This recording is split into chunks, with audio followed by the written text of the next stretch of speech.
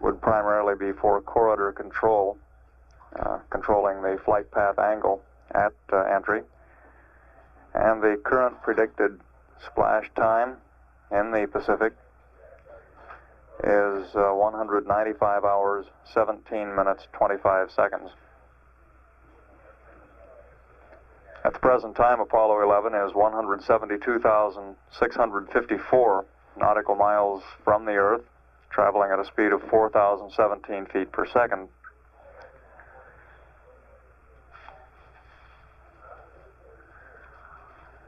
We estimate that the spacecraft will be halfway home at a ground elapsed time of 159 hours, 53 minutes, 43 seconds. At that point,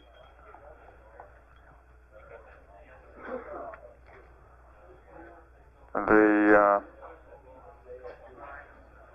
spacecraft will be 145,583 nautical miles from the Earth's surface, and we'll have completed half of the return trip, measured from lunar orbit insertion to splashdown.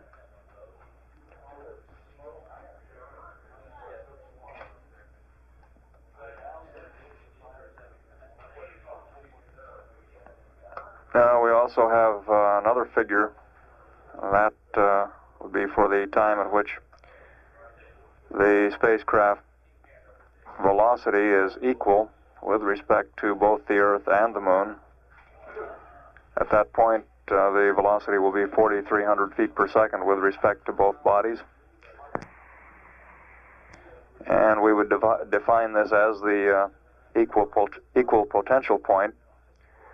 That will occur at 155 hours, 30 minutes. And at that time, the spacecraft will be 156,874 nautical miles from the Earth, 52,543 nautical miles from the Moon.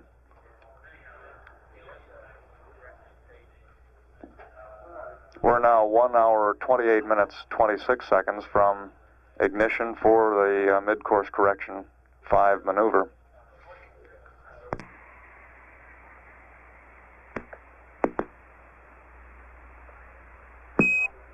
Apollo 11, this is Houston, over.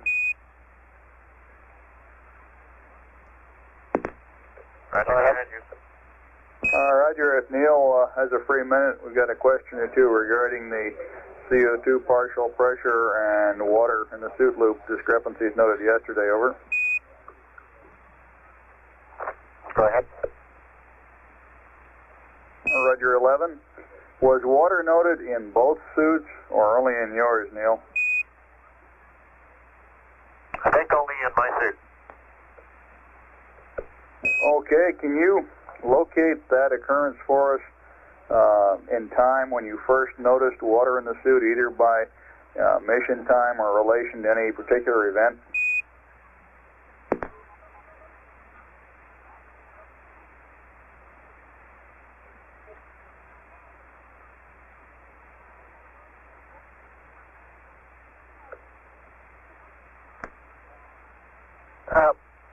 I think it was after insertion sometime, Bruce. I don't remember exactly when. It was when we were in orbit and after we took our helmets off. Roger, did you call it to us when you first noticed it, or was it sometime after when you called it? I guess it might have been probably 20 minutes after I noticed it that I mentioned it to you. Roger, was this noticing the water accompanied by erratic CO2 partial pressure readings, or was that a separate problem, over?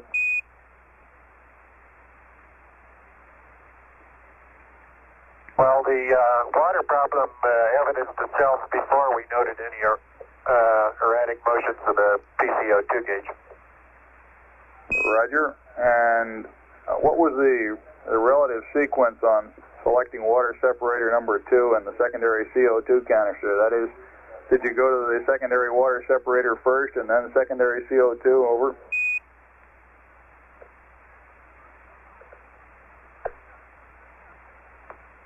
I believe we went to secondary CO2 first. Secondary lithium hydroxide. Roger, we copy. And was there any change in your suit loop? No. Go ahead. I should mention, Bruce, that when I went to water separator to secondary, I didn't notice any change, but about after 15 minutes or 20 minutes, the water stopped coming out. So maybe that was just water that was already in the loop that was still blowing out, but the secondary water separator was operating properly. Roger, did you make any changes in the suit loop configuration after you went from the egress mode to the cabin mode after insertion? That is, in particular, they're interested in knowing if you recall changing the diverter valve to position to egress at any time while you were on the secondary canister. Over.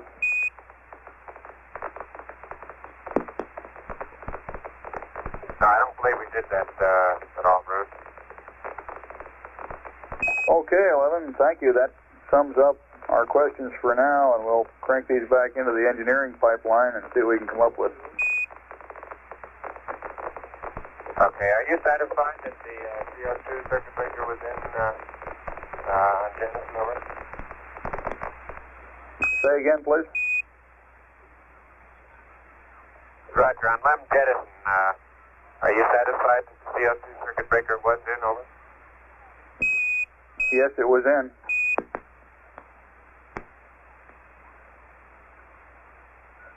Roger, could you confirm that? I thought there was some question after we got into the command module as to whether that had been left in or not, over.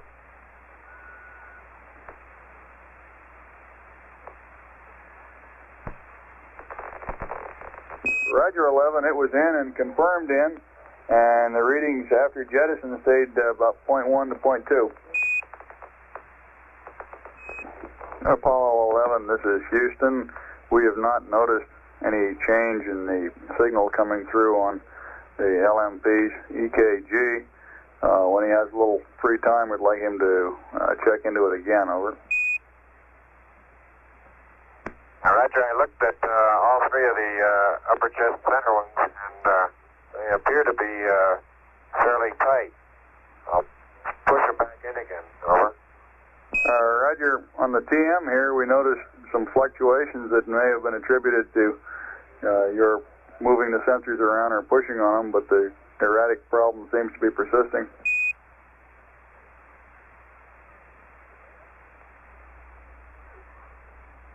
This is Apollo Control at 149 hours, 41 minutes. We're now about 49 minutes away from the first mid-course correction on this trans-Earth leg of the Apollo 11 flight. That maneuver will be a 4.8 foot per second burn of the spacecraft reaction control system thrusters, and is scheduled to occur at a ground elapsed time of 150 hours, 29 minutes, 54 seconds. At this time, Apollo 11 is 171,017 nautical miles from the Earth, and the spacecraft velocity is 4,043 feet per second.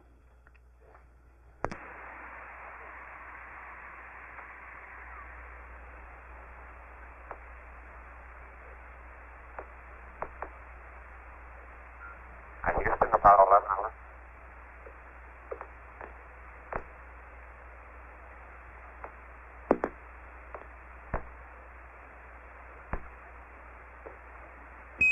This is Houston, over.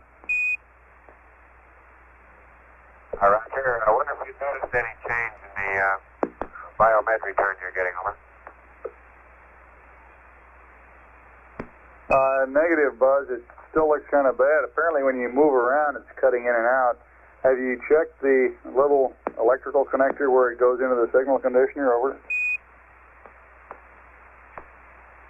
Yes, they're all just about as tight as can be. I'll tell you what, I'll take them off and put them back on again. See if that makes a difference. Okay, if you would, at your convenience. We'll be watching it down here.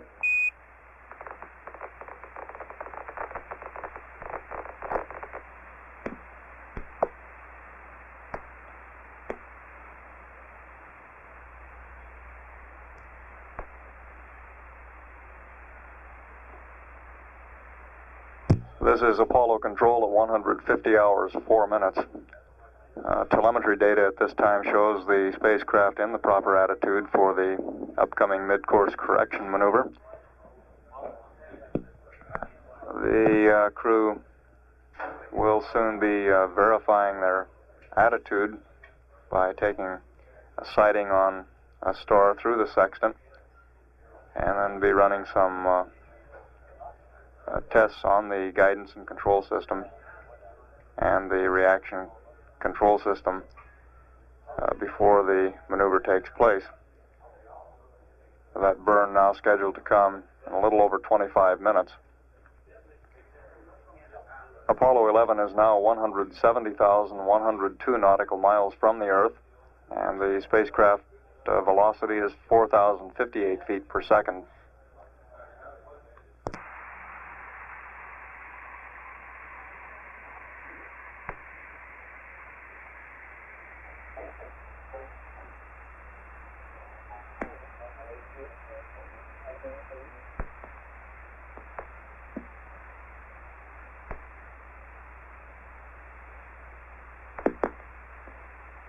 Apollo 11, this is Houston. We'd like you to try acquisition on the high gain antenna for us at pitch -90, yaw 270, over. Roger, that can work. Roger out.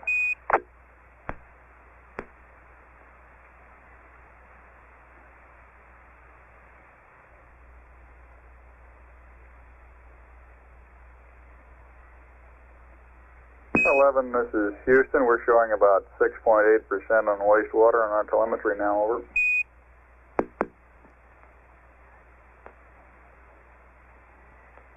Okay, got about 9 up here, over. Roger out.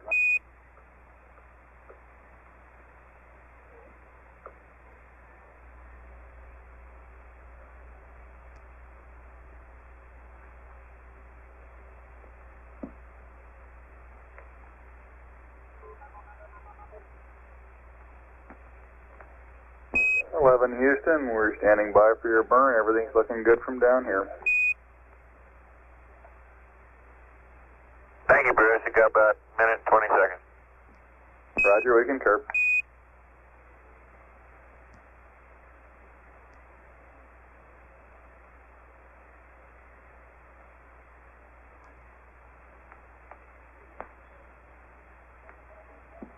One minute now until mid-course correction number 5.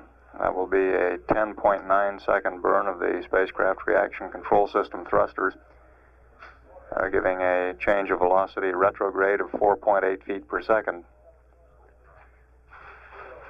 The primary purpose of this maneuver will be to control the spacecraft flight path angle at entry interface.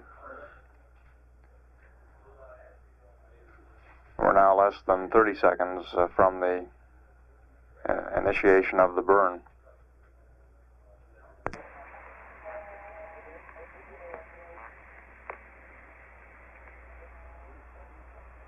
They should be burning at this time.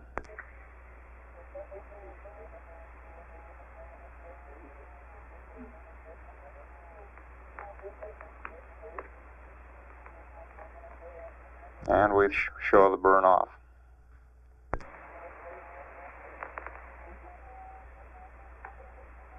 Houston, you copy our residuals?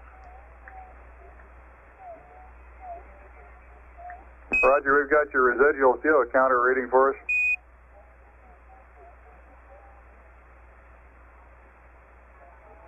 Delta BC is plus 0.2. Roger, plus 0.2.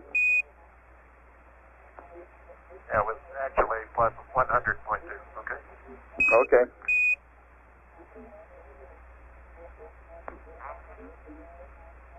That mid-course correction was performed at a distance of about 169,000 nautical miles from the Earth. The spacecraft velocity 4,075.6 feet per second.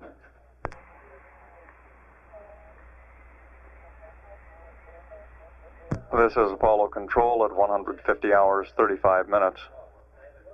Our telemetry data here on the ground shows that mid-course correction maneuver just about nominal, burn duration 10.5 seconds.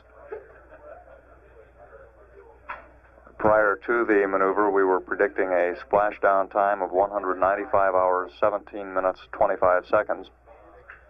We expect there will be some modification to that after we've had a chance to do some tracking following this mid-course correction maneuver. Apollo 11 is now 168,843 nautical miles from the Earth, traveling at a speed of 4,078 feet per second. And we're continuing to see a very slow buildup in the velocity.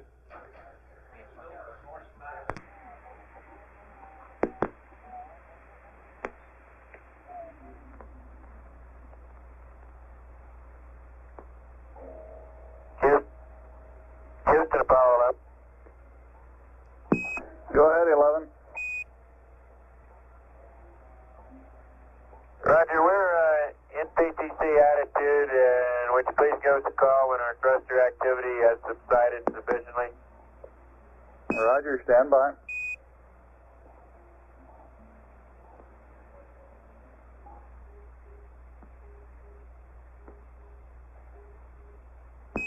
Apollo 11, this is Houston.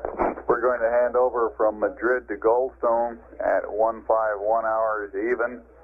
If you should lose lock on the high gain at this time, you may reacquire at pitch -45, yaw 270. Break, we're still watching your rates, over. Okay, thank you.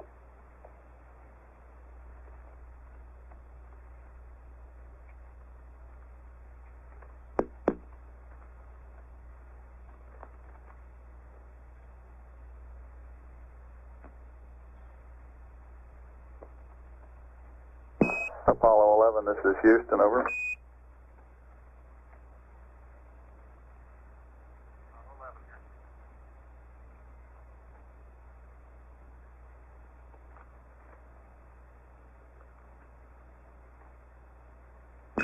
11, this is Houston, over.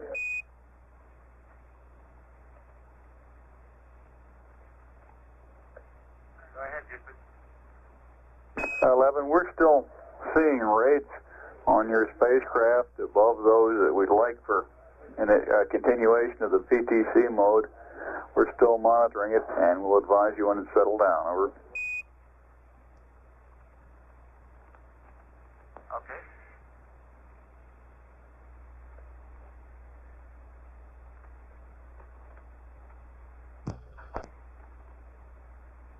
This is Apollo Control at 151 hours, 11 minutes.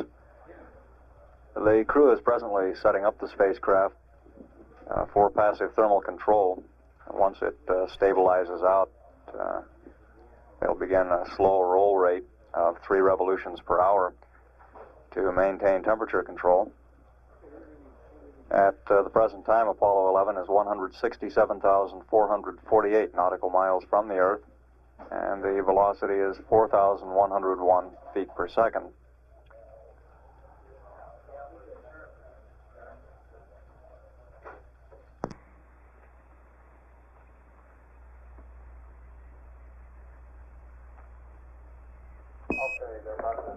Apollo 11, this is Houston. Your go for the spin up on PTC, over.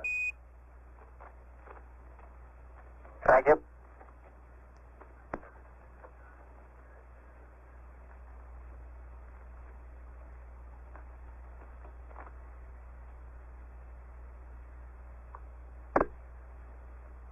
Houston, Apollo 11, over. Go ahead, 11. Right, it didn't like it that time. When I got down to the entry 27303 enter, it took off and roll at a high rate in excess of 1 degree per second, over. So I've stopped it now, and we're going to have to go back and do it over again. I'd like to try to find out the reason why it did that. All right, Roger, you might as well start setting up for it, and we'll be working the problem here. Okay, you do you have us on high bit rate here now? That's affirmative. Okay, good. I'll maneuver back to PTC initiation attitude while you guys look at the data and see what you think. Roger.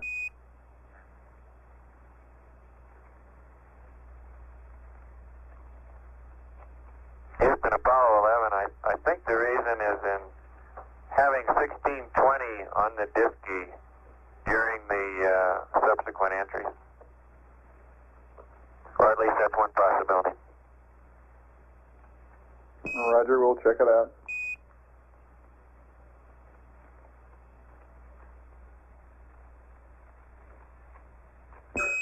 Apollo 11, this is Houston. While you're waiting for the CSN to settle down and for us to look at the tapes on your latest maneuver, would you feel like answering some more questions with relation to the lunar surface? Over.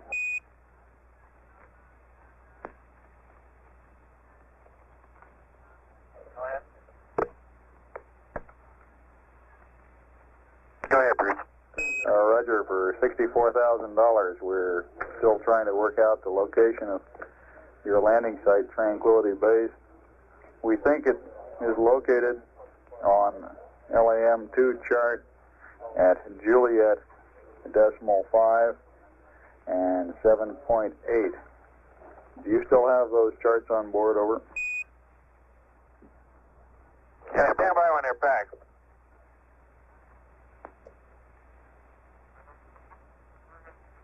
Roger, you may not have to unpack it.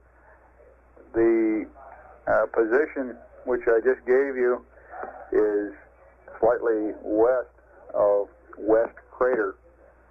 I guess it's about 0.2 of a kilometer west of it.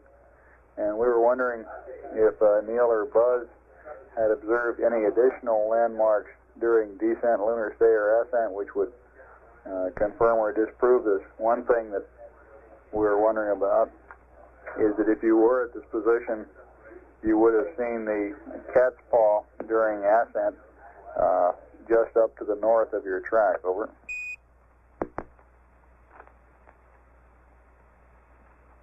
We were looking for the cat's paw too, thinking we were probably downrange beyond those big Z.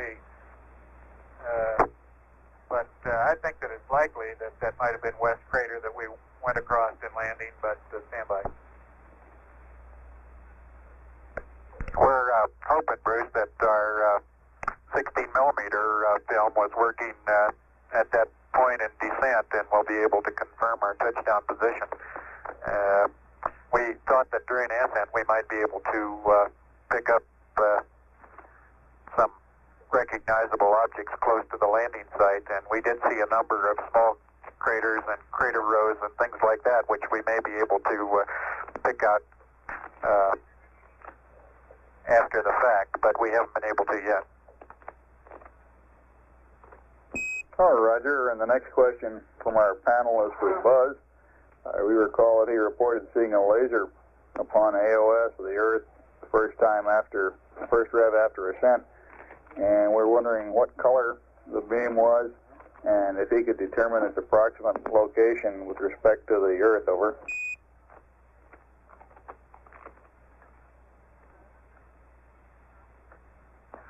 It was mostly white, perhaps a tinge of yellowish color to it. And it seems to be, as I recall it, the terminator of the Earth was toward the horizon. And seemed to be about a quarter to a third of the way down toward the terminator of the Earth from the opposite horizon. That's a third to a quarter Earth radii. Over.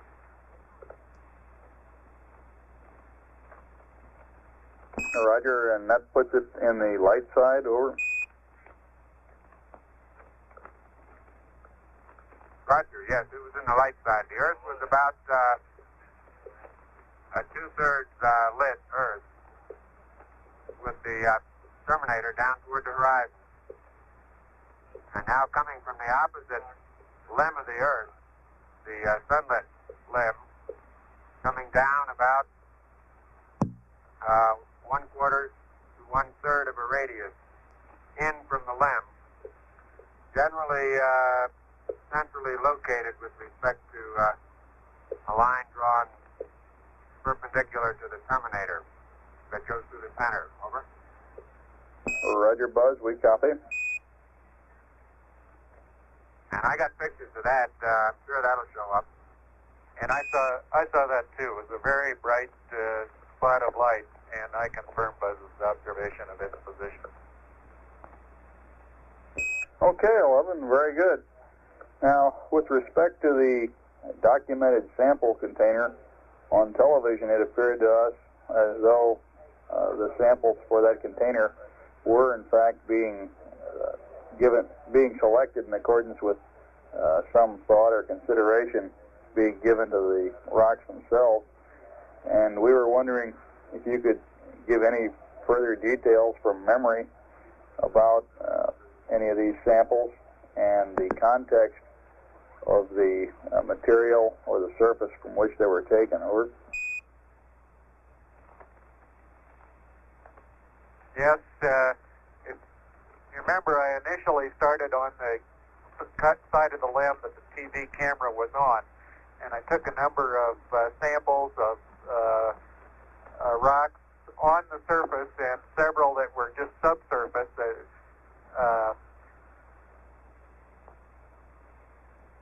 About 15 to 20 feet north of the limb. And then I recalled that that area had been probably swept pretty well by the exhaust of the descent engine. So I crossed over to the southern side of the limb and took a number of samples from the area around the elongate double crater that we commented on, and several beyond that, and tried to take as many different types of rock types as I could see by eye as I could in the short time we had available. There were a number of other samples that I had seen earlier in our stroll around the lab that I had hoped to get back and pick up and put in the documented sample, but I didn't get those, and I'll be able to comment on those in detail when we get in the debriefing session. Oh, Roger. Did you observe any small craters with conspicuously blocky rims? Over.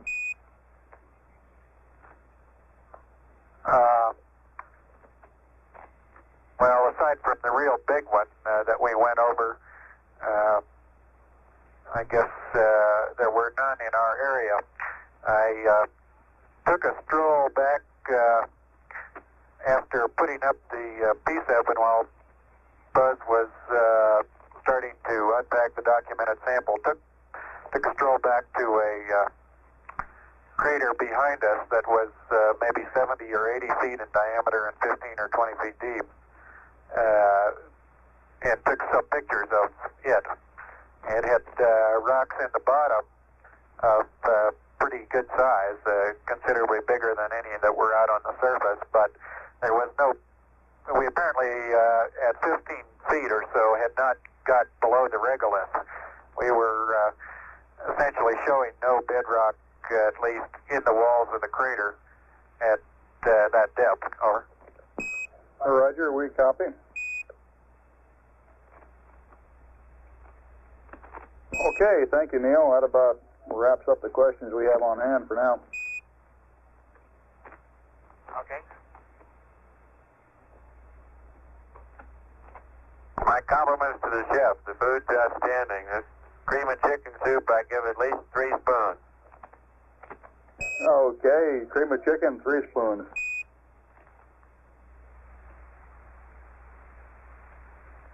Apollo 11, this is Houston, over. Go ahead. 11, we concur that having verb 16, noun 20 up on the diski may well have had some effect on your PTC initiation.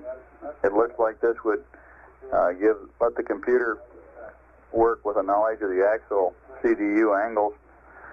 What we'd like you to do is do a CDU 0, which is verb 40, noun 20, enter, and then start the PTC procedure again at step 2 with loading verb 6, noun 22, desired attitude, and the auto maneuver and all that, over. Okay, the only thing I don't understand about that is why it took off at the rate it did. What rate should it have taken off at under that theory? Stand by a minute, Mike.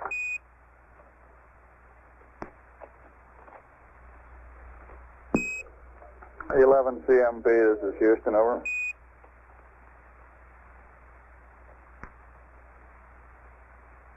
Go ahead, Houston.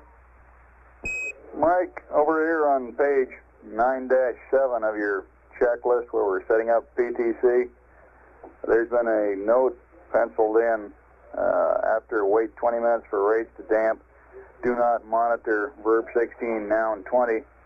It turns out that the significance of that is that if you are monitoring 16, noun 20, then when you get down here in step 7, the second time you do a verb 24, you've got to reload the noun 01 to make it verb 24, noun 01, enter before you load the 3 registers, over. Roger that. I was just questioning the rate at which the maneuver would begin if that were not done. Roger, we're still working on computing the rate for you. Apollo 11, this is Houston. We'd like you to select react mode on the high gain antenna. Looks like we're about to lose you, over. This is Apollo Control at 152 hours, 9 minutes.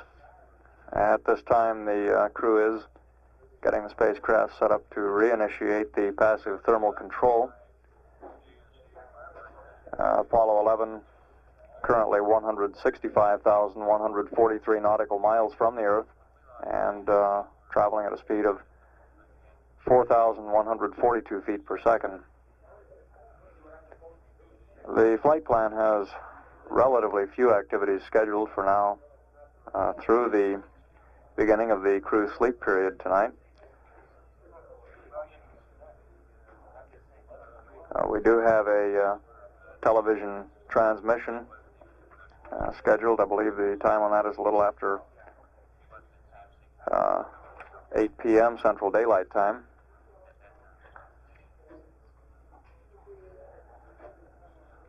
And we show the sleep period to begin at about 160 hours ground elapsed time, or a little less than 8 hours from now.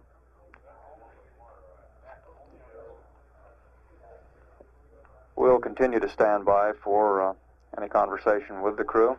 It has been relatively quiet for a good part of today. And we'll stand by for a call from the Capcom or from the spacecraft down to the ground. Apollo 11, this is Houston, broadcasting in the blind. If you read us, attempt to acquire on Omni antennas. Attempt to acquire us on Omni antennas if you read. This is Houston, out.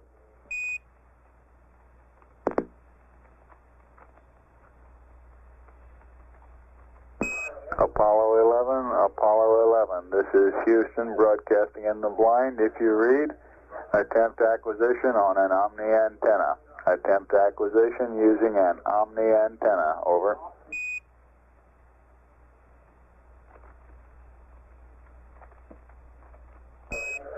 Apollo 11, this is Houston, broadcasting in the blind. If you read, attempt contact using Omni antennas. Using an Omni antenna. This is Houston, out.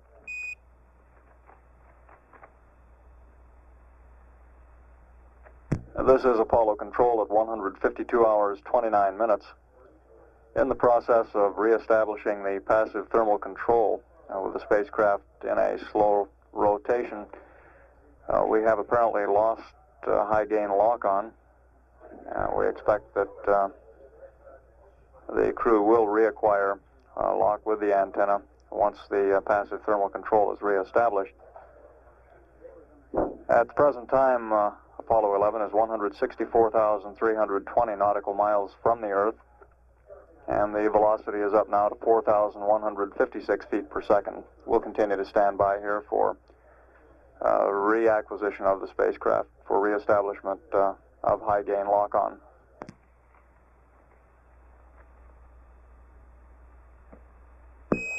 Apollo 11, this is Houston, broadcasting in the blind.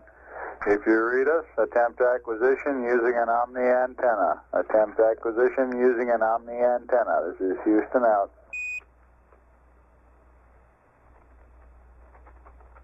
Hey, Goldstone.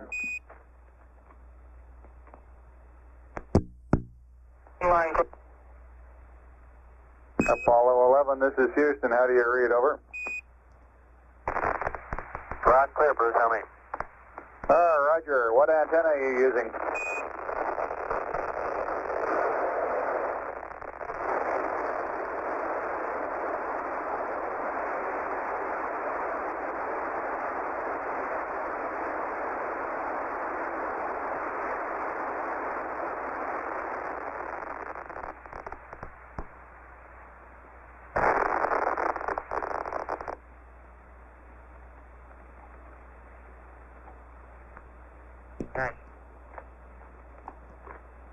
Houston, Apollo 11 is calling you on the high gain. How do you read? Over.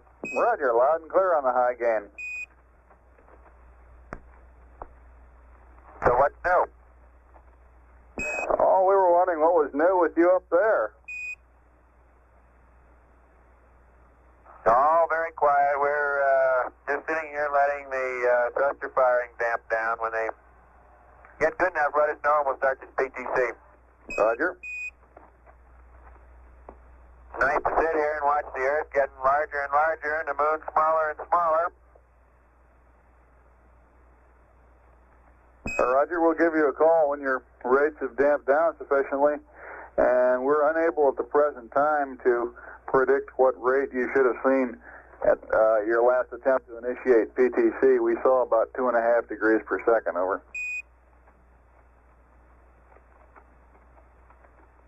Yeah, I believe that. Buzz thinks we should have a PTC program built into the computer. He could very well be right. This is Apollo Control at 153 hours, 7 minutes. At the present time, we are changing shifts here in Mission Control. Flight Director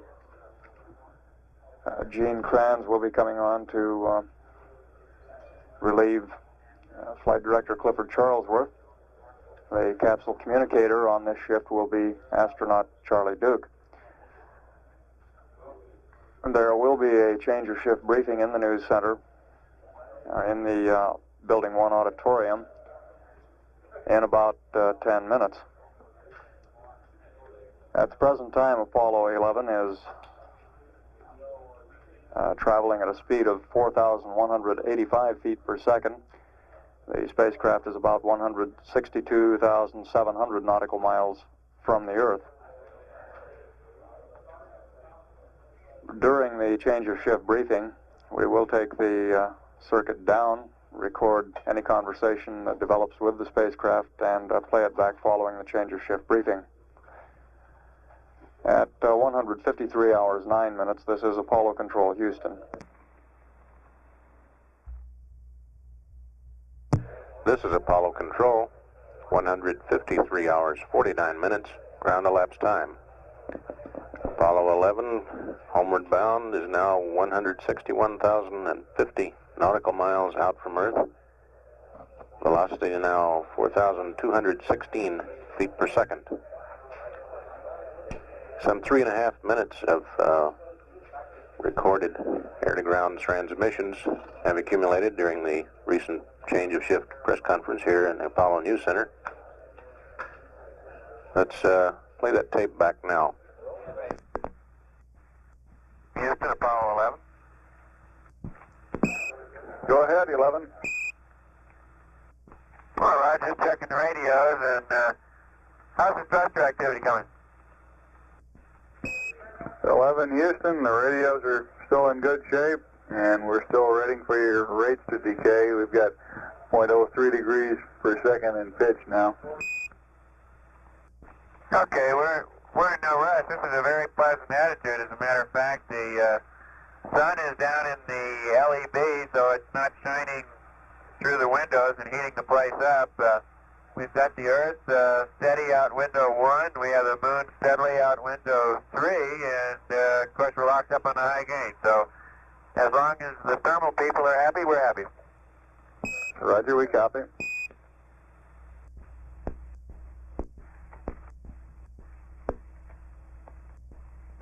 Apollo 11, this is Houston, over. Go ahead, Houston. Okay, 11, we're about ready to start PTC. I'd like to give you some high gain antenna angles. Well, we'd like to operate in the react mode, and do you plan on spinning up in the positive or negative direction, over? We can do it either way. I had planned the positive. Okay, for positive, the high gain antenna setting should be pitch plus 30, yaw 270, and then react. Over. Understand, react, pitch plus 30, yaw 270, thank you.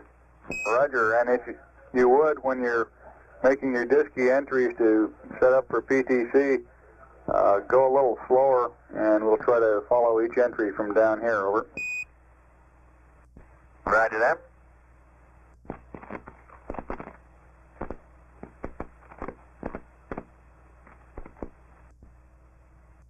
Houston 11, PTC established. Roger, 11.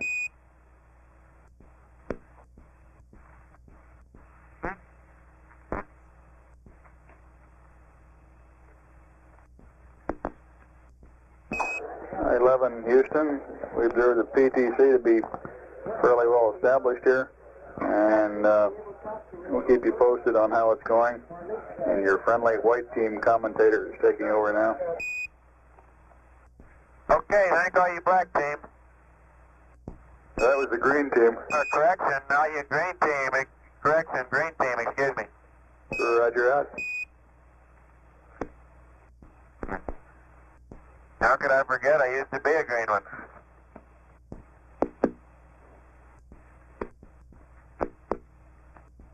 Hello, Apollo 11 Houston. Your white team is now on. We're standing by for an exciting evening of TV and a free sleep report, over.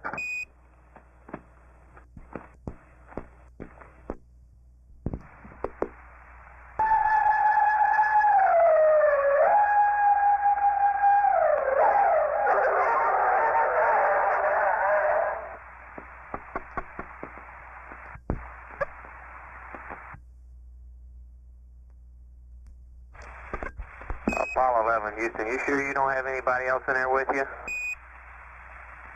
Houston, Apollo 11, say again, please. We had some strange noises coming down on the downlink, and sound like you had some friends up there. Where'd the white team go during their off hours, anyway? Say again?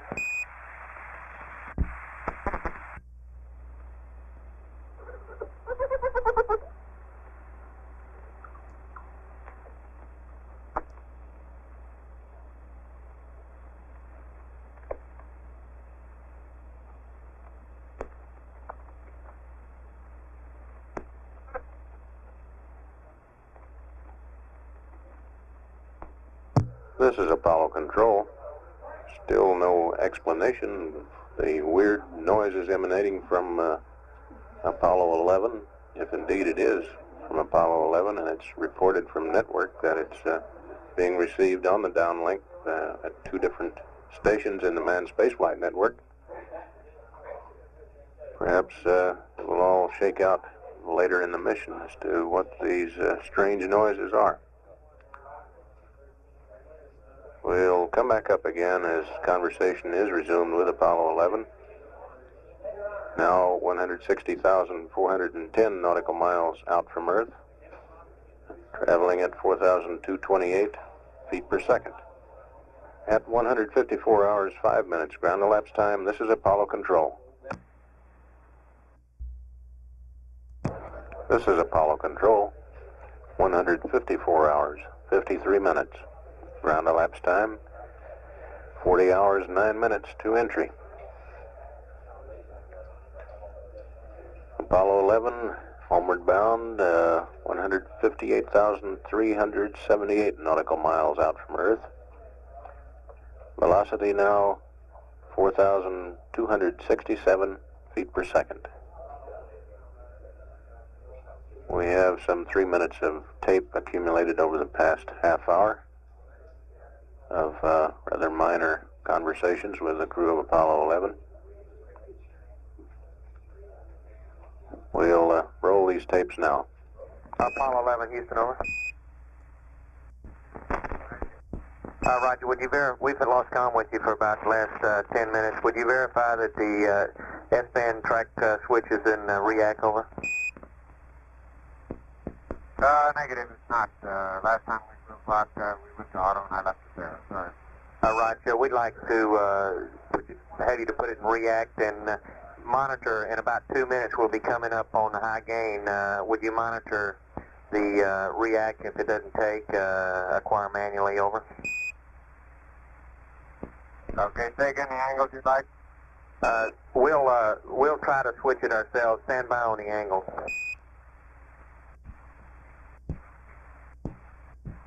Buzz, it's pitch plus 30, y'all 270, over. Roger, got him. Thank you. Hello, Apollo 11, Houston. Would you please terminate battery charge now, over?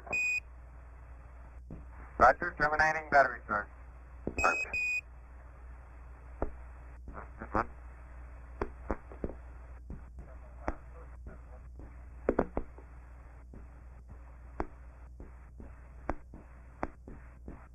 Hello, Apollo 11, Houston. Any special attitude you'd like us to look at for the TV, over? I don't guess we have a requirement there, John. Roger, we have an attitude that we can get the Earth out of a window, or the moon. We're trying to find one that we can get both, if that's what you'd like, over.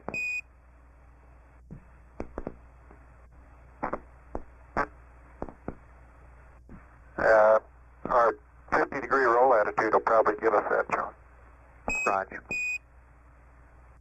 That's a good one because it puts the Earth out window 1 and the moon out window 3, and it puts the sun down the LEB, so the lighting in here remains relatively constant. Roger, well, we'll just stop on the 50 roll in, and we'll give you the word when to do that, over. Okay.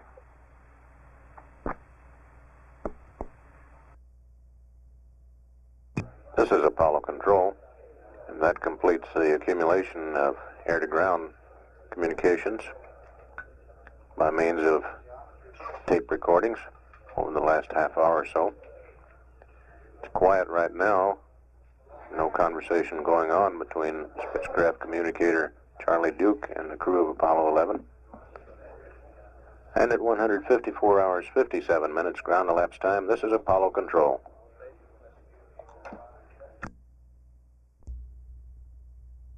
This is Apollo Control. 155 hours, 27 minutes ground elapsed time. Coming up now about 3 minutes away from the tonight's television pass. It'll be through the 85-foot antenna at the Goldstone tracking station. The 210-foot dish out there is tied up tracking one of the Mars flyby missions. We have some 20 seconds of tape accumulated. We'll play that back and rejoin the conversation live. Apollo 11, Houston. We'll have high gain coverage about 155.30 that time. You can turn on the TV if you desire and continue your roll around till you get 50 degrees roll. Over.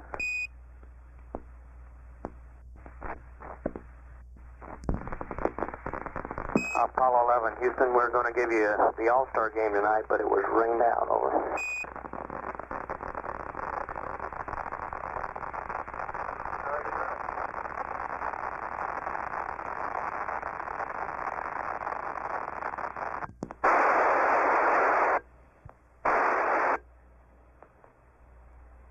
11 Houston, we're on a high gain. You can warm up the FM there if you like, over. This is Apollo Control, still standing by for the incoming television signal from Columbia. Still nothing but the color bar test pattern as of now. Continuing to stand by on air, ground, and television links.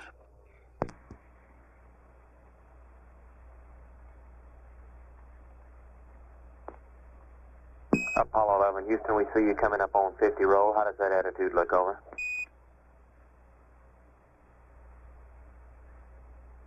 Apollo 11 Houston, we're ready for the PD. We're all configured at your convenience, over.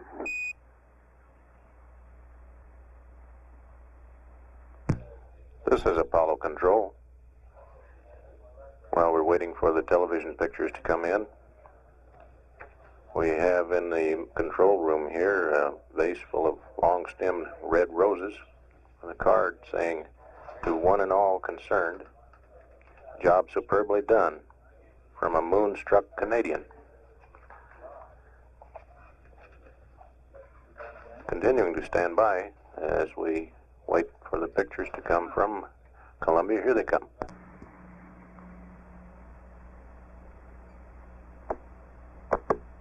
Houston, Apollo 11, over. Roger, go ahead, 11, over. Are you picking up our TV signal? That's affirmative. We have it up on the out of 4 now. The focus is a little bit out. We see the Earth in the center of the screen. Still have a little white dot in the bottom of the camera, apparently. And see some land masses in the center. At least I guess that's what it is. It's very hazy at this time on our out of 4, over. Let me change. I believe that's where we just came from. It is, huh? Well, I'm really looking at the bad, at a bad screen here. Stand by 1. Hey, you're right.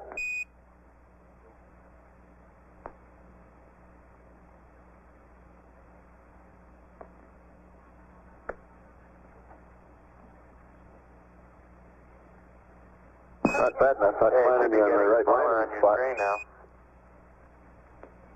What? It's not bad enough not finding the right landing spot. We haven't got the right planet. I'll never live that one down.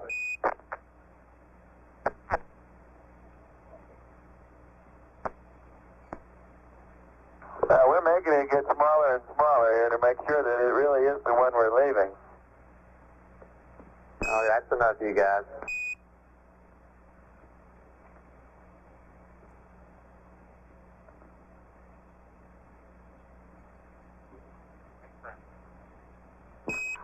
That was a good picture okay, there. That's enough of the moon.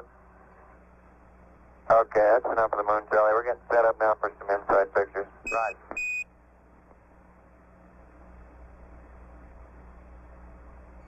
We know there's a lot of scientists from a number of countries standing by to see the lunar samples, and we thought you'd be interested in seeing that they really are here. These 2 boxes are the sample return containers. They're vacuum-packed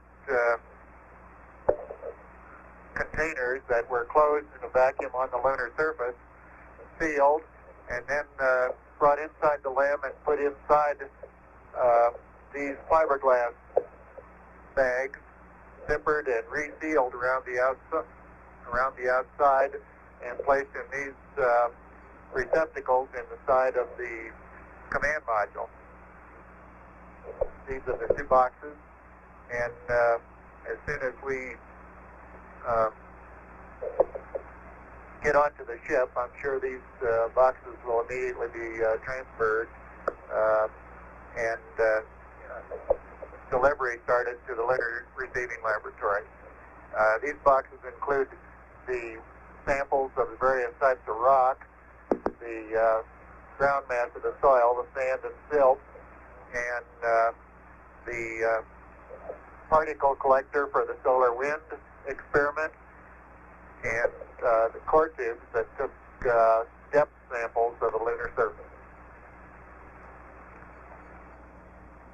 Roger, Neil. Thank you much for that description. We've got a pretty dark picture down here. Could you check your f-stop? We'd like you to have it, see if you could open it up a little bit, over. Okay, our monitor showed that to be very bright. Yeah, we're down around around F4, which we thought would be plenty light. We'll lighten it up some more. Well, we'd appreciate it. It's pretty dark on all our monitors here. Okay, fine. That's looking a lot better now, Neil. There's Buzz.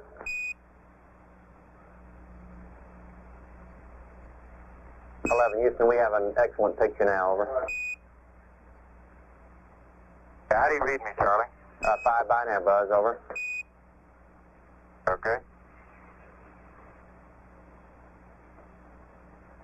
More mundane affairs. Now that we've left the moon, I'd like to trace through a little bit for you developments that have taken place in the food department. I'm sure you've always this type of a drink container. A little later, Mike will show you how the water gun operates with its new filter to take out hydrogen. Essentially, this water gun is put in this end and filled up this bag with water, and the drink then dissolves in the water, and this end of the mouth feeding. Likewise, we have other foods that are more solid nature. You can probably see this shrimp cocktail meal.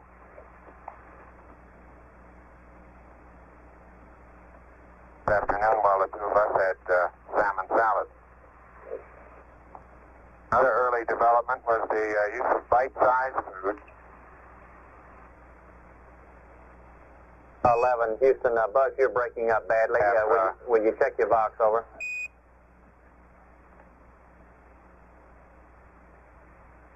Roger, how am I coming through now, Charlie? Roger, you're very clear when you come through. It's just that your box is not keying at every word, over. Okay. These bite-sized objects were designed to remove the problem of having so many crumbs floating around in the cabin. So they designed a particular size that would be able to go into the mouth all at once. I think since all of our experience, we've discovered that we can progress a good bit further than that back to some of the type meals that we have on Earth. As a matter of fact, on this flight, we've carried along pieces of bread, and along with the bread, we have a ham spread. And I'll show you, I hope, how easy it is to spread some ham. Environment of 0G.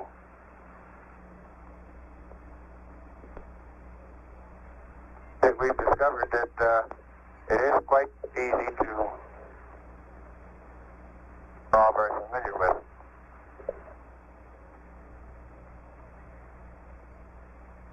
Apollo 11, Houston, we noticed your roll rate increasing. Will you please see if you can bring that down to about 0 for us, so we'll be losing a high gain shortly, over.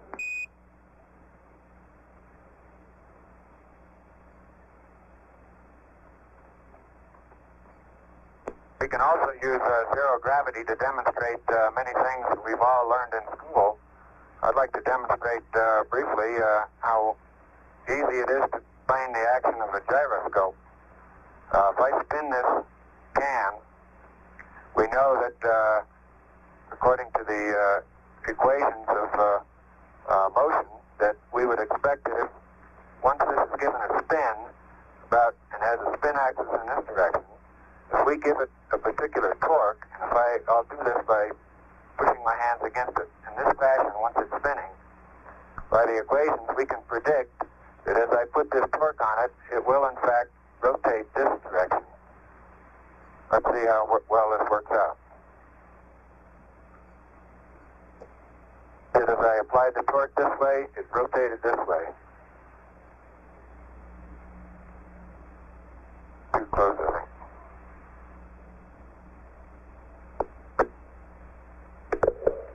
11 Houston, it's a pretty good demonstration. Houston, this next is a little demonstration for the kids at home, all kids everywhere for that matter. I was going to show you how you drink water out of a spoon, but I'm afraid I filled the spoon too full, and if I'm not careful, I'm going to spill water right over the sides. Can you see the water slopping around on the top of the spoon, kids? That's affirmative, 11. Okay, well, as I say, I was going to show you, but I'm afraid I filled it too full, and it's going to spill over the side. I tell you what, I'll just turn this one over and get rid of the water and start all over again, okay? Okay.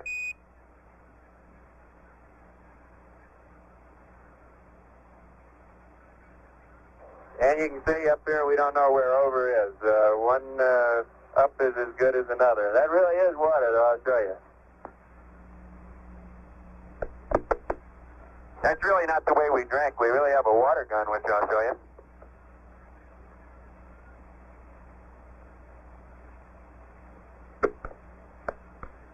There's the water gun. This cylindrical thing on the end of it is a filter with several membranes. One allows water to pass, but not any gas. The other allows gas to pass, but not any water. So by routing the gaseous water, which comes from our tank, through this filter, we're enabled to drink purified water without the gas in it, filtered water. And of course, all we do to get it started is just pull the trigger.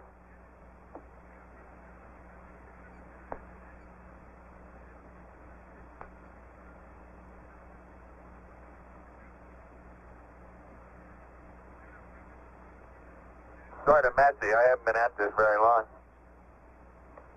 It's the same system that the Spaniards used to drink out of wineskins at bullfights. Only I think this is even more fun. Well, be seeing you, kids.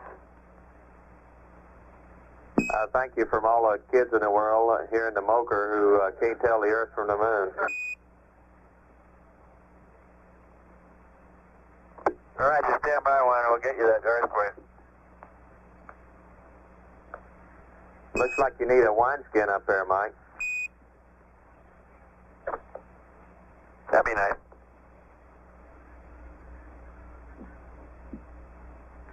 Okay,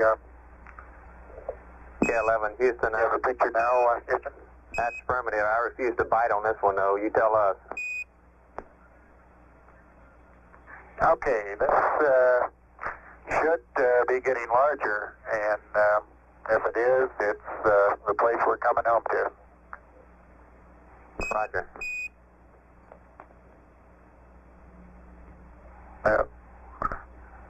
No matter where you travel, it's always nice to get home.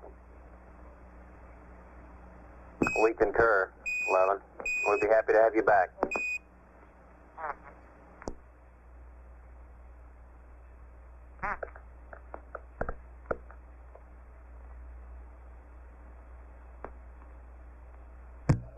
This is Apollo Control. Still up live with the air-to-ground circuit to Apollo 11, homeward bound. They're now in the passive thermal control mode, or barbecue mode. Charlie Duke's going to make another call to the crew. Let's listen in a moment. He's discussing with Flight Director Pete Frank, who tonight is spelling Gene Krantz on the shift, although Gene is here. They're discussing some adjustments to the passive thermal control mode. Apollo 11 has left the moon some 53,666 miles behind it. And relative to the moon, Apollo 11 is traveling now at 4,306 feet per second. Continue to monitor air-ground here until the crew settles down. They're not scheduled to go into their rest period until about another 4 hours from now.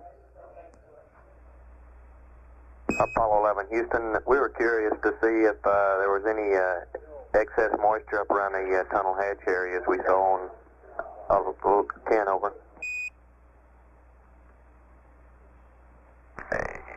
Just so happens that what we were talking about now. There is a little bit of dampness around the outside edge of the hatch, but very, very slight amount. We've got a hose up there that we're hoping will sort of help keep it a little bit dry. Roger. Mike, thank you much. Have you seen any more water collecting on the aft bulkhead, over? No, we haven't, as a matter of fact. It's been dry in that area since we got rid of that last time. Roger. Thank you. Apollo 11's back in PTC attitude, standing by for thruster gliding. Roger, we see that. Thank you much, Mike.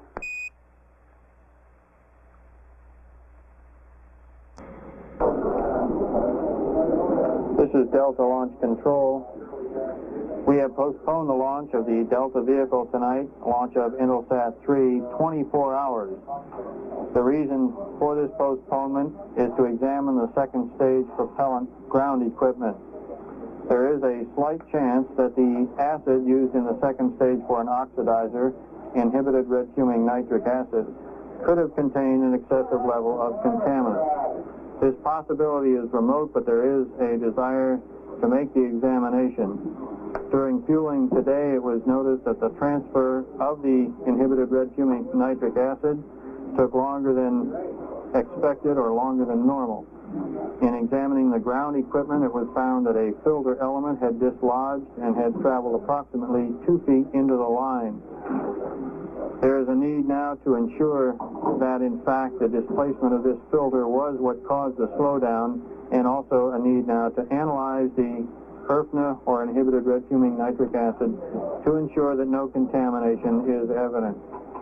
The launch has been rescheduled for 24 hours from now, or 24 hours from 10 p.m. tonight. This has been cleared with the range. We have the same launch window tomorrow night, 10 p.m. to 11:10 p.m. This is Delta Launch Control.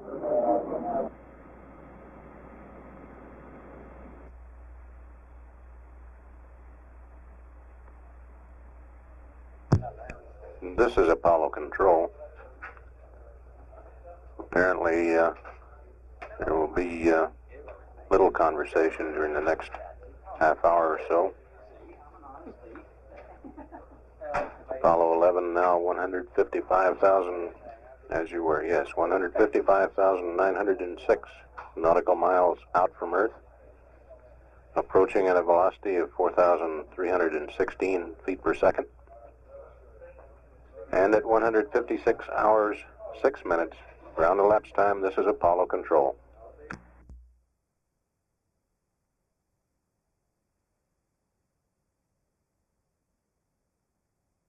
This is Apollo Control. After first saying that there would be very little conversation, it seems there's quite a flurry of conversation between the ground and Apollo 11. Let's play back tapes and catch up and go live. Houston, Apollo 11, could you get a little summary of the evening news for us? Yes, sir. We'll have it for you momentarily. Also, a little flight plan update, Mike. If you, on page 3113, you can delete the O2 fuel cell purge, over. Will do. There is a flurry of activity in the PAO site for the evening news. Bully. How's the weather down there? You got any rain? Raj, we've been having a little bit thunderstorm type in the last couple of days. We had pretty good rain today, and it's been overcast. Slow storm system's been moving through the area in the last couple of days, and primarily evening and afternoon thunder showers. Right.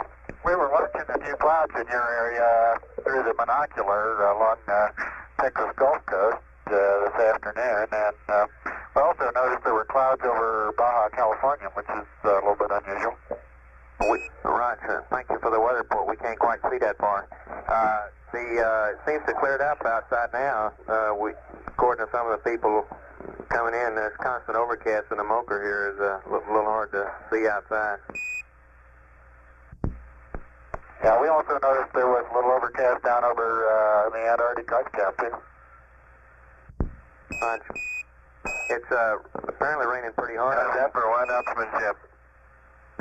Yeah.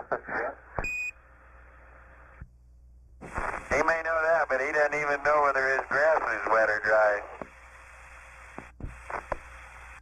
It's apparently raining fairly hard up in Washington where the All-Star game was to be played tonight. It started out understanding it was rained out and they called it off. No, they need a roof on their stadium so they can catch all those flies. All right. In the rain. Touche. Hey, Charlie, what's the preliminary outlook for weather in the recovery area? Stand by, Buzz. It looks pretty good as far as I can tell. We got along the tropical convergence line there, there's a few clouds shown on the weather map I'm looking at here, but nothing of significance right now. Stand by. Let's see, right now in the the MPL we've got 3,000 scattered, visibility 10, wave height 3 feet is present weather. I don't think there's anything forecast to be of significance. There are a couple of flag just informed me that what I just gave you was the forecast. There are a couple of tropical storms in the not in the area of landing, but in the Pacific. Storm called Claudia, which is about east of Hawaii. It's going northwest and dissipating. There's one called Viola, which is out over Guam, and so they aren't any factor at all. Looks like it's going to be real nice for recovery. The Navy called up those special COM Cs for you guys from up there on the Hudson. Yeah, we might need it. We'll get a look at it tomorrow, I guess. Probably be giving it a pretty close eye. Roger.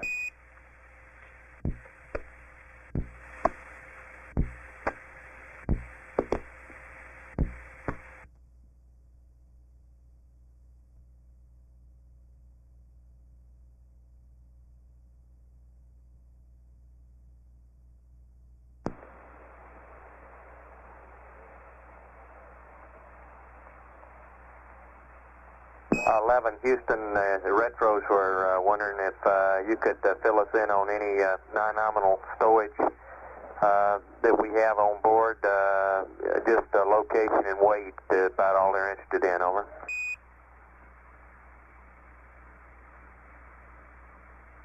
Roger. We'll do some work on that, let you know, Charlie. Thank you, sir.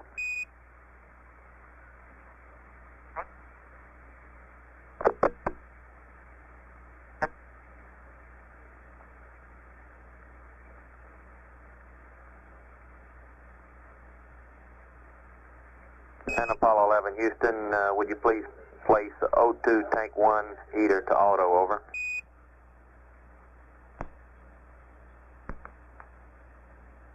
Auto it is.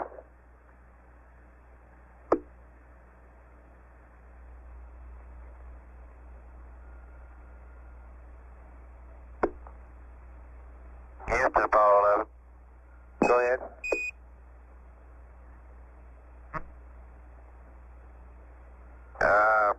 What we'll do, Charlie, tomorrow is go through and reconfigure our stowage as closely as possible to nominal. Some things that will not be nominal are as follows. The EVA visors were brought back into the command module, and we have not yet found a home for them. We'll let you know where they go. In addition, there's about 5 pounds of miscellaneous weight from the LEM in compartment Able 8, and it's taking the place of the LCGs, which we moved from A8 into the suit bag. We got rid of one miscellaneous trash bag, mostly old food wrapping, and also old underwear and that helmet protective visor of the CMPs. We left all that with Eagle. And those are about the only off nominals we have. Thank you very much. We appreciate it, Al. Roger.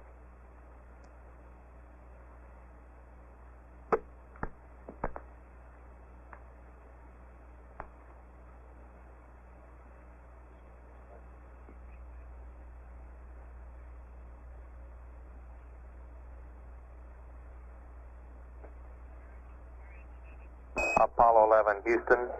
We got the rates looking copacetic. You can go ahead and initiate PTC. Over. Okay, thank you. And Buzz, we're still not getting any data from your EKG. It looks like the only way we're going to be able to get any is if at your convenience you would take your change out your EKG leads, which are the center ones that are connected to the blue pins, and there's a spare one in the medical box. Over.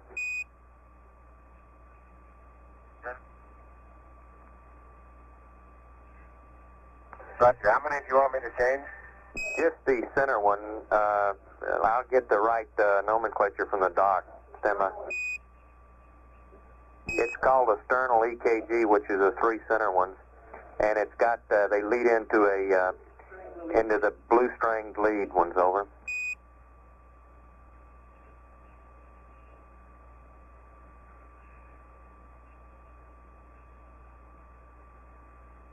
Okay, there are three of them, is that right?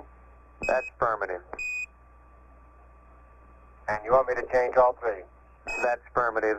They're all hooked together from the picture I'm looking at, and they go into the center belt signal conditioner, and it's got the blue strain relief on it.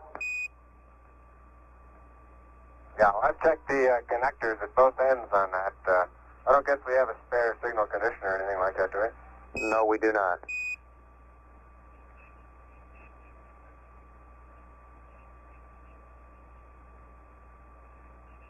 Well, I can assure you my heart's still working. Yeah, we believe it.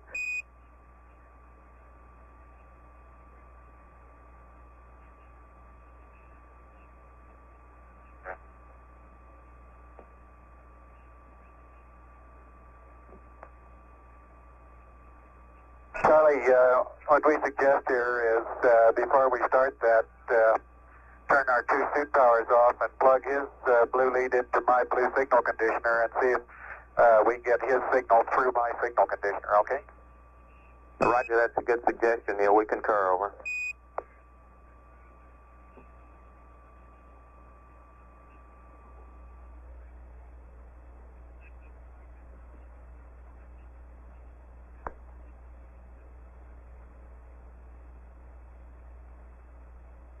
Okay, Charlie, we're transmitting, and let's see if you get any EKG signal on the CDR at this point.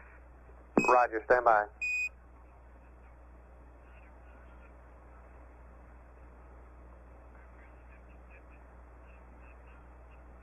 Houston, we get some data, but it's got the same problem that we had through Buzz's signal conditioner. So apparently the lead is broken, and we'd like it changed out if you could. Over. Okay. Thank you.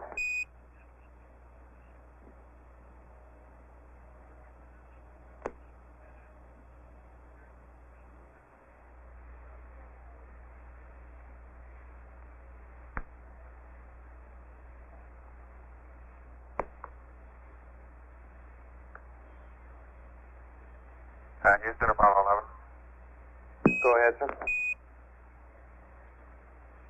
Roger, I think the problem was that the center lead had dried out.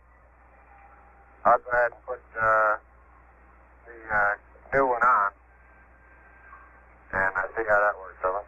Roger. Can't tell you how good it feels to get it off. I can imagine.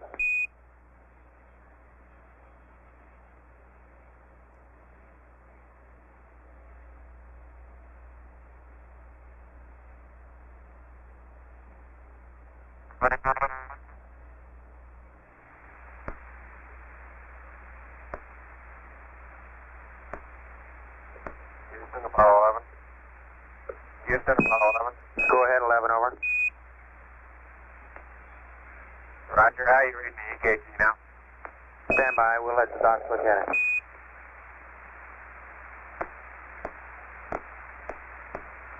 Buzz, we're on low bit rate. We'll get you on the high gain momentarily and we'll let you know then, over. Okay, I got my high gain antenna coming out.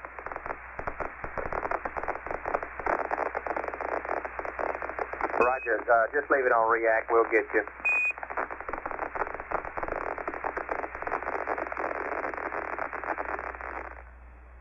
Apollo 11, Houston. Buzz, your EKG looks good. Now the doc said thanks a lot. Okay, they're welcome. Apollo 11, Houston, based on our tracking since the mid-course, we're showing a gamma of minus 6.57. This is preliminary though, and we think that after some more tracking it should come on in and we could tweak it right on into the quarter. We're just about in the center of the quarter and everything's looking fine. We'll have you a entry pad in a couple hours before you go to sleep. And from our friends in public affairs, a few headlines. Other than your flight, you're still dominating the news. However, there are some other things of interest for you. As I mentioned earlier, the All-Star game was rained out. It's going to be played tomorrow. However, President Nixon will not be able to see it as he planned. We'll keep you posted on the results. And also, the weathermen are going to be good to you. Our forecast looks like it's holding good for the recovery area. It should be real fine out there. President Nixon, as he prepares to fly out to greet your return, predicted that within 31 years, man will have visited at least one other planet bearing some form of life. In the year 2000, we on this earth will have visited new worlds where there will be a form of life. He told 2,000 foreign exchange students at the White House. Before he left for his week-long trip, the President said Congress's proposal for reorganizing the Interstate Commerce Commission. He also conferred with Chairman Earl Wheeler of the Joint Chiefs of Staff on his return from Vietnam. And the launch of Intelsat was scrubbed and has been rescheduled for 10 p.m. Eastern Daylight Time on Wednesday. The second stage fuel ground support system showed some contamination. And back in Washington, the House Ways and Means Committee agreed to tax changes affecting oil companies, banks, and utilities that could add nearly $2 billion a year to federal revenues.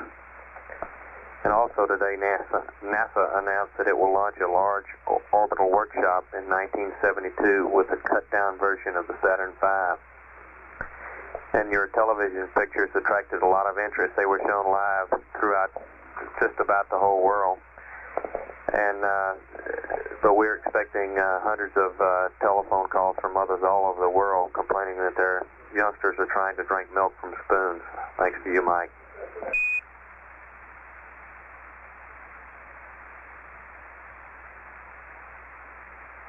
I take it all back.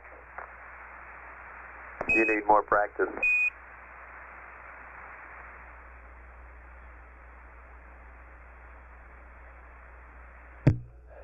This is Apollo Control. Things are beginning to quieten down aboard Apollo 11 as they get nearer their sleep period. Probably won't be too many more exchanges between spacecraft communicator Charlie Duke here in Mission Control and the crew aboard Columbia. Entry countdown clock now showing 37 hours 53 minutes. This may be refined a few times between now and splash time or entry. Apollo 11 now is 153,080 nautical miles out from Earth, approaching at 4,373 feet per second. And at 157 hours 10 minutes ground elapsed time, this is Apollo Control.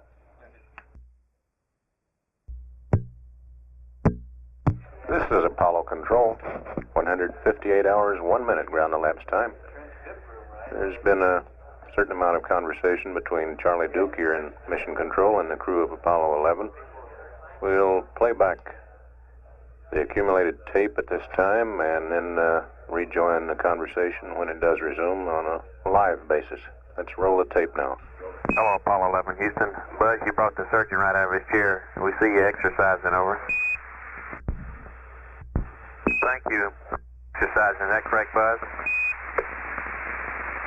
Yeah, that's right, Buzz. All right, we got his heartbeat way up. He's sort of out of shape. Yeah, that's what we thought. Whitetail's really got a busy one tonight, huh, Johnny? Say again, Mike, over. San old White team's really got a busy one tonight, huh? Oh, boy, we're really booming along here with all this activity. Can barely believe it. What are you doing, sitting around your feet up on the console drinking coffee? You must have your X-ray eyes up. You sure can see a long way. Yeah, we're watching you as well, you know. All right.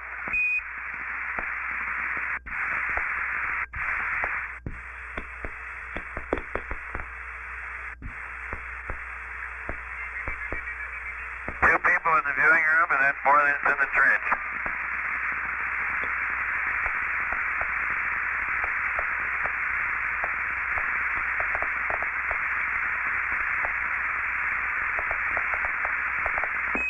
We got 8 in the viewing room, and let's see, about 6 in the trench right now. And this is a highlight of the day, Buzz's exercise for the surgeon. 11, you copy, over? Nice, Neil. The highest heartbeat ever seen on a manned space flight. We just went low bit rate. The surgeon is about to die.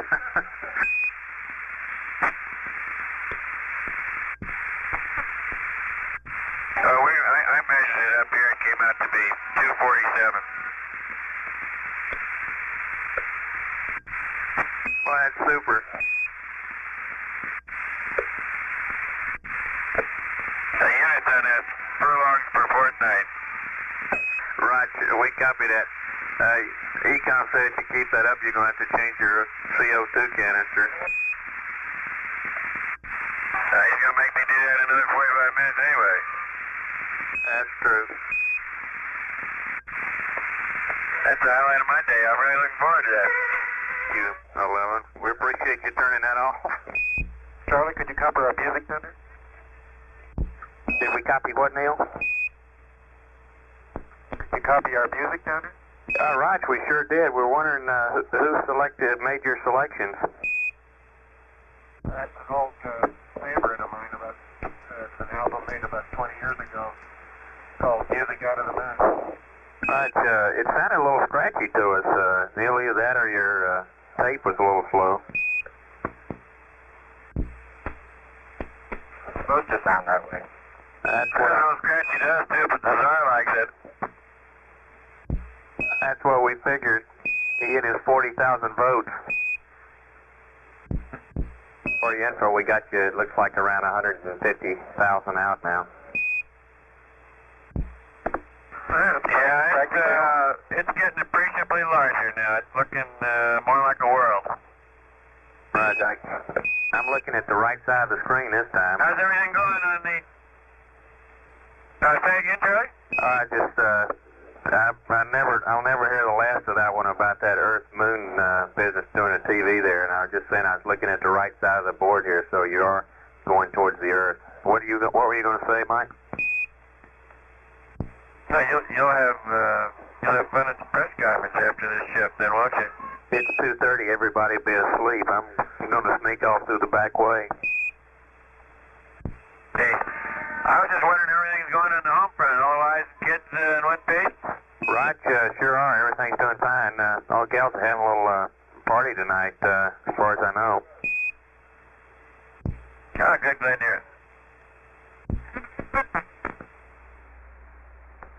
Apollo 11, Houston. I was just reading some of the transcripts of earlier today about this earlier PTC that we attempted, and when you keyed in the verb 24 and did the 2 enters, it took off on you. I think we got a story on that if you'd like to listen to why it had such a high rate, Mike, over.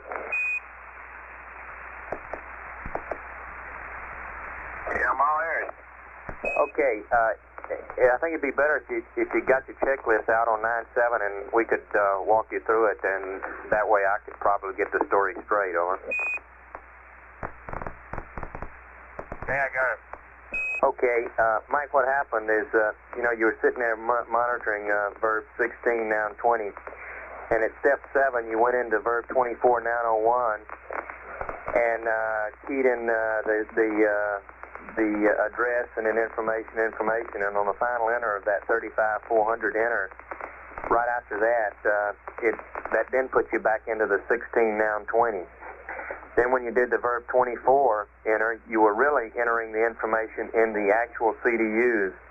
And when you got the 2 entries in register 1 and 2, it was an instantaneous change in the actual CDUs. And the COMDAP looked at that and saw what it thought it had. My gosh, I got a 600 degree per second rate, and it turns on the jets to try to take that rate out.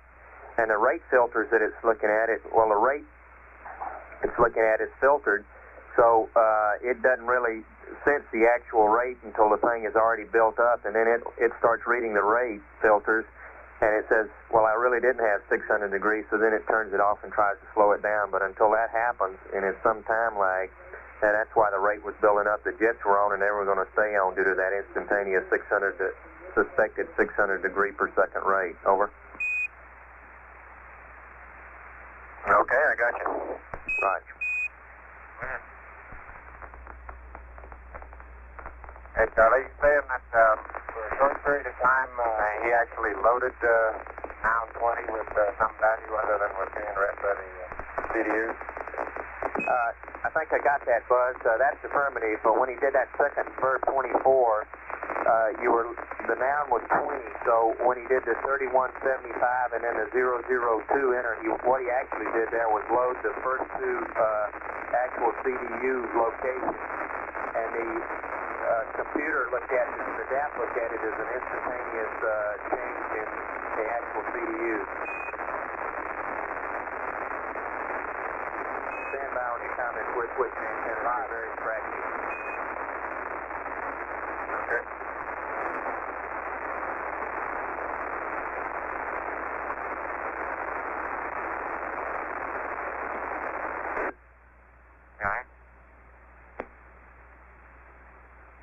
Uh-huh.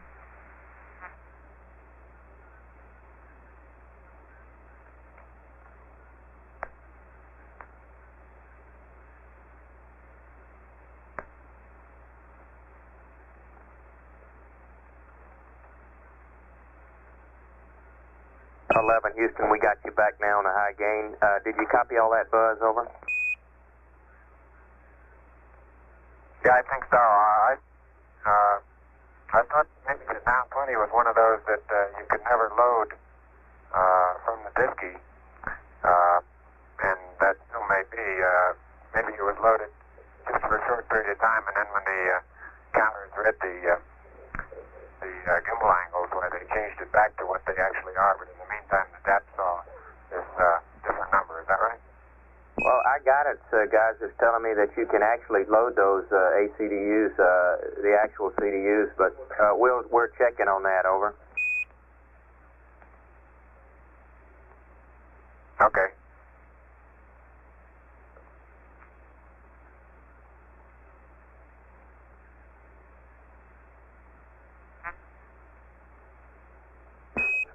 Up 11, Houston.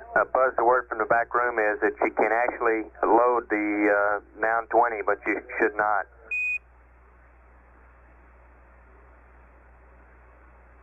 Yeah, I got that. Thank you. You're welcome.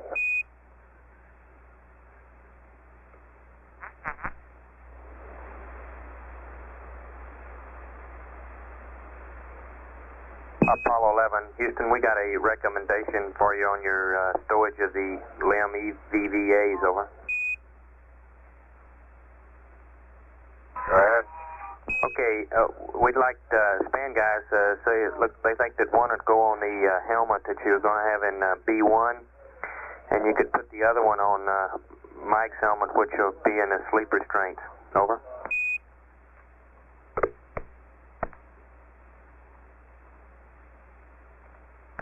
I doubt it'll fit on the helmet in B1. The other one might go in the sleep restraint.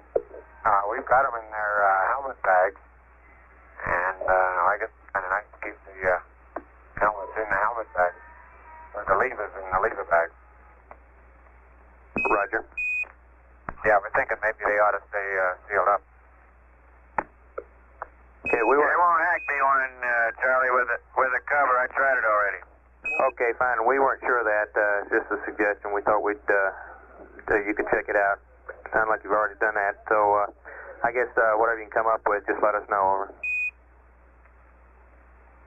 Okay, it's no problem. We'll let you know where they end up. Roger.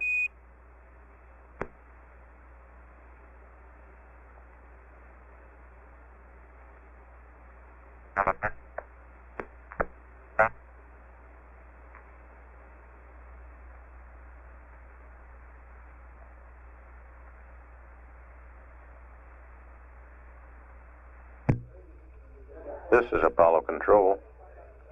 We've had no communications with Apollo 11 in the last several minutes.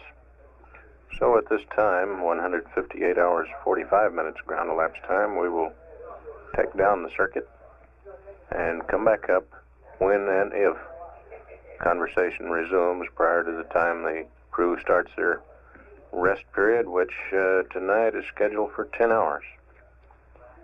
158 hours 46 minutes ground elapsed time. This is Apollo Control.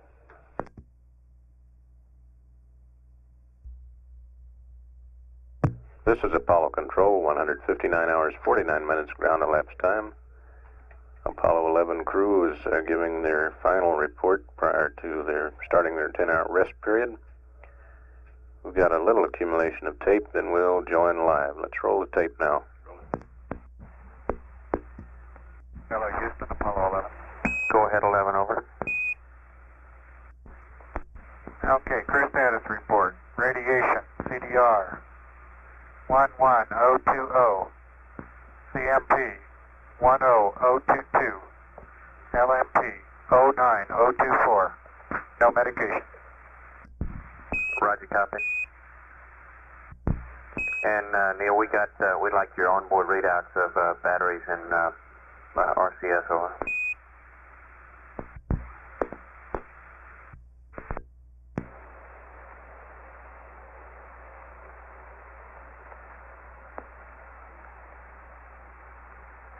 Okay, Charlie, ready, copy?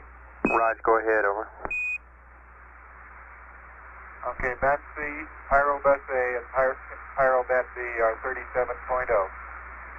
RCSA 51, B 63, C 63, D 59. Go.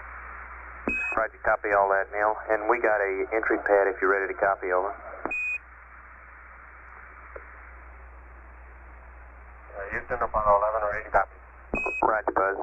It's an entry pad, MPL, starting with roll 05. 3-5er, correction, 3-5-9er, 152-001.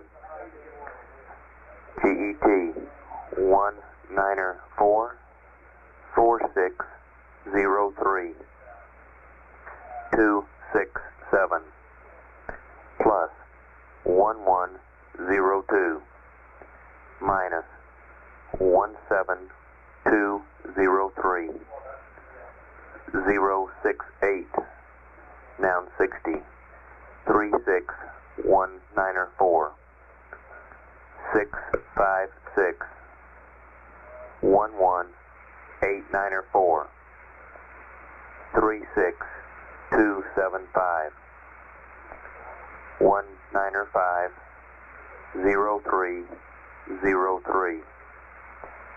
0027 noun 69. All four lines are NA. picking up with D0. 400 0209er. RET of blackout 0017 0338 0820. Sexton star 0209er 45 149er. Foresight star is scored by Theta. That's scored by Theta. Up 315. Right 35. Lift vector up. In the comments, this entry pad assumes no midcourse 6. And for your information, looking at it right now, based on all the tracking we got, that maneuver would only be 1/10 of a foot per second, so we'll probably skip it. We'll let you know more about that later. Okay, your horizon check at EI minus 30 minutes, GET of 19043303, gives you a pitch angle of 298. Okay, the GDC, you back up a line, you set stars for the entry rest mat are Deneb and Vega 079er 234 340. Standing by for your read back, over.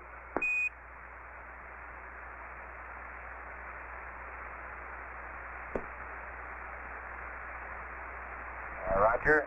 Lunar entry, MPL 359er 152 001 194 4603 267 plus 1102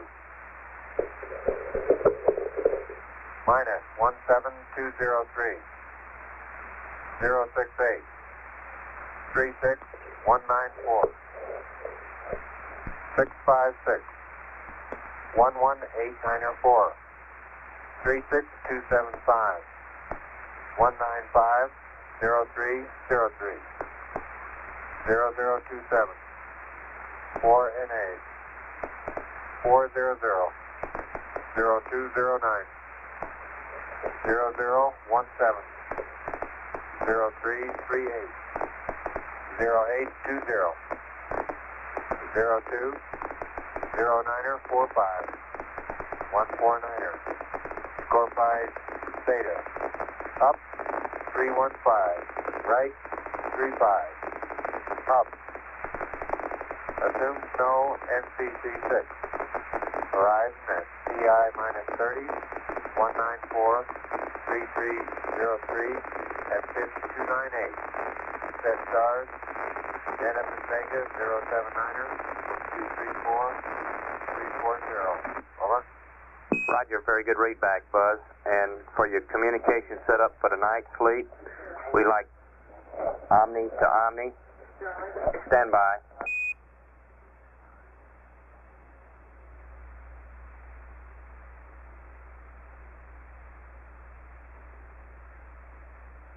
Apollo 11, Houston. If you didn't copy that, Buzz, it was a good read back on the pad. We've got a clock update for you that we'll have to you as soon as we get it out to the site. It's we're in the process of handing over to Honeysuckle. It'll be a couple of minutes, over.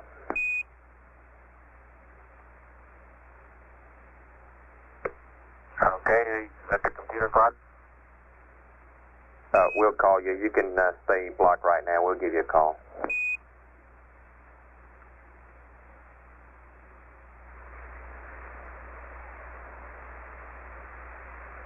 Hello, Apollo 11, Houston. Would you please give us to an extent? We got a clock update for you.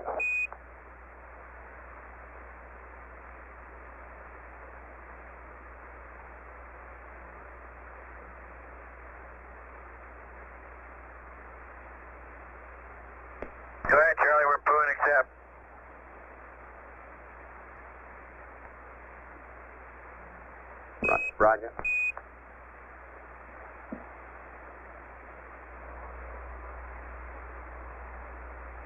11, Houston, we got the load in. You can go back to block, over. Roger. There you go.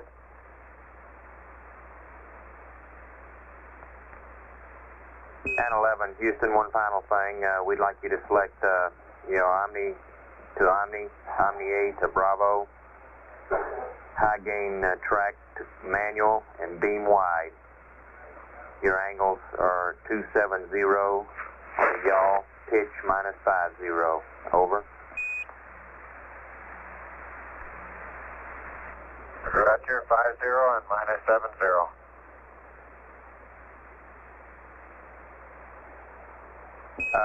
The angles, Buzz, were yaw 270, pitch -50, over. Okay, yaw 270, pitch -50. That's right.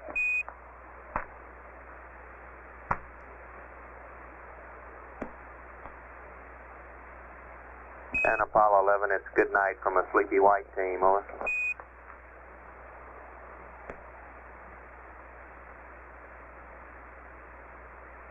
Roger, thank you very much. We're not as sleepy tonight as we were last night. Yeah, I guess you guys were pretty tired last night after that busy day. That's affirmative. I couldn't even find a chlorine. Yeah.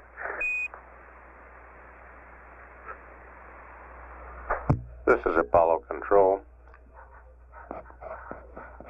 Crew of Columbia at this time should be getting ready to start their 10-hour rest period after having been tucked in by spacecraft communicator Charlie Duke here in Mission Control.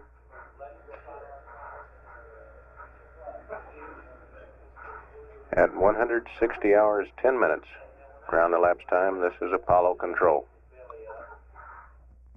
This is Apollo Control. 161 hours 28 minutes ground elapsed time. The crew of Columbia is now in a 10-hour sleep period. The official time they went to sleep, according to the surgeon, Dr. Ken Beers, was 160 hours 42 minutes ground elapsed time, almost an hour ago. The Columbia now is 141,369 nautical miles out from Earth, approaching at a velocity of 4,628 feet per second. Entry clock now showing 33 hours 34 minutes to entry, or 400,000 feet altitude. Here in Mission Control, the black team of flight controllers headed up by Glenn Lunny is moving in to take over for the next 8 hours or so.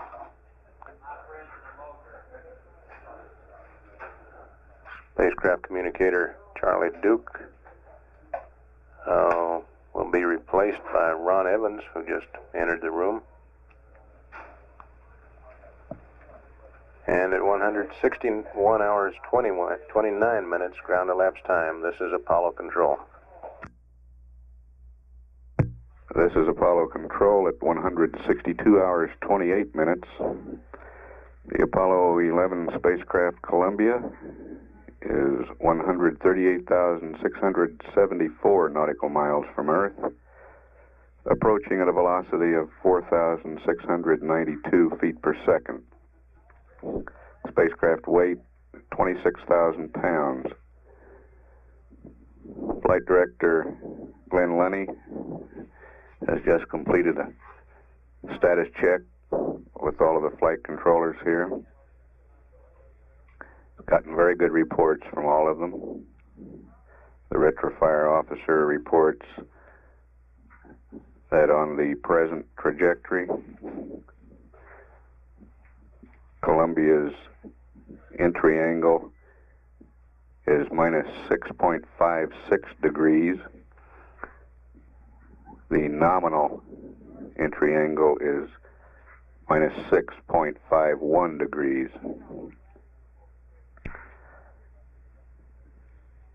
Retro expects entry velocity to be 36,194 feet per second. He calls these entry conditions excellent. Flight Dynamics Officer says the tracking is looking very good. Guidance, Navigation, and Control Officer reports the passive thermal control stable, operating very well. The reaction control system looking very good. ECOM, the Electrical, Environmental, and Communications Officer, reports cryogenics well balanced. The environmental control system looking good. All of the antennas and the power status in good shape. And the flight surgeon reports the crew sleeping soundly. His data indicates all three crewmen were asleep by 160 hours, 42 minutes. And he reports they've taken no medication. And recovery reports the weather looks very good in the recovery area, and all conditions there ready for a successful recovery. This is Mission Control, Houston. This is Apollo Control at 163 hours, 28 minutes. Apollo 11 is 135,920 nautical miles from Earth. Velocity 4,758 feet per second. Crew's been asleep almost 3 hours now. All systems still performing well. This is Mission Control, Houston. This is Apollo Control at 164 hours, 28 minutes. Apollo 11 is 133,131 nautical miles from Earth, approaching at a velocity of 4,827 feet per second. Crew is asleep. Performance of all systems continues to be normal. We're 30 hours, 34 minutes, 37 seconds away from entry of Apollo 11 into the Earth's atmosphere. This is Mission Control, Houston. This is Apollo Control at 165 hours, 28 minutes. Apollo 11 is 130,306 nautical miles from the Earth. Velocity 4,900 feet per second. Crew is still asleep, and all systems are still performing well. This is Mission Control, Houston. This is Apollo Control at 166 hours, 28 minutes. Apollo 11 is 127,431 nautical miles from the Earth. Velocity 4,975 feet per second. Crew still sleeping. All systems still normal. The Weather Bureau's Spaceflight Meteorology Group reported today that weather conditions for the landing of Apollo 11 tomorrow are expected to be acceptable. Some showers have been reported near the landing area, but these are expected to move westward, leaving the recovery area with partly cloudy skies, northeasterly winds 10 to 15 knots, and 4-foot seas.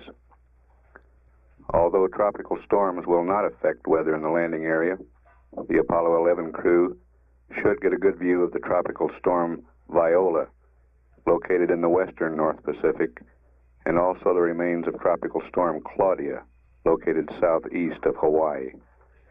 This is Mission Control, Houston. This is Apollo Control at 167 hours, 28 minutes.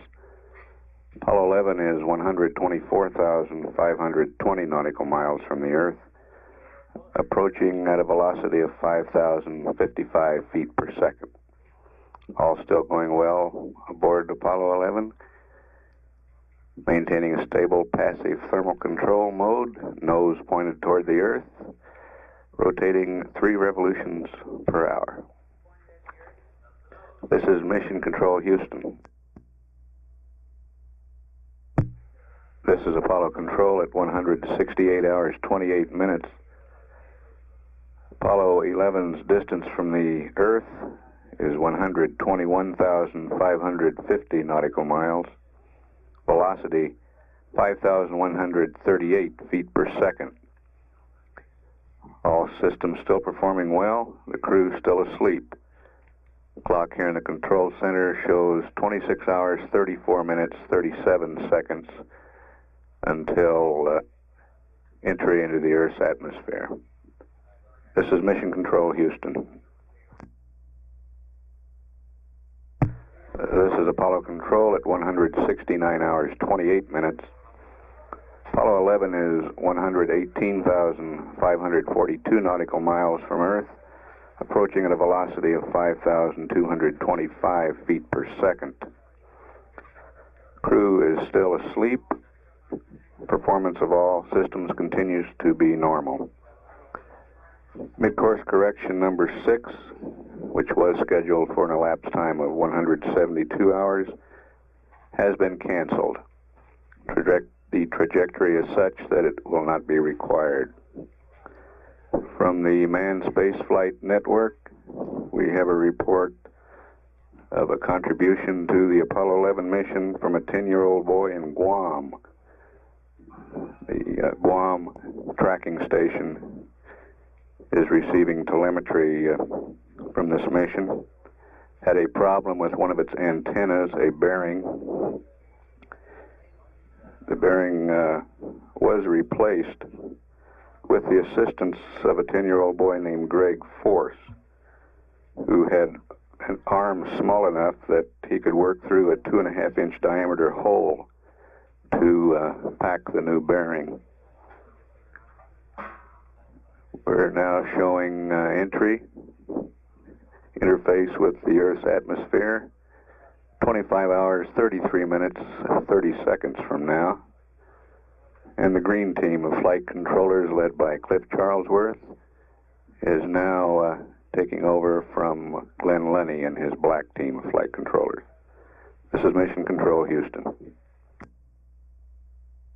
This is Apollo Control at 170 hours 28 minutes.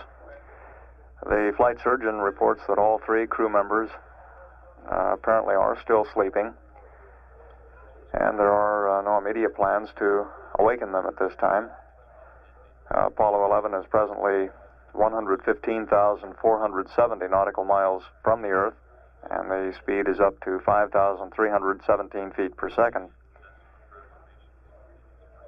In about 4 hours, at 174 hours 24 minutes ground elapsed time, Apollo 11 will be, in terms of distance, halfway home. At that point, it will be 102,888 nautical miles from the Moon and 102,888 nautical miles from the Earth. All systems on the spacecraft continue to function normally at this time. The spacecraft weight is almost an even 26,000 pounds. At 170 hours 29 minutes, this is Apollo Control Houston. This is Apollo Control at 170 hours 54 minutes.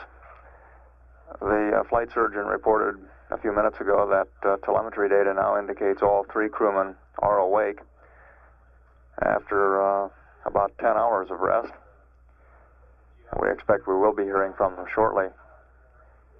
Apollo 11 at this time is 114,146 nautical miles from the Earth, and the spacecraft velocity is 5,359 feet per second. A press conference with the principal investigators for lunar samples is scheduled to begin in about 4 or 5 minutes. And during that press conference, we will tape record any conversations with the crew and play them back following. At 170 hours 55 minutes, this is Apollo Control, Houston.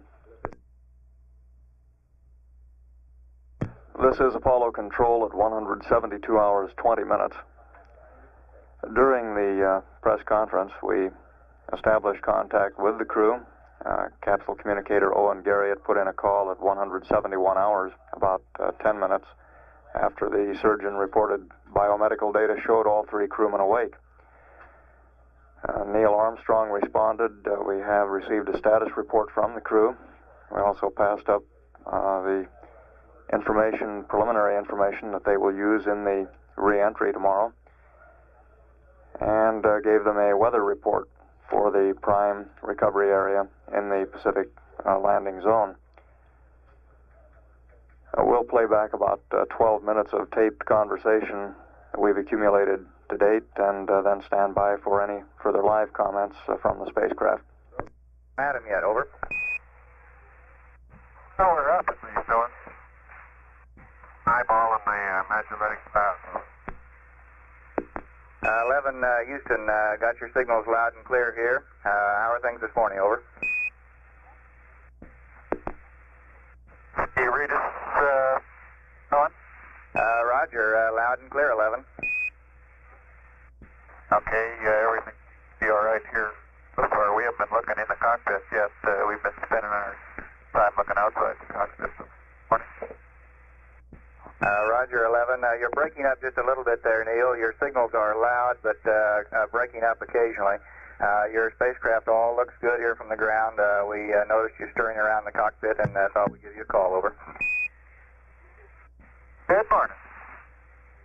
11 Houston, we do have a few items for you here, entry pads, consumables, and so forth. After you've had a chance to get organized, whenever you're ready to start on a few of these items, we'll read them up to you, over. Okay, stand by. Go ahead, Owen. I've got the books out ready to copy. Okay, Buzz. On your flight plan items, a few updates. First of all, we've canceled Midcourse number 6. Just remain in PTC. Give you a little more time this morning. Second item on the flight plan is we're ready for a BAT-B charge anytime you want to put it on the line. And third item, we'd like a wastewater dump a little differently this time. We'd like to do it on our mark from the ground. The PTC is a little bit ragged, and we would like to make the water dump at a time which we think will hold it in its proper configuration. So it looks like we'll have a desirable opportunity coming along in between 15 and 20 minutes. And on our mark, we would like to have a wastewater dump down to about 40%.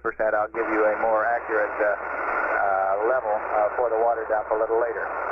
Over.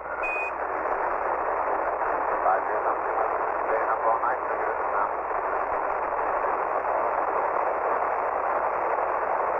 11 Houston, stand by just a moment here till we get out of the null position on the antenna. 11 Houston, we're over on Omni Delta now. I think we can read you better. Did you get all those first 3 items on your flight plan update, over? All right, got midcourse correction canceled, battery B charge, and water dump on your call, over. That's right, Buzz. And last item here, we do request that we do a P52, even though we're not doing the midcourse correction, and we'll suggest you get to that after the wastewater dump has been complete. We also have a state vector update for you, if you can give us a poo and accept, over. Okay, you have the disky now. Roger. We'll be sending that up, and I'll give you your consumables update now. It's for a time of 170 hours. Okay. Your RCS total is a minus 3.5%. Alpha is minus 14.5. Bravo plus 7. Charlie minus 4.5. Delta minus 3. Hydrogen total is minus 1. And your oxygen total is plus a 2.4, over. Roger, copy those. And onboard readouts, D is 69, C is 73, B is let me start over again. Okay, A is 51, and B is 62, C is 63, and D is 59. Over. Roger, 11. Copy those, and we've checked them here on the ground also. One correction to my last transmission. We would like that P52 prior to the wastewater dump, which is coming up in about 30 minutes from now. Will that be possible? Over. Oh, yeah, we'll take care of that. Roger. And if you're ready for an entry pad, I'll read that up to you now also, 11. Ready to copy. Okay, entry pad is area mid-pack, 359er, 153, 001, 194, 4603, 267, plus 1102, minus 17203, 067, 361, 904, 655, 11875, 362, 75, 195, 03, 03, 0028. DL and VL, all four are not applicable. D0, 400, 0210, 0018, 0338, 0821, 44, 29er32, 380. Foresight star is Scorpio Theta. Up 314, right 34, lift vector up. Comments. Entry data assumes no midcourse maneuvers. Your Earth entry minus 30 minute horizon check. 194 plus 33 plus 03. Your pitch is 297. This assumes an entry rest mat. Your GDC aligned stars are Deneb and Vega. Roll pitch yaw 078 233 340. Read back. Over. Roger, mid-back entry pad 359er, 153, 001, 194, 4603, 267, plus 1102, minus 17203, 067, 36, 194, 655, 11875, 36275, 1950303, 0028, DL and VLNA, 400, 0210, 0018, 0338, 0821, 44, 29er32, 380, Scorpii Delta, Scorpii Theta, up 314, right 34, up. No midcourse correction, horizon EI minus 30, 1943303, pitch 297. And up at Vega 078 233 340. Over. 11 Houston, that's Roger, copy. 11, it's also your computer. You can go back to block. Roger. The crew status report is 8.5, 7, and 8. 11 Houston, Roger, Neil. 8.5, 7, and 8 for your crew status. 11 Houston, your P-52 looked good here on the ground, and we are now estimating that water dump will occur along about 171 plus 40, and we'd like you to dump to 45%. This should let you arrive at Earth interface with just about a full load of wastewater, over. Stand 150, 140 approximately, so 40%. 11 Houston, we'd like to advance the time on that water dump to about 171 plus 30, just after we reacquire on the next Omni. And as I mentioned, it'll be down to 45% is the new quantity. Also, we're standing by for your CM-RCS ejector temperature readout, over. Apollo 11 Houston, I'm not certain you copied my last transmission as we were just in the process of switching Omnis. We'd like to advance the time on that water dump to about 5 minutes from now, and we'll give you a precise mark on the time to start the dump. And we are standing by for a readout on your CM-RCS ejector temperatures, over. Okay, Owen, we're standing by for your mark and stand by for the readout. Roger. Yes, Apollo 11, are you ready to copy injector temperatures? I'll read them in volts. It's affirm. Go ahead, Mike. Okay, 2-4 is reading 4.7 volts. 2-5 is reading 4.8 volts. 1-2 is reading 4.8 volts. 1-4 is reading 4.8. 1-6, 4.5. And 2-1, 4.8, over. 11 Houston, roger those, got them all. Apollo 11 Houston, we're ready to start your wastewater dump at this time, over. Roger dumping. Apollo 11 Houston, we Yes, show you... Apollo 11, we've dumped to 45%, they're stopping now, do you concur? Roger 11, we concur.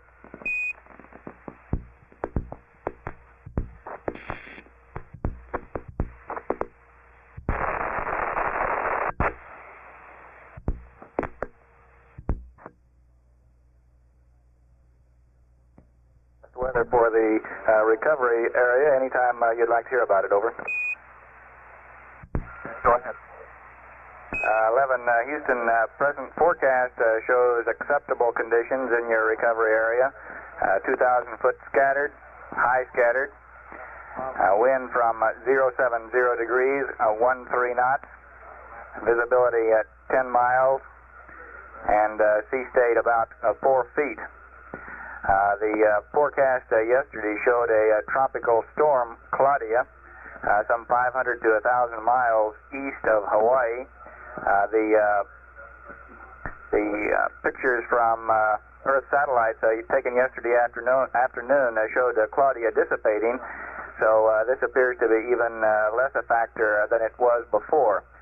Your recovery area is now believed to be just a little ways north of the intertropical convergence zone, which you can probably see when you look out your windows there.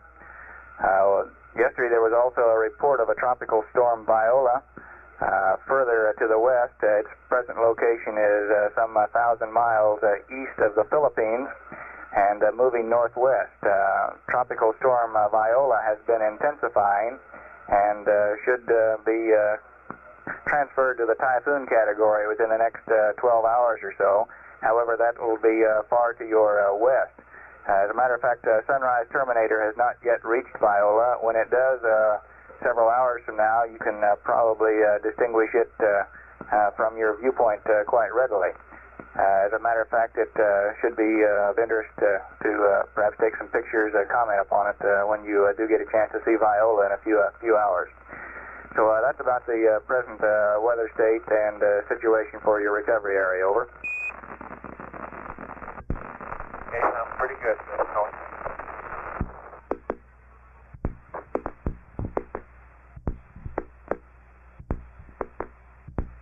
Apollo 11 Houston, over.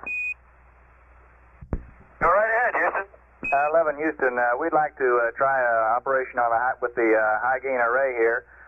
If you would select reacquire and your S-band antenna to high gain, your positions are pitch plus 40 and yaw 270, and then monitor for acquisition. Over.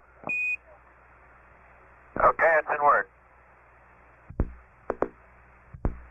11 Houston, we're just now ready to switch from Omni Delta over to your high gain antenna. Can you confirm that you have gone to REAC? Over. Confirmed.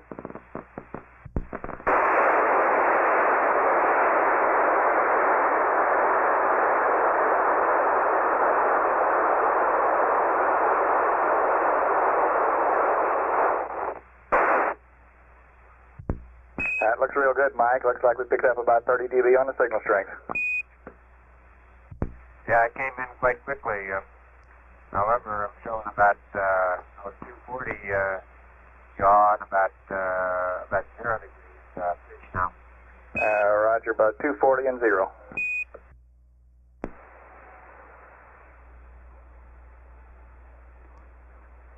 This is Apollo Control at 172 hours 38 minutes. Apollo 11 now 108,669 nautical miles from the Earth, traveling at a speed of 5,534 feet per second.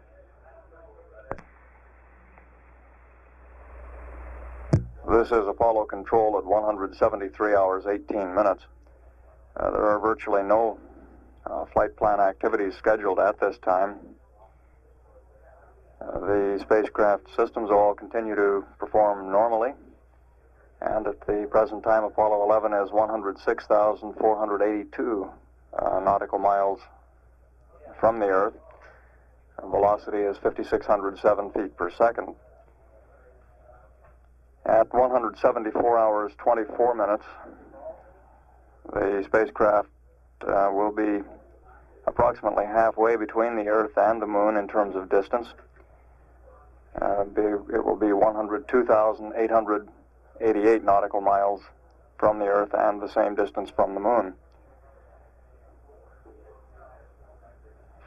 The spacecraft weight at this time is 26,000 pounds.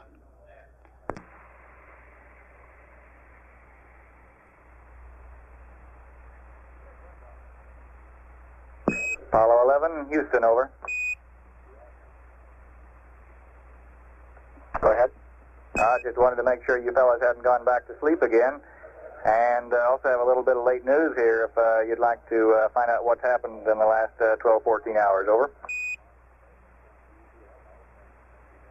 Okay, go ahead. Okie doke.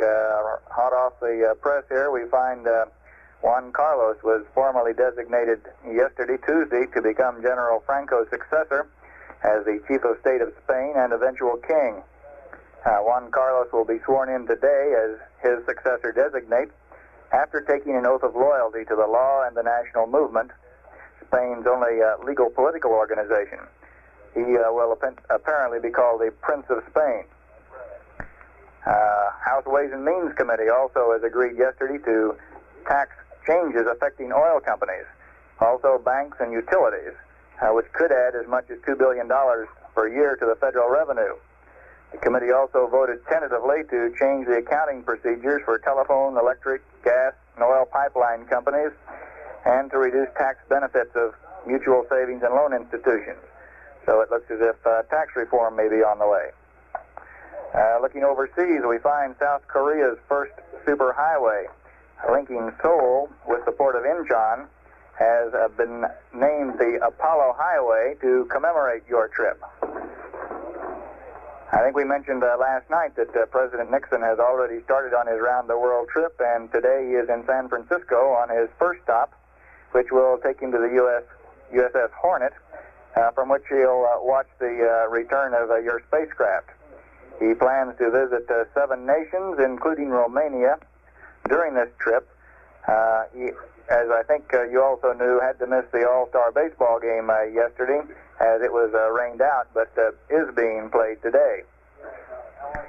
The West Coast residents in Seattle, Washington, Portland, Oregon, Vancouver, British Columbia, San Francisco, all plan to make their areas visible to the three of you by lighting their lights between 9 p.m. and midnight tonight, according to the Associated Press. We do have clear weather predicted there, so that you may be able to see Christmas lights, porch lights, door lights, and whatever may be turned on. A little closer to home here, back in Memphis, Tennessee, a young lady who is presently tipping the scales at 8 pounds 2 ounces was named a Module by her parents, Mr. and Mrs. Eddie Lee McGee. It wasn't my idea, said Mrs. McGee, it was my husband's. She said she had balked at the name Lunar Module McGee because it didn't sound too good, but apparently they have compromised on just Module. Over.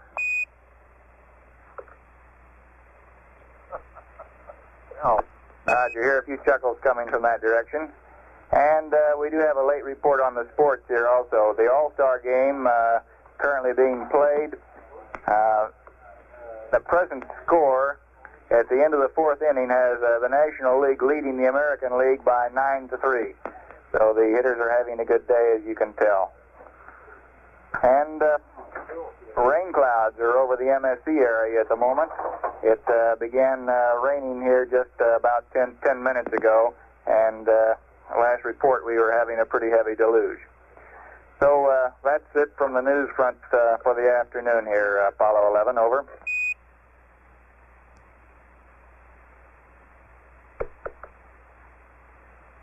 Thank you very much, Owen. I think my yard could use some water. That's very true. I've forgotten exactly how many days it did go, Buzz, but something like 30 days without rain, and we can't appreciate the rain we're getting right now. Yeah, that was Neil. Buzz there. I wonder if you could find out when the last time my lawn was cut. Over. That might be a little more difficult to find out. I'm not sure whether Mike is ready to admit when he last did the job, but I'll look into that for you. Well, he'll tell you. He's got a new mower. Roger.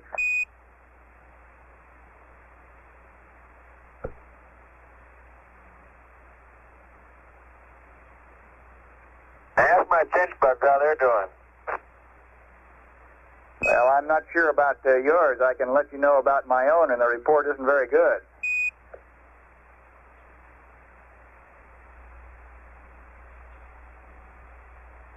Owen Gary, it is the capsule communicator here in Mission Control at this time. This is Apollo Control at 173 hours, 43 minutes. Apollo 11 now 105,165 nautical miles from Earth. The velocity continuing to increase gradually up to 5,652 feet per second. The cabin temperature in spacecraft has been running around 62 degrees. And coming up within the next hour, Apollo 11 will be crossing the midway point in distance. That to occur at 174 hours, 24 minutes, and 7 seconds. There will be a briefing at 3 p.m. Central Daylight Time in the Building 1 auditorium on the Lunar Receiving Laboratory.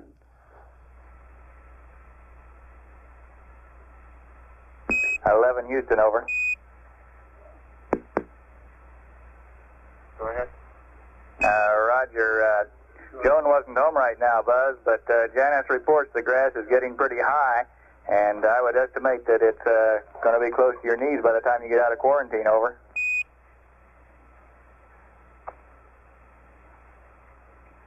Okay, I'll have to schedule a little discussion after I get back. Right, and no report from the chinch bugs there, Mike. Well, they're sort of taciturn little fellers. They don't say much. They just chomp away. Concur on that.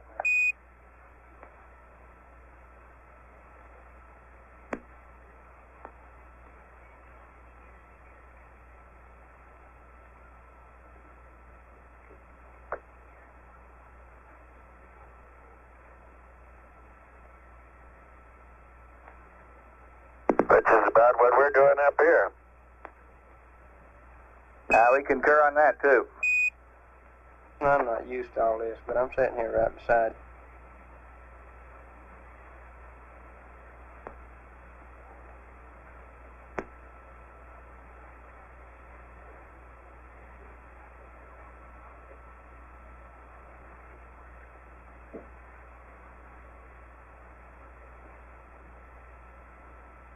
Breakfast was magnificent as usual. I had sliced peaches, sausage patties, 2 cups of coffee, and I forget all what else. That does sound pretty good. As a matter of fact, I'm way overdue for a meal myself here. I could use some of that.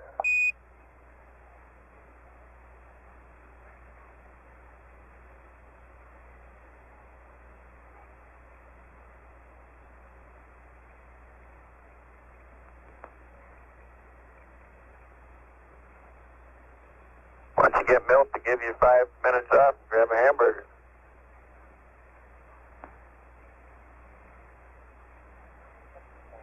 I suggested that a while ago. He was pointing out about the weight problem here. Got to keep the calories low, so I better stand by without it.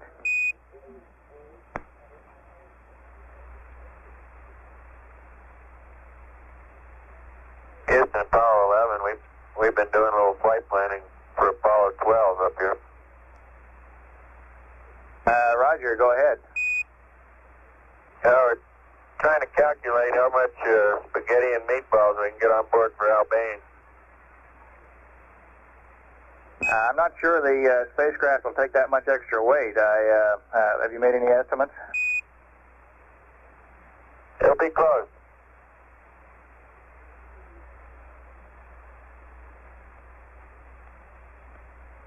That last comment came from Mike Collins referring to Al Bean, who is the lunar module pilot for Apollo 12.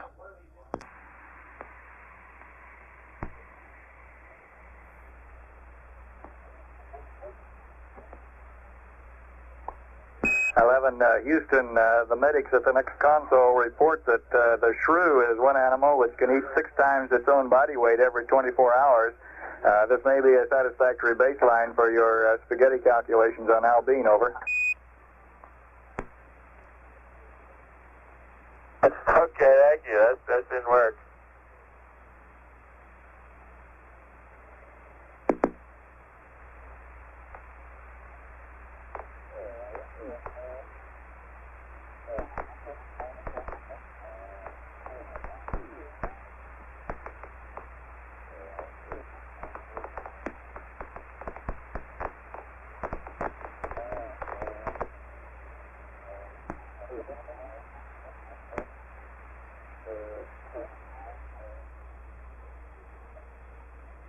Houston, Apollo 11. It was slightly colder in here last night than it has been on any previous night. Does ECOM notice any change in his data or any explanation for that?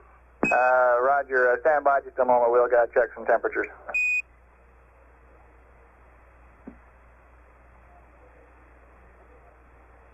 Up until last night, it was, if anything, a little on the warm side at night. Last night, it was on the chilly side. Roger there. We'll run down the temperatures for the 2 nights. Oh, it's no big thing. Just as a matter of interest. Roger.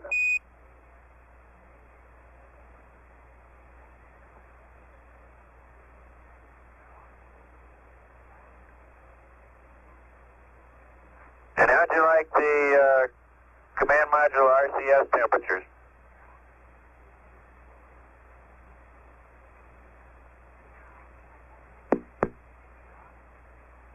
11 Houston, they all look very good. The lowest temperature was 40 degrees, and we're taking a look at your cabin temperatures now.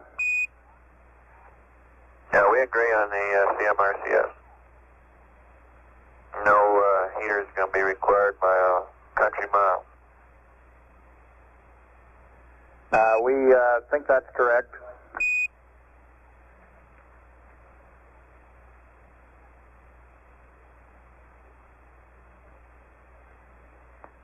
We don't like those heaters anyway, working off the direct coil. Roger.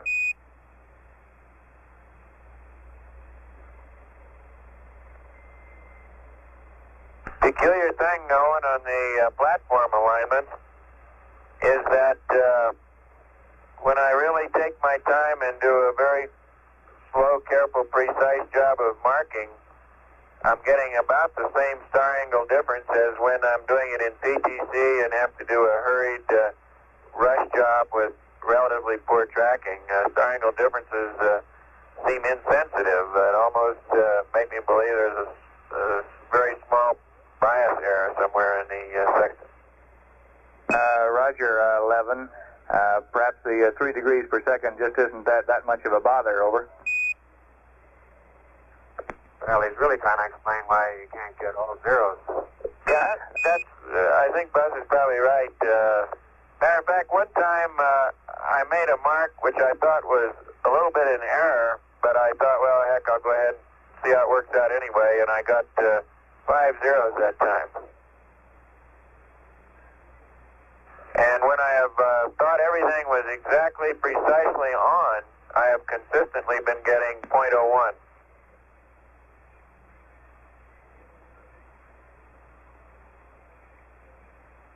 Oh, Roger, apparently it pays to hurry.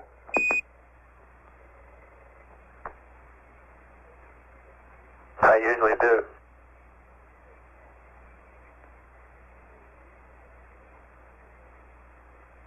The visibility through the telescope has been very poor. It's, I would say, even worse than the simulator is right now. It requires long periods of dark adaptation, which most times are most inconvenient. So it's really a tremendous asset to keep the platform powered up at all times and to keep it tweaked within the capability of the sextant field of view.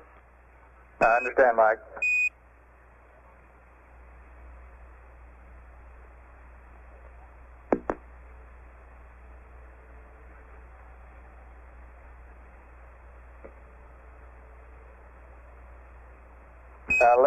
Houston, checking your temperatures, it does look like the spacecraft may have cooled down perhaps 2 or 3 degrees in the last 24 hours, and that sounds to be consistent with your report on the comfort level there, over. Okay. Is that a LEM off phenomenon?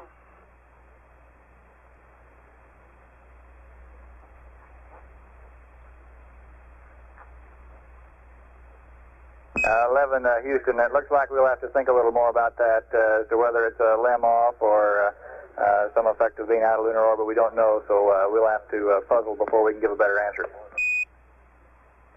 Okay. Well, if the systems guys have anything they want to chase down, we'll be happy to give you any readings or reports or what have you. Roger, we'll think about that and see if there aren't some other tests to be usefully performed here. Okay.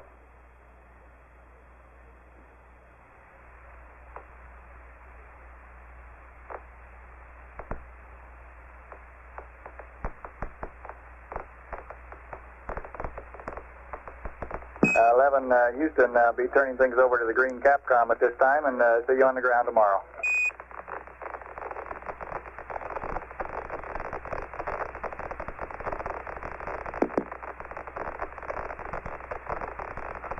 Okay, Owen, I want to thank you and the whole Purple Maroon group there for a good job helping Apollo 11. Thank you, sir.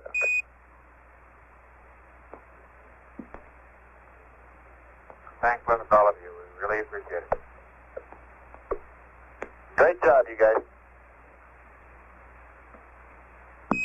Roger out.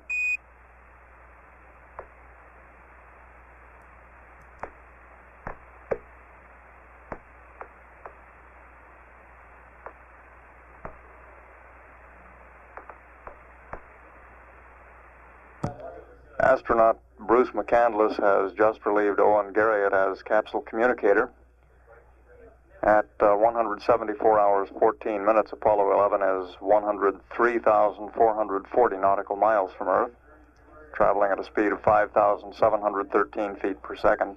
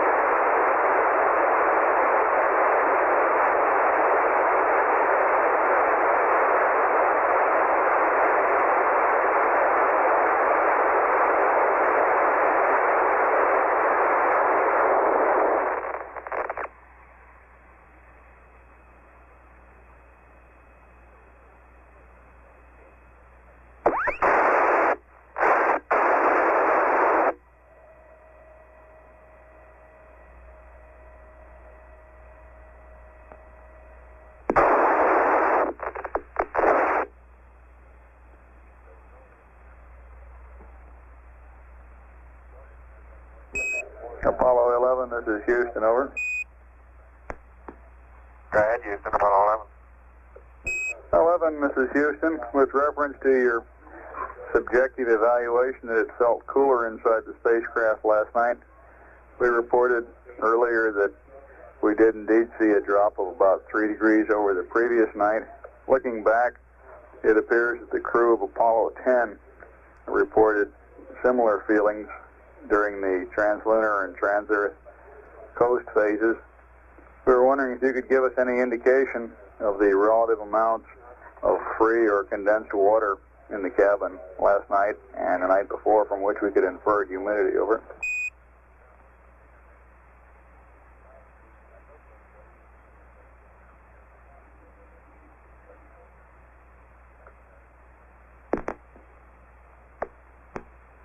I think that might be a little bit difficult to do. We're going to take a look in the tunnel now. It does seem as though trans-Earth, we've had a little bit more moisture in the tunnel. Of course, the LEM hasn't been there than we did trans-lunar. Roger, we were more curious about the relative amount of moisture between, say, last night and the night before, both of which would have the LEM missing.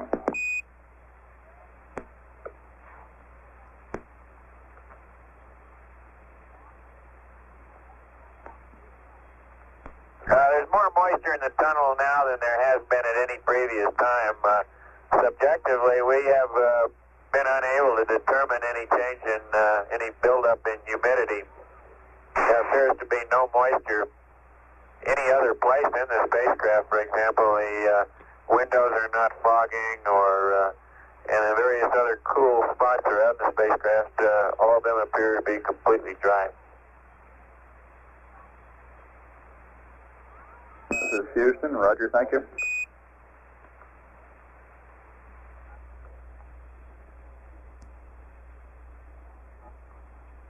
This is Apollo Control at 174 hours, 35 minutes.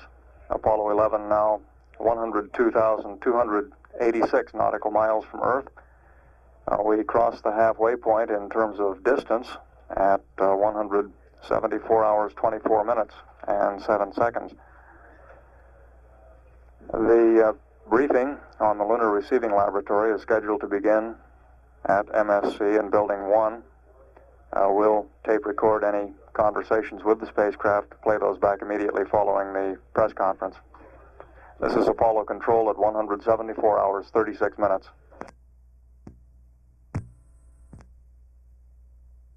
This is Apollo Control at 175 hours, 42 minutes. Apollo 11 is now 98,512 nautical miles from the Earth. The velocity 5,892 feet per second.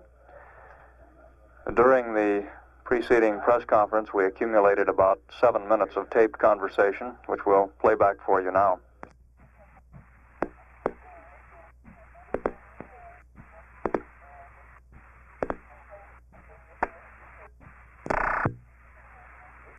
How are the greens today, Bruce?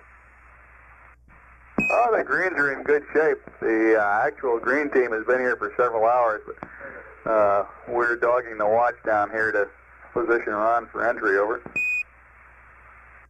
Right, understand. Did Dave Reed get to explain the lunar sphere at the press conference? No, but your comments about Phil Sheffer and the explanations were quoted in the paper last night. Uh-oh. You want to say anything more while you're on the line? He's right. He's absolutely right. How's the old flight, Bruce? Did he ever let you go get a cup of coffee when we were over on the backside? Oh, things have been going pretty smoothly down here. He's really not that hard to get along with. Oh, he must be mellowing. Well, we've only got 2 of them back there right now. He always used to make me sit at the console through the backside passes, just for training. The word we have here is that that was because whenever you came back, you had to be retrained. Touche.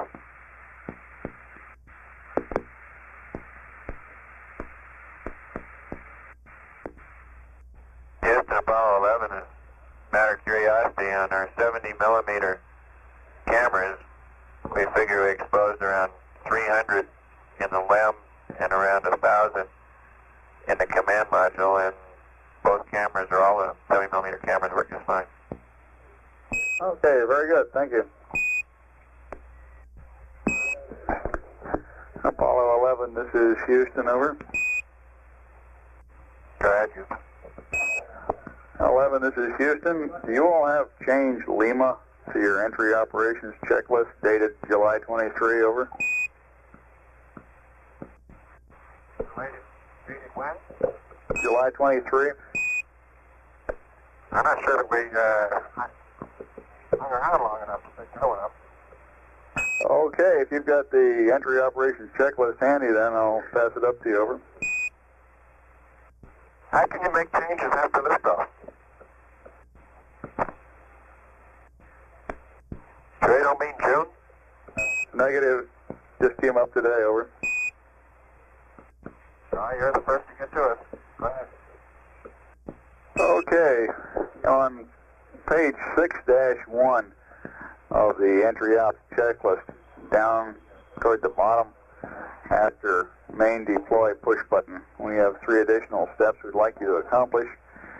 The intent of this is to reduce the oxygen pressure in your manifold and to eliminate the oxygen bleed flow through the potable and wastewater tanks during descent, over. Okay, we've got 6-1 outside. Okay, down at the bottom you've got 10,000 feet main power chutes deploy, main deploy push button push within 1 second. And after that step, we'd like you to insert surge tank O2 valve off, repress package valve off, and direct O2 valve open. You copy?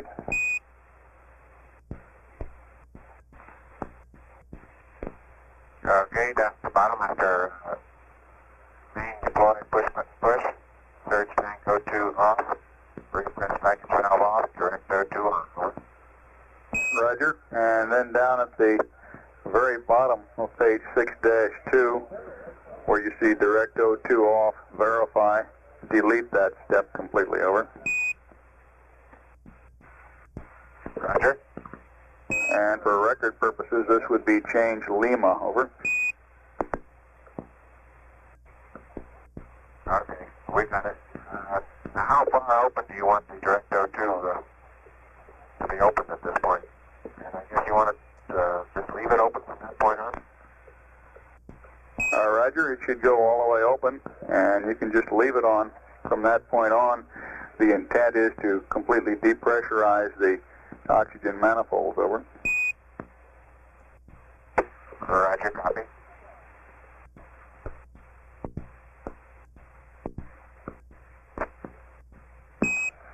Apollo 11, this is Houston. For your information, the All-Star game has just ended with the National League winning 9-3 over American, over. Roger, thank you. And I have a message here for Mike that says, quote, all the chinch bugs are gone, unquote, over. Having done their job, I guess. Well, along with one tree, it turns out. Yeah, I heard about that. That was right before the flight. Right, that big storm.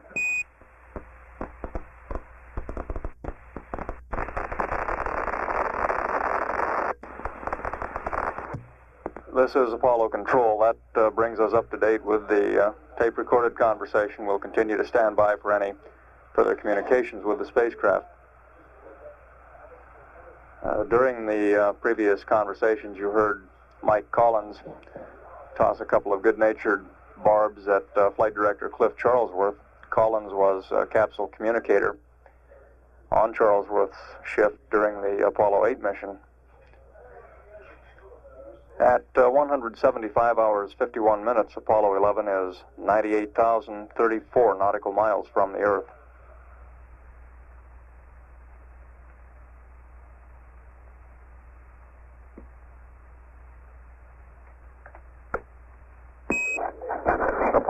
11, this is Houston. Are you still up there? Over.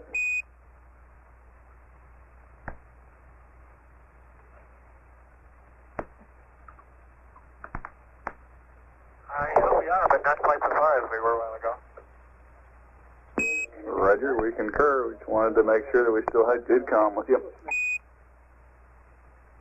Okay.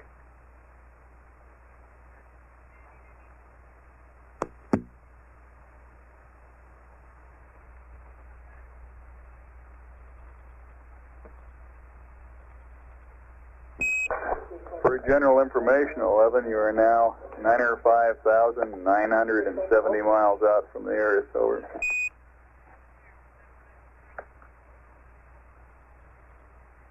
In our own backyard. Say again? Right in our own backyard.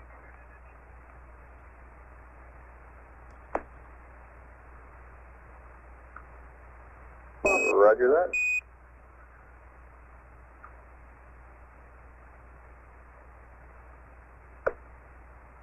Starting to come downhill a little bit now. What's our velocity?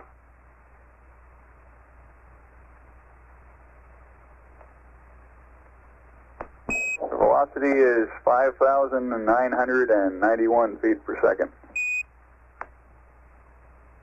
Thank you.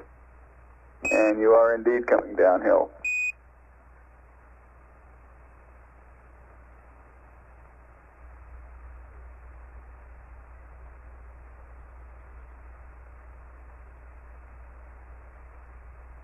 This is Apollo Control at 176 hours 44 minutes. Apollo 11 now 94,961 nautical miles from Earth. The velocity has just gone over the 6,000 foot per second mark. We're at 6,029 feet per second. The next item scheduled on the flight plan is a television transmission. That's scheduled to occur at a ground elapsed time of 177 hours 30 minutes, which would be 6:02 p.m. Central Daylight Time.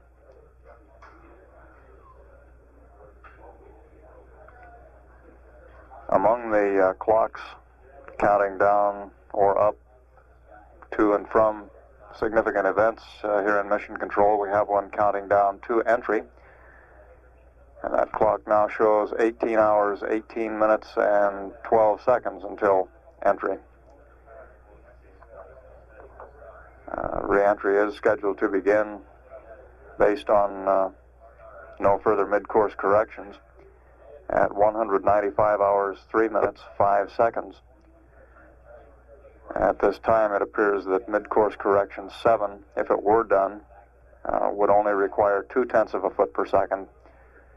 Based on current tracking, we wouldn't expect to have to do mid-course correction 7. However, the tracking will be continued, and a decision on mid-course correction 7 will not be made until closer to the time of the maneuver.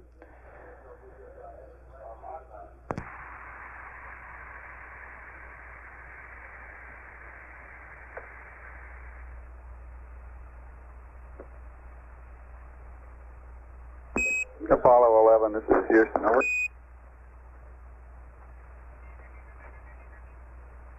Go ahead, Houston. Roger 11, I've got a flight plan update for you to give you an optimum attitude for the Earth in the number 1 window and the Moon in number 5 window, over.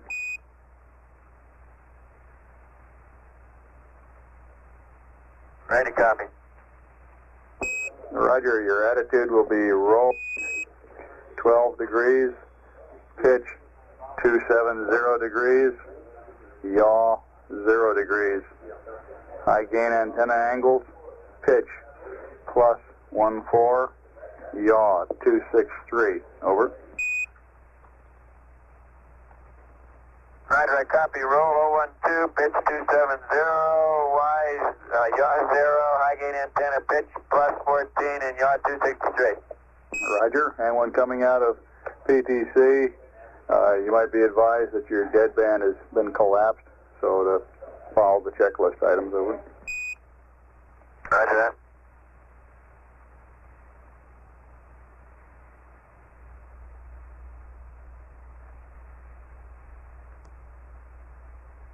This is Apollo Control at 177 hours, 11 minutes. Our network controller advises that we're starting to get some semblance of TV signal from the spacecraft. We suspect we may be getting some checkout. We'll continue to stand by and be prepared to take whatever's sent.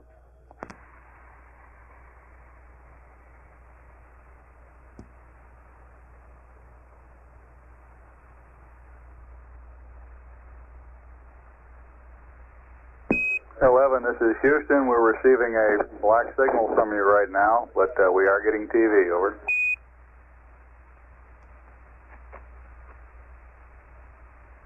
This is Apollo Control. The network controller now reports that the TV signal is down, apparently having been turned off, and we suspect that what we had was a test of the system by the crew. The television transmission from the spacecraft is scheduled to begin at 177 hours, 30 minutes, or about 2 minutes past 6 Central Daylight Time. At the present time, Apollo 11 is 93,218 nautical miles from the Earth.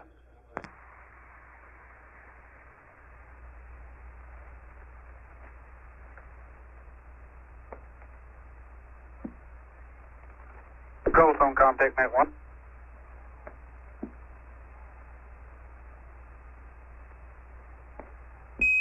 Ghost on Houston, contact net 1. Ghost on contact. Roger, check for King, please. Roger.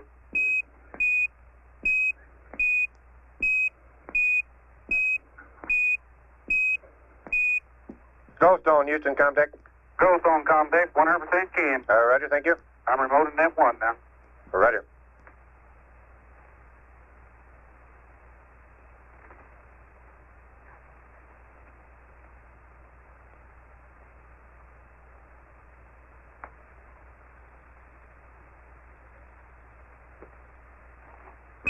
Apollo 11, this is Houston, over. Go ahead. From signal strength indications, it appears we may be locked up on a side lobe with a high gain antenna. We'd like you to go into wide beam width for about 15 seconds and then back to narrow, over. All right.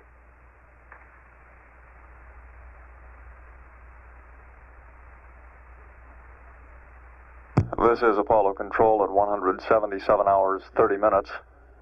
We're standing by at this time to receive television pictures from the Apollo 11 spacecraft. A short while ago, we received a test transmission, and apparently everything is functioning normally. We were receiving television signal from Goldstone relayed on through to Houston. We'll continue to stand by for the TV.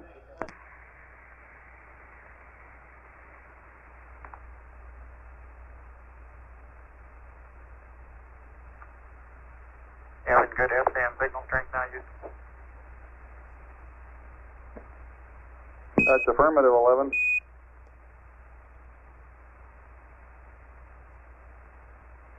You all set for TV? Roger, we're all set whenever you're ready to send. Okay.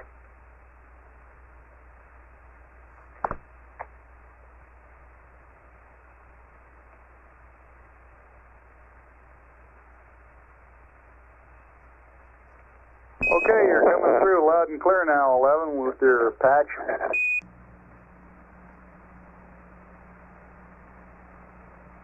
Okay, we have black and white signals. We should have the conversion up shortly.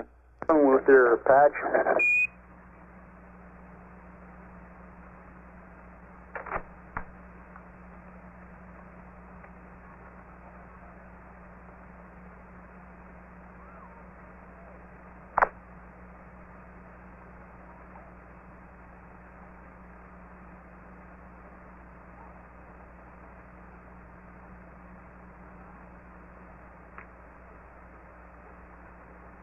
Good evening.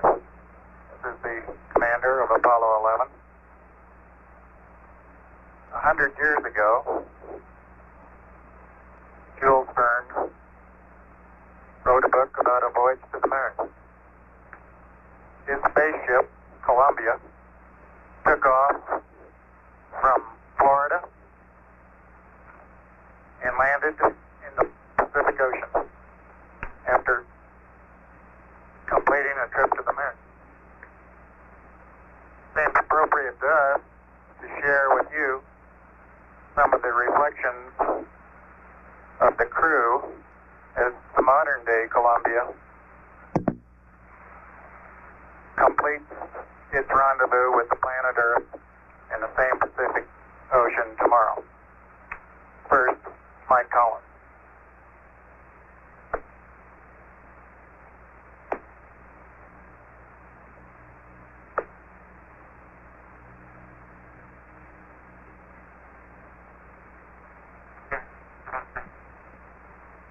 This is Houston. We have an LOS here.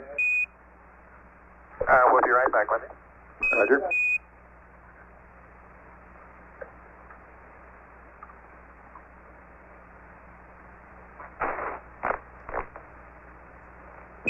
In the interim, you may be interested in knowing that Jan and the children and Pat and the youngsters and Andy Aldrin are down here in the viewing room watching this evening. Oh, we're glad to hear that.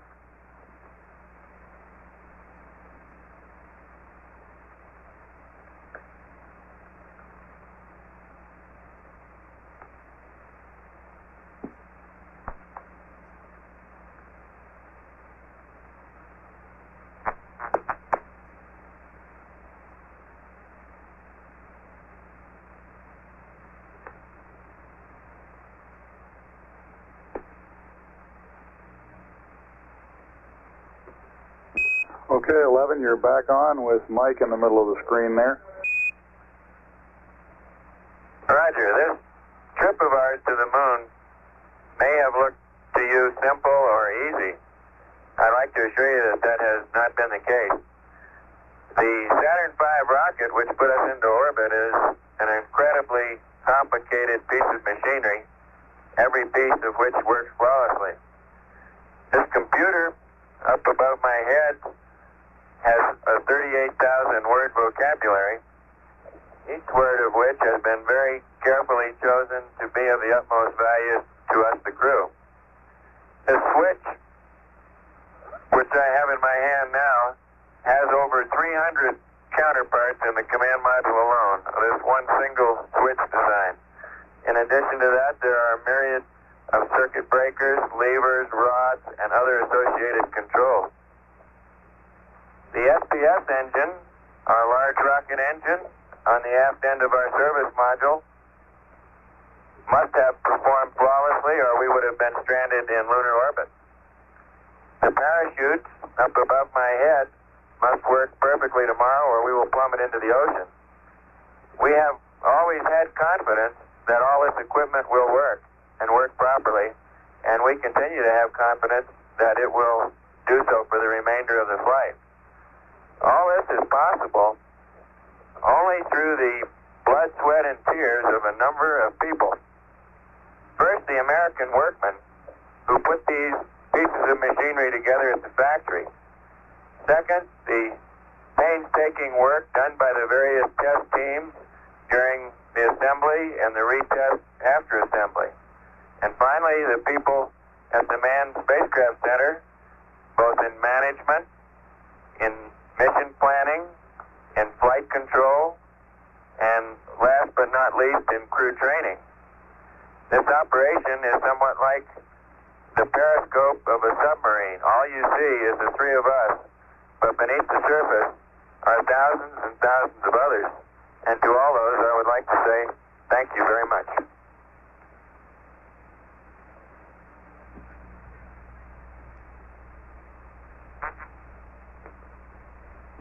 This is Houston. We're getting a good picture of Buzz now, but no voice modulation. And would you open up the f-stop on the TV camera? Try A22, please.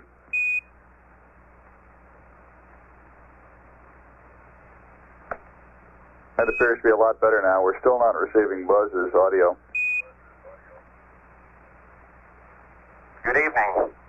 I'd like to discuss with you a few of the more symbolic aspects of the flight of our mission Apollo 11.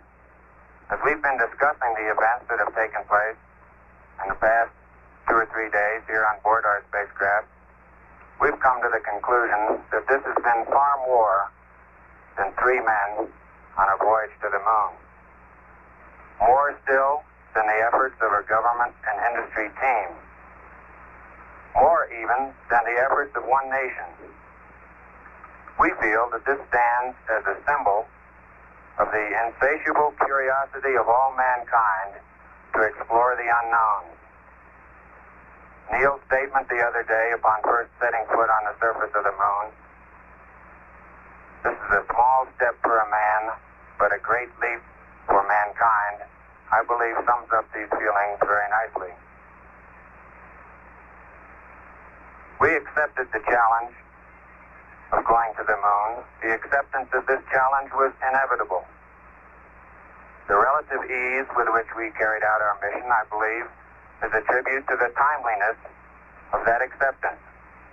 Today, I feel we're fully capable of accepting expanded roles in the exploration of space. In retrospect, we have all been particularly pleased with the call signs that we very laboriously chose for our spacecraft, Columbia and Eagle. We've been particularly pleased with the emblem of our flight, depicting the U.S. Eagle, bringing the universal symbol of peace from the Earth, from the planet Earth, to the moon, that symbol being the olive branch. It was our overall crew choice to deposit a replica of this symbol on the moon. Personally, in reflecting the events of the past several days, a verse from the Psalms comes to mind to me. When I consider the heavens, the work of thy fingers, the moon and the stars which thou hast ordained, what is man that thou art mindful of him?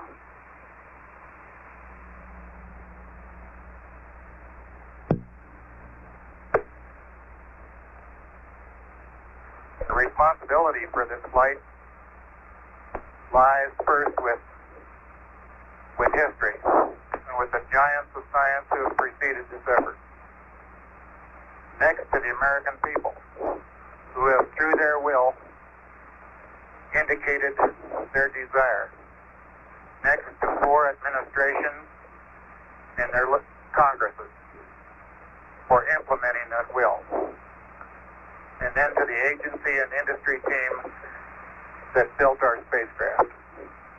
The Saturn, the Columbia, the Eagle, and the little EMU, the spacesuit and backpack that was our small spacecraft out on the lunar surface. We'd like to give a special thanks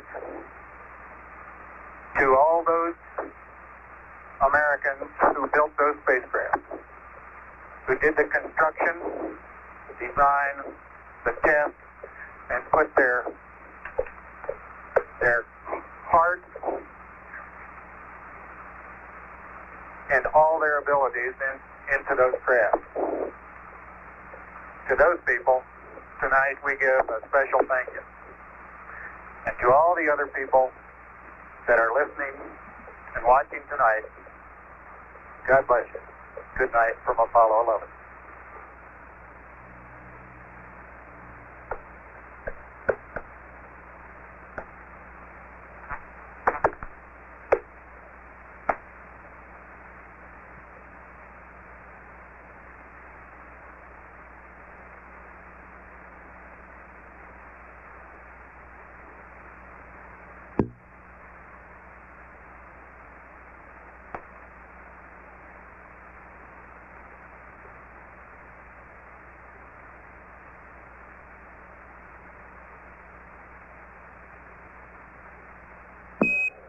This is Houston. We're getting a zoom view out the window now.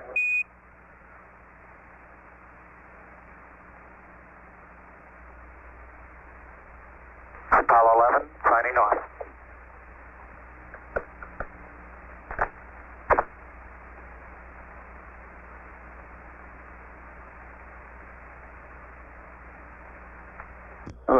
brief view of the Earth came from 91,371 nautical miles out in space.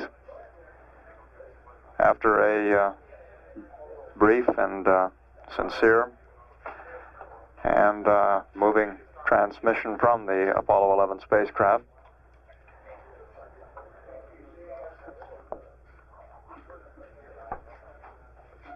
this is Apollo control at 177 hours, 45 minutes.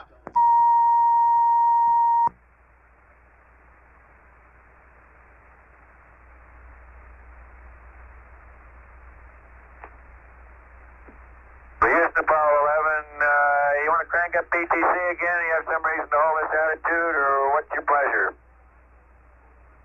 You can crank up PTC again, Mike, anytime you like. And might add, I thought that was a mighty fine TV presentation. Certainly nothing I can add to it from down here. Well, thank you.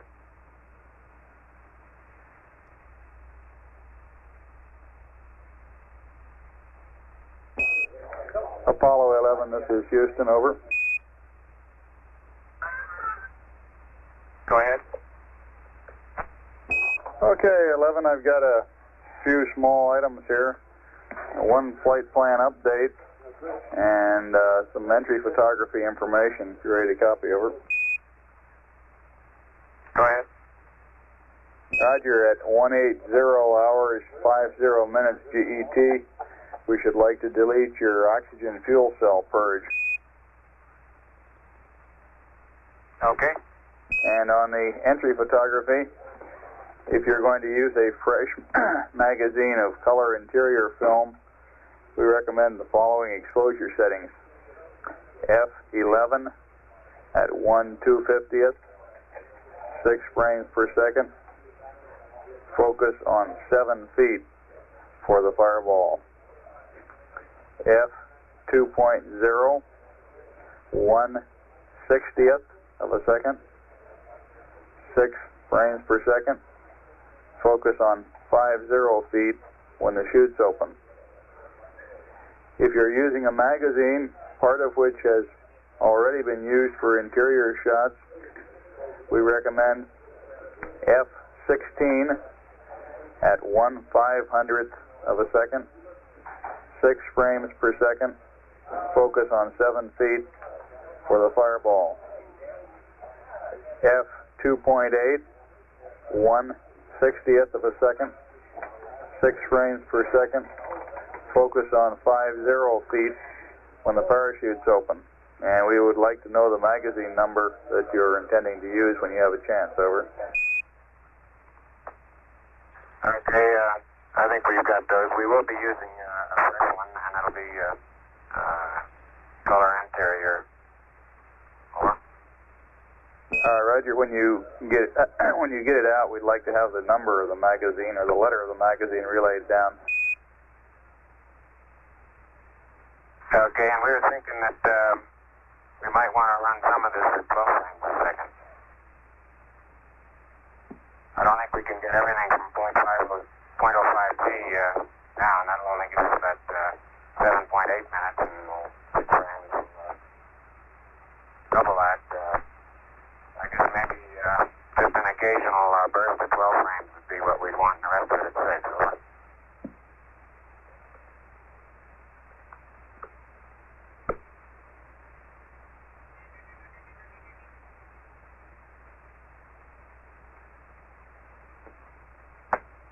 This is Houston. That plan sounds fine with us, Neil.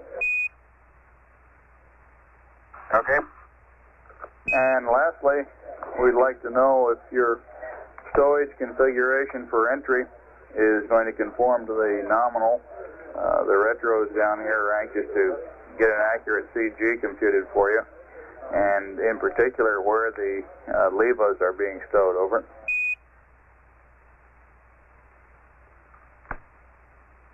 Okay, we think we're going to put the levers and helmets in the hatch bag, and we'll let you know any other non-standard stowage locations that we complete this evening. This is Houston, roger out.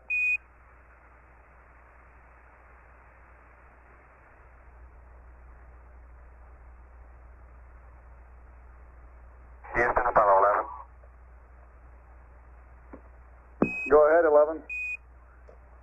Right, so the magazine we'll be using for entry tomorrow is magazine M.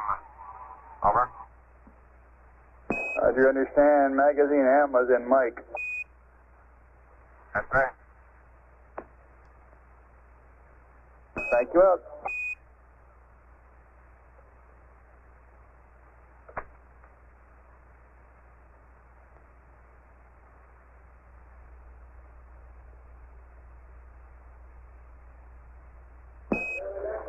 Apollo 11, this is Houston, your friendly green team going off for the night and going off for the last time. We wish to bid you a good night and Godspeed.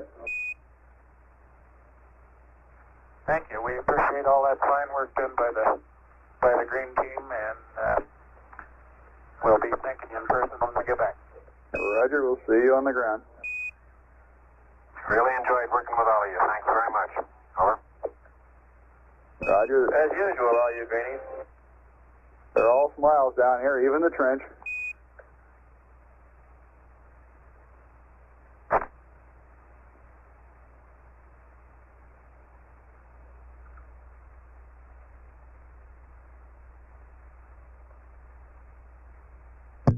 This is Apollo Control. Here in the Mission Operations Control Room of Mission Control Center, the white team of flight controllers under Flight Director Gene Krantz settling in for the 10-hour shift ahead until 5 a.m. Green Team Flight Director Cliff Charlesworth is now en route to the Houston Apollo News Center, and shortly will be there for his change of shift press conference, estimating about 10 minutes for his arrival. We'll continue to monitor the Apollo 11 air-ground circuit should the communications resume. Standing by at 178 hours 25 minutes ground elapsed time. This is Apollo Control.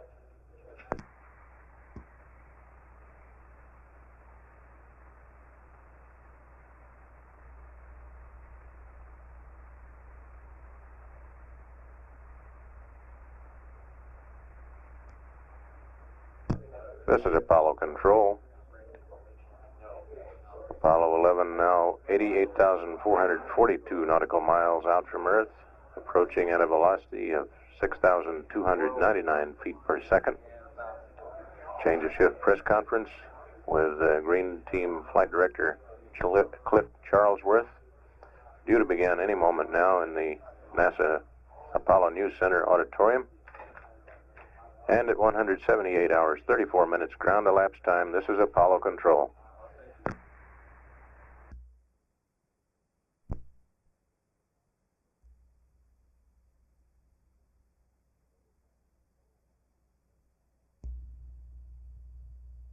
This is Apollo Control, 179 hours, 9 minutes ground elapsed time. During the past half hour, there have been some exchanges between spacecraft communicator Bruce McCandless here in Mission Control and the crew of Apollo 11. One item, they're trying to sort out and troubleshoot some difficulties with the biomedical sensors attached to the chest of Command Module pilot Mike Collins.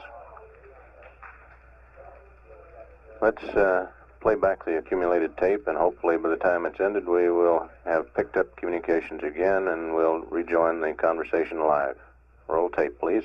Houston, Apollo 11. Apollo 11, this is Houston, over. Roger, how's our thruster firing activity? We're about ready to crank up PTC if you are. Roger, go ahead. Okay, thank you.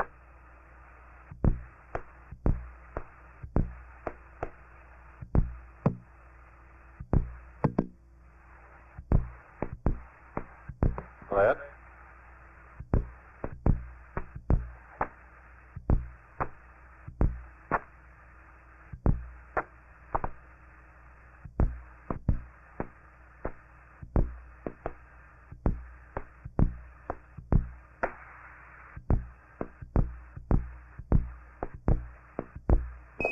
Apollo 11, this is Houston, over.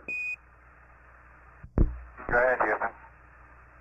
11, we'd like you to shift to an Omni antenna configuration at the present time. We're requesting the S-band antenna Omni switch to Bravo and the S-band antenna Omni switch to Omni. The high gain antenna track in manual, pitch -50, yaw 270, over. Roger, I'll do that right now. Roger, and if Mike has a minute, we'd like to do a little bit of troubleshooting. It seems he's either flat-chested or something because we've lost respiration rate on the Biomed telemetry. That is, the ZPN trace down here is flat. I used safe a little bit ago. They might have. Hold on one. All the blasted wires are all connected, is all I know. Okay, Mike, we had a request that you disconnect the yellow connector from the signal conditioner and verify that it looks okay, reconnect it, and then if you would check the 2 electrodes that are placed, one on each side of your lower rib cage, over. I'll bet you there's a smile on Charlesworth's face. Cliff is not on right now. Gene Krantz just relieved him a few minutes ago. Roger that. All those wires and things look normal up here. Roger, Mike, we could see variations on our trace as you connected and disconnected, but the medics still don't have a signal. Looks like you're sending us a message of some sort. I promise to let you know if I stop breathing.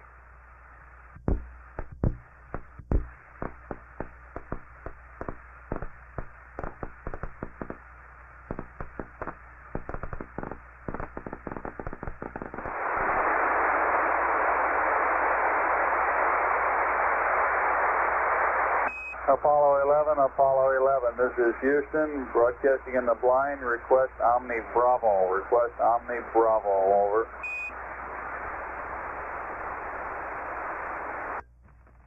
Apollo 11, this is Houston, communication reestablished.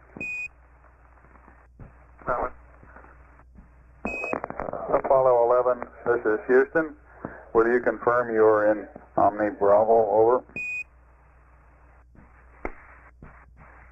Okay, that ought to give it to you. Roger, out.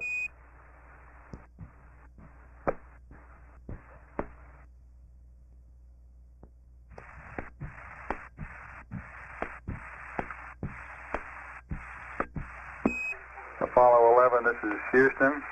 Mike, we're still getting a flat trace on you for the impedance numerograph. Before you turn in this evening, you might try putting some fresh paste in the sensors, and if that doesn't work, the medics have agreed to forget about it, over.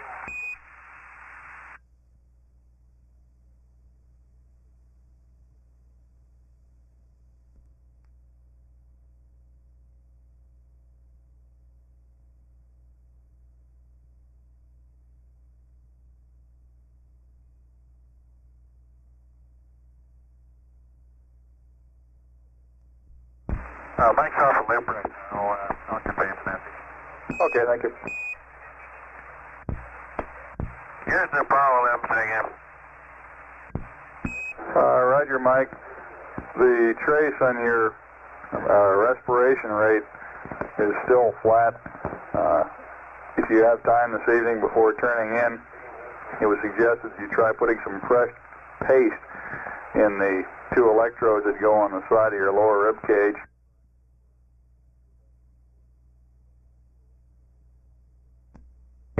And if that doesn't work, just give up on it.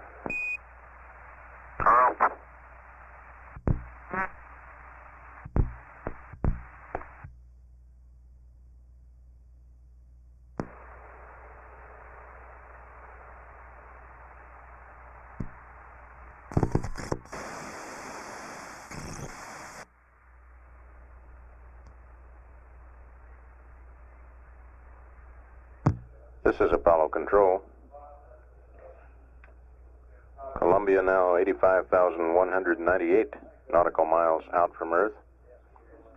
approaching Earth at a velocity of 6,443 feet per second. We're still standing by for resumption of air-to-ground communications.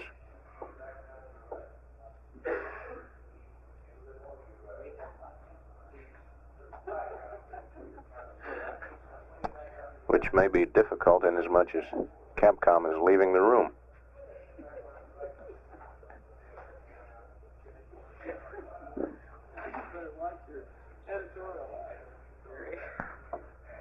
We'll continue to monitor air-ground as the crew prepares for their pre-sleep checklist, sets up the passive thermal control mode,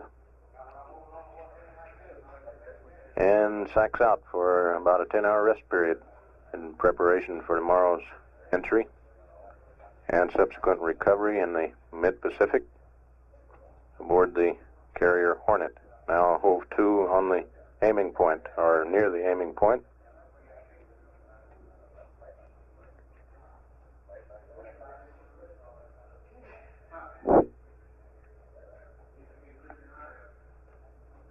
Standing by at 179 hours, 27 minutes ground elapsed time. This is Apollo Control.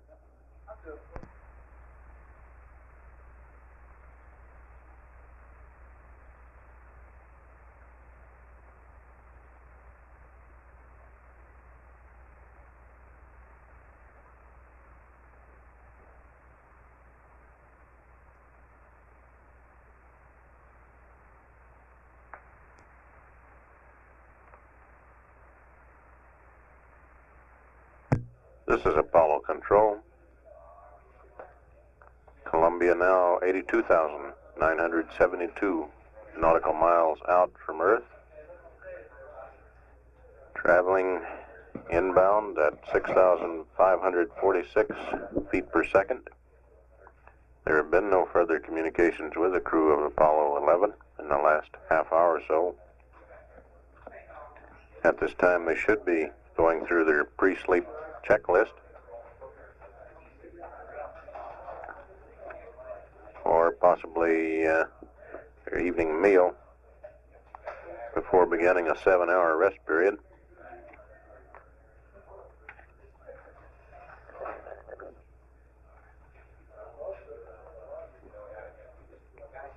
We'll take down the circuit at this time and come back when and if the conversation resumes prior to the time the crew begins their rest period. At 180 hours, 3 minutes, ground elapsed time, this is Apollo Control.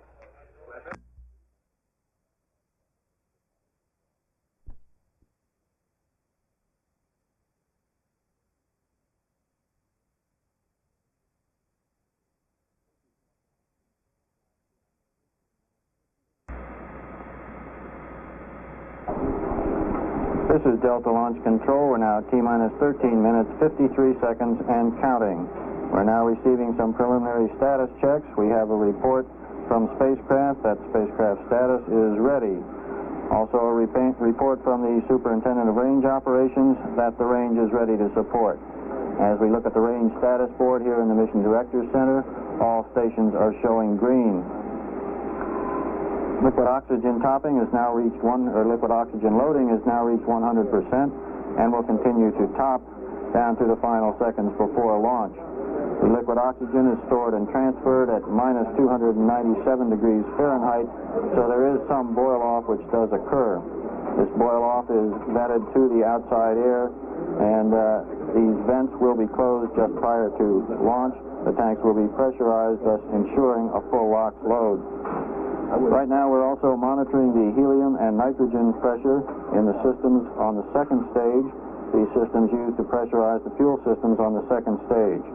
Helium is maintained at approximately 4,350 psig and the nitrogen at 4,000 psig. We'll continue to monitor these. We have one more built-in hold at the countdown, this coming at the T-minus 5 minute mark, and it will be for 5 minutes duration. Now at T-minus 12 minutes, 30 seconds and counting, this is Delta Launch Control.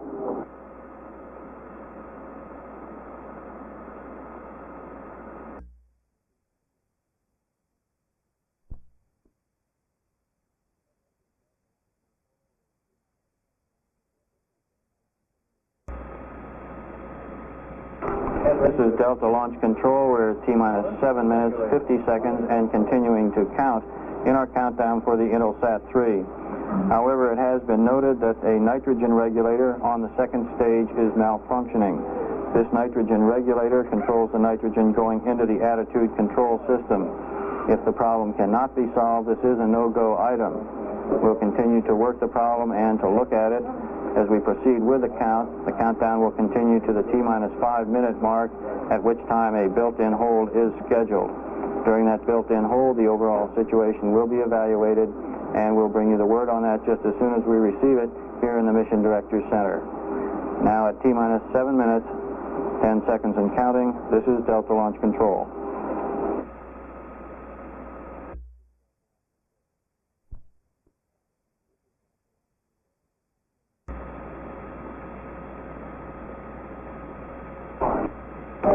This is Delta Launch Control. We're now T-minus 5 minutes and holding. This is our planned built-in hold. We'll take advantage of this hold time to make a further examination of that nitrogen regulator aboard the second stage of the Delta launch vehicle. This nitrogen regulator is malfunctioning at this time. It's used to regulate the nitrogen which flows to the attitude control system in the second stage.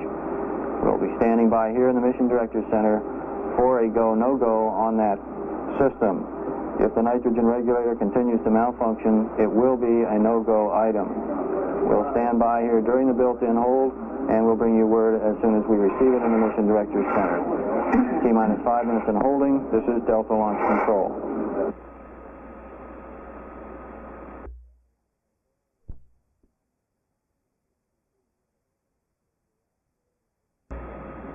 This is Delta Launch Control. We're at T-minus 5 minutes and holding. We've just received word from Launch Director Robert Gray that the launch has been scrubbed for tonight.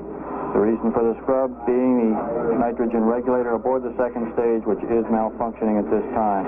This nitrogen regulator regulates the nitrogen going into the attitude control system on the second stage.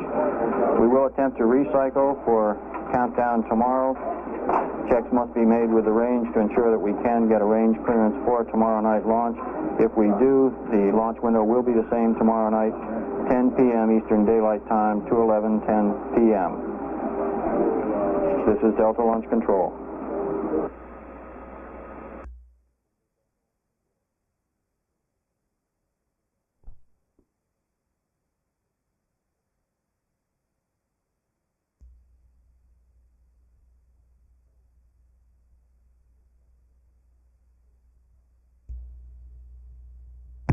This is Apollo Control, 180 hours, 25 minutes, ground elapsed time. We have some 4 minutes accumulated tape in recent transmissions between Columbia and the ground. We'll roll these tapes at this time.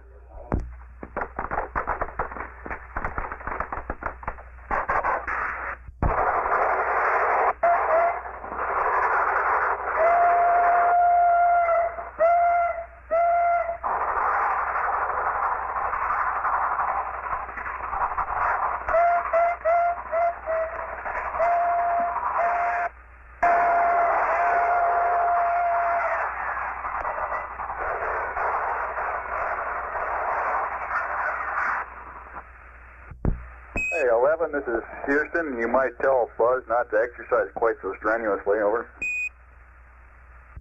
What's the problem? Say again?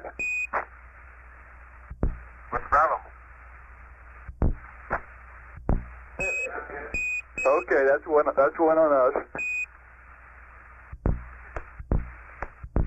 11, Houston, seriously, that comment was just aimed at your musical selection.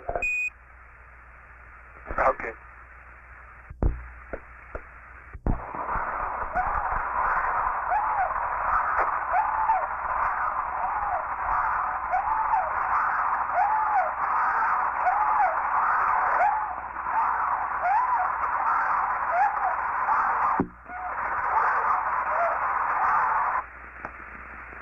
Come on, Neil, not so fast.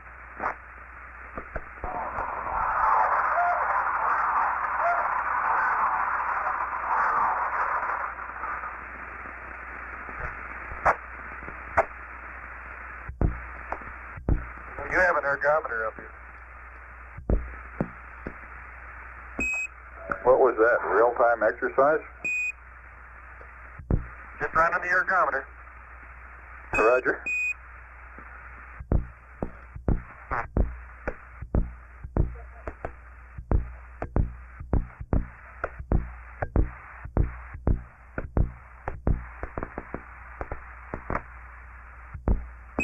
Apollo 11, this is Houston, over. Go ahead, Houston. We'd like to know what your plans are as far as turning in this evening. The flight plan will show you commencing a rest period of about 182 hours. What are you planning to do on that? We're going to be watching the weather here, and we expect to have an update on the weather, I guess, in about another half hour or 45 minutes to pass to you, over. We're going to probably stick with the flight plan pretty much. We are going to check the lights in the northwest corner of U.S. and southwest corner of Canada. If we can see up that high into the northern hemisphere, other than that, we'll be on the flight plan. Roger. For your information, the laser from McDonald Observatory in West Texas will be up from about 181 hours and 30 minutes on for 1 hour. You should be able to spot the Earth out of the number 1 window every time you pass roll 357 degrees, and they, of course, are in West Texas, over. Okay, thank you. How about the number 5 window? Stand by a minute. Roger, for the number 5 window, that'll be every time you pass 230 degrees in roll, over. Beautiful, thank you. You guys are on your toes down there. Must have a new star chart. Must have a new star chart, huh? Oh, we've got a fresh FAO here.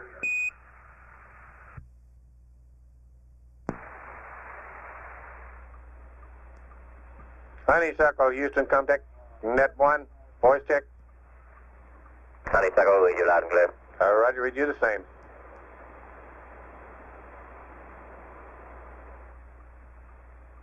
Houston, Apollo 11. How much longer do you want to keep charging battery B? 11, this is Houston. And nominally, we're looking for about another hour and a half, but what we'd like to do is continue charging until shortly before you turn in for the night, over. That'll be fine. Are you going to want to charge A again at all? Negative, 11. Okay. 11, this is Houston. At about 180.45, we'll be handing over from Goldstone to Honeysuckle, and I'm handing over to Charlie. See you when you get back, over. Okay, Bruce. Good night. Thank you. Roger, good night. Thank you very much, Bruce. Been a pleasure working with you. Have a nice trip down. This is Apollo Control. The weird noise has been reported by network controller as not being on the downlink from the spacecraft. Now it's stopped. Let's leave the circuit open here in the period prior to the time the crew goes to sleep and monitor the air-ground circuit.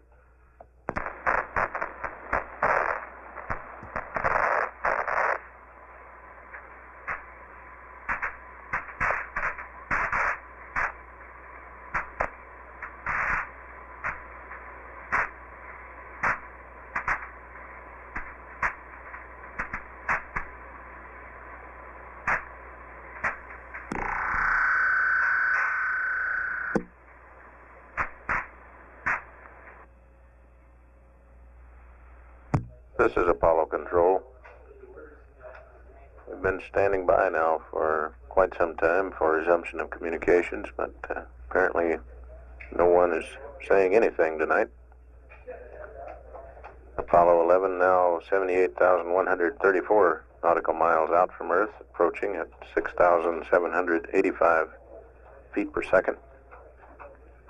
And at 181 hours, 17 minutes, ground elapsed time, this is Apollo control.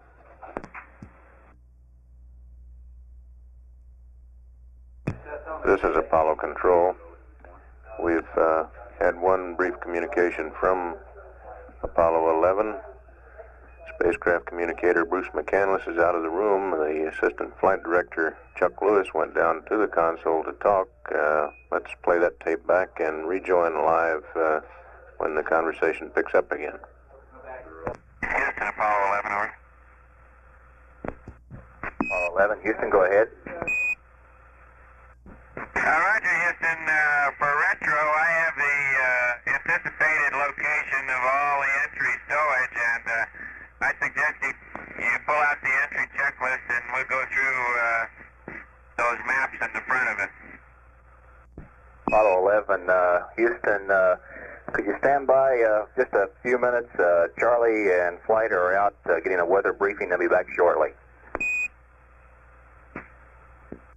This again? Say again? Is this on? No, this is Chuck Lewis.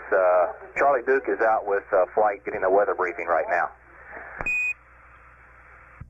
Okay. You're out drinking coffee, I know. They'll be back momentarily.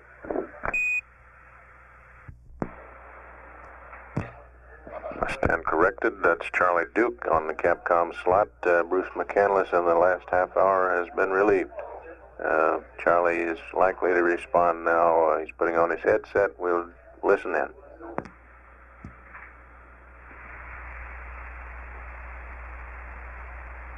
Hello, Apollo 11, Houston, over. Roger, Houston, Apollo 11. Did you get the word on the entry checklist? Roger, Mike. We sure did. We're ready to talk about it if you are, over. I think the quickest thing is go through page by page the first part of the entry checklist where it has a map. Starting on the page with compartment L2 and L3. Are you with me? Roger, with you. Okay, L2 is as shown, L3 is as shown. There's about half the food remaining in L3. Roger.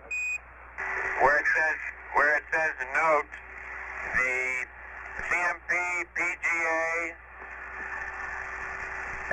is located in the L-shaped bag with the other two PGAs. The LEM shield was jettisoned with the, the CMP's helmet shield was jettisoned with the LEM, and his helmet and gloves, instead of being in the sleep restraint, are in the hatch bag. Okay, let's see now. Your PGA is in the L-shaped bag with the other two PGAs, and your helmet and gloves are in the L-shaped bag instead of the sleep restraint. The helmet and gloves are in the hatch bag, the great big bag that's underneath the left-hand couch that you put the hatch in. Right, that's what I copied. Okay, go ahead. Okay, the next page is identical. Except nitpicking point at R1, we got the entry checklist. Other than that, it's identical. And the third page has got some changes.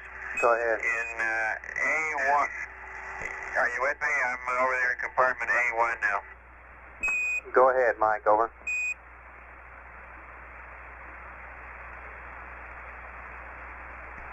Okay, compartment A1, the 16mm magazine will be located in window number 4.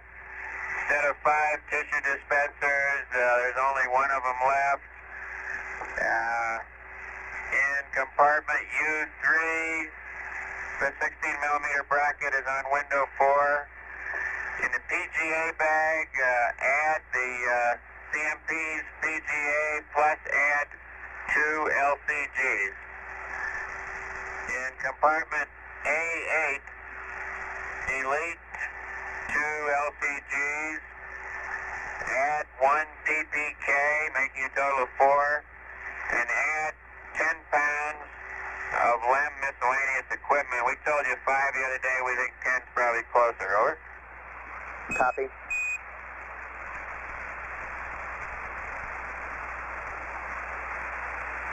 That's all the changes on that page. Ready for the next page?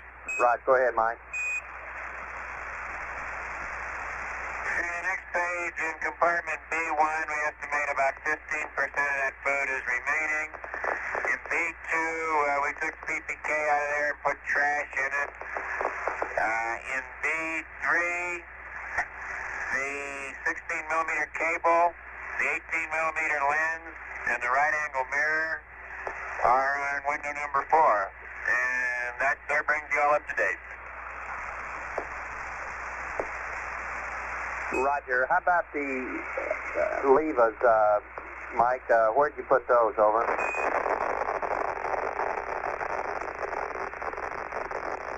They're in the hatch bag. Roger. Stand by. Our only concern, 11, is with the stuff you got in the hatch bag. That's a pretty big bulk between you and AH, and we'd like to talk about moving that over to the sleep restraint. If you'll stand by, I'll verify that, over. Okay.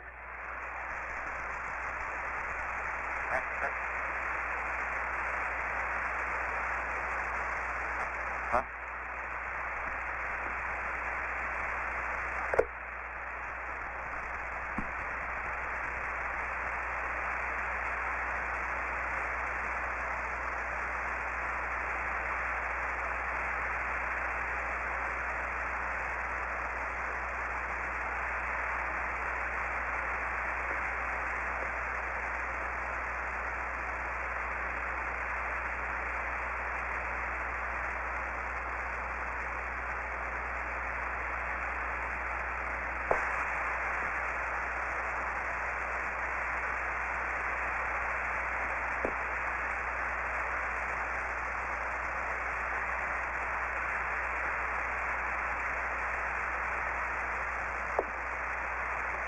11, Houston, our recommendation on the gear you got in the helmet bag, the hatch bag, would be to remove that stuff and put it in the sleep restraint under the right couch. The reason is that the hatch bag straps are only configured for 0G, and it's a pretty difficult job getting it lashed down. With the gear in the sleep restraint, it's a pretty standard lash down procedure, and you can also use the beta cord that you have on board. You concur, over.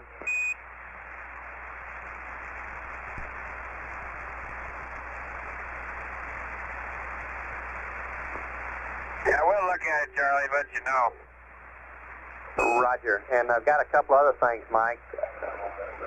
We need to terminate battery B charge at this time. And also the weather is clobbering in at our targeted landing point due to scattered thunderstorms. We don't want to tangle with one of those, so we're going to move your aim point uprange, to be downrange, to target for a 1,500 nautical mile entry, so we can guarantee uplift control. The new coordinates are 13 degrees, 19 minutes north, 169, 10 minutes west. The weather in that area is super. We got 2,000 scattered, 8,000 scattered, with 10 miles visibility and 6-foot seas. And the Hornet is sitting in great position to get to that targeted position, over.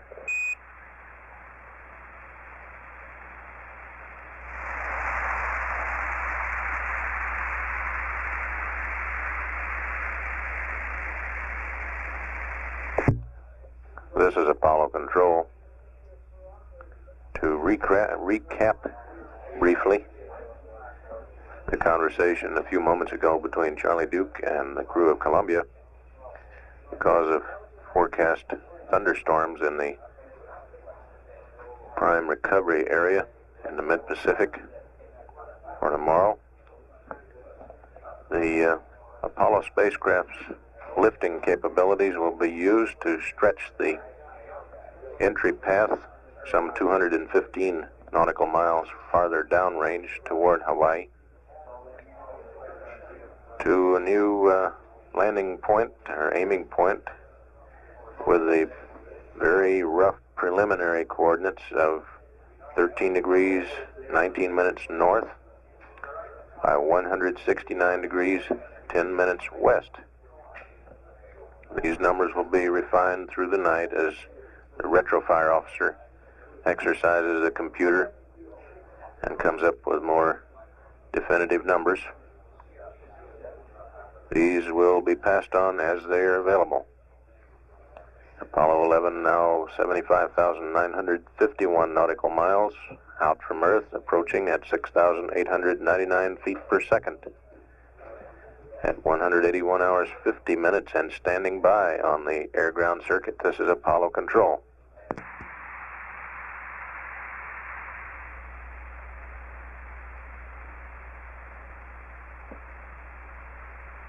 Apollo 11, Houston, some of the general last-minute updates here. On the entry, we were told you on the camera to set it at 50 feet. Turns out the biggest number on the camera is 25 feet, so just set it at infinity. Over. Roger, Tony.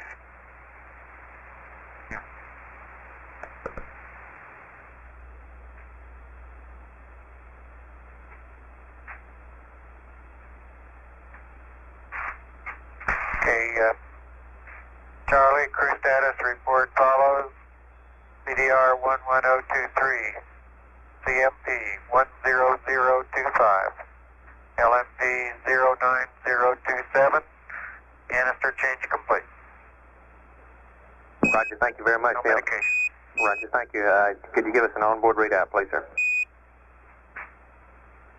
Stand by. Okay, bat C 37, pyrobat A 37, bat B 37, RCSA 51, D 63, C 62, D 58. Roger, copy. Thank you much.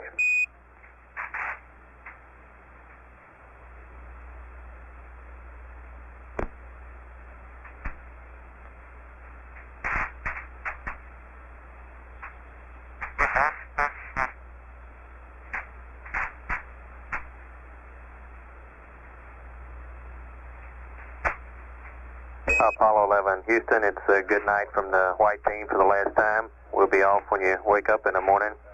It's been a pleasure working with you guys. It was a beautiful show from all three of you. We appreciate it very much, and we'll see you when you get out of the LRL. Over.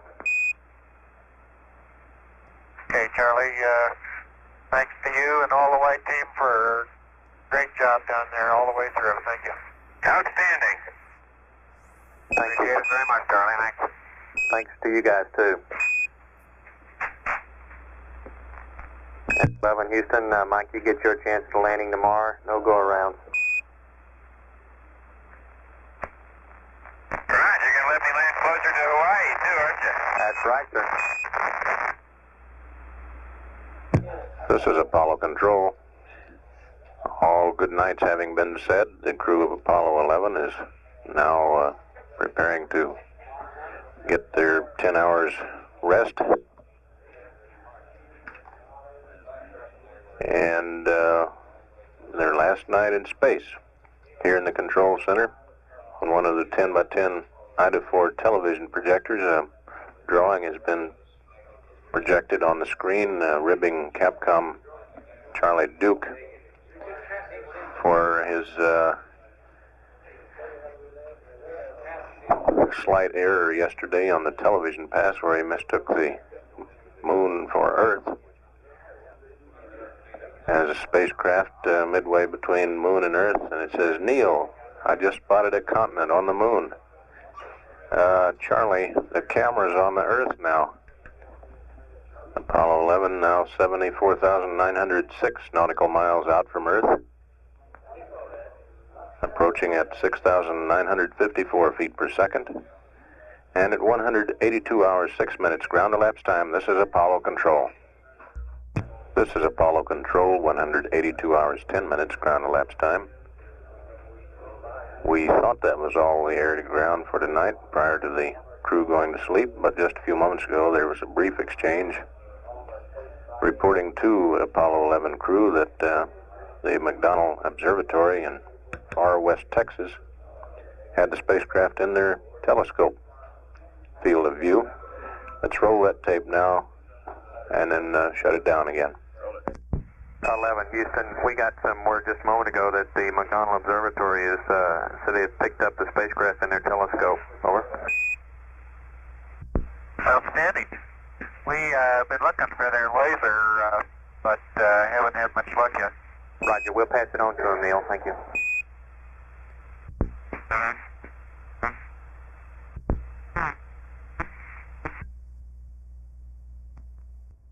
This is Apollo Control. That completes the very brief exchange of a few moments ago. At 182 hours, 11 minutes, ground elapsed time, this is Apollo Control. This is Apollo Control, 183 hours, 25 minutes, ground elapsed time. Columbia spacecraft now 69,520 nautical miles out from Earth, approaching at 7,262 feet per second. Crew now in their rest period. Started their sleep period a little over an hour ago. To reiterate the change in landing point, this is a weather avoidance situation where thunderstorms are forecast for the aiming point, the original aiming point in the mid-Pacific.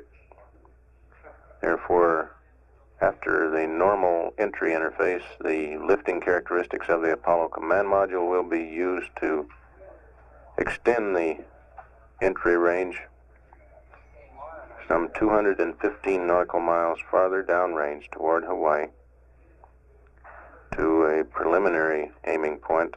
That is, the aiming point may shift around between now and entry, which is some 11 hours, 36 minutes from now. But at any rate, the aiming point as calculated now is some 13 degrees, 19 minutes north latitude by 169 degrees, 10 minutes west longitude.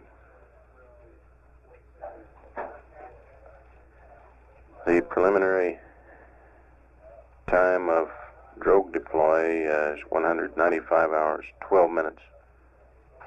As you were, yes, 195 hours, 12 minutes, 4 seconds. And the net extension over the earlier splash time is something like 40 seconds. At 183 hours, 27 minutes ground elapsed time, this is Apollo Control. This is Apollo Control. 185 hours, 29 minutes ground elapsed time. 9 hours, 33 minutes until entry.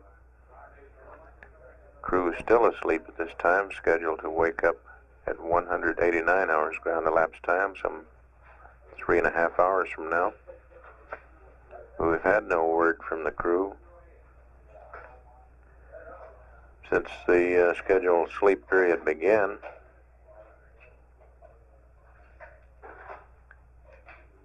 Apollo 11 now 61,034 nautical miles out from Earth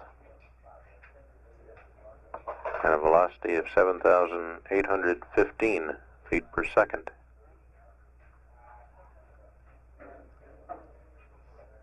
At 185 hours, 30 minutes ground elapsed time, this is Apollo Control.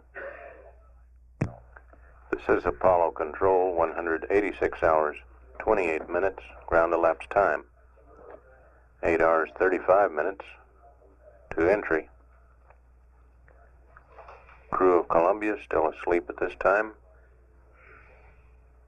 Some 2.5 hours away from wake-up time at 189 hours ground elapsed time.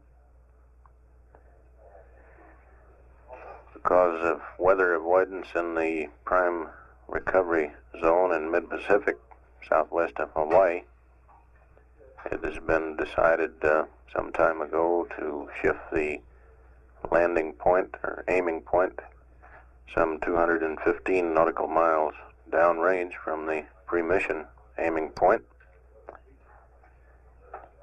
And all of the numbers concerned with entry and post-entry events have been generated,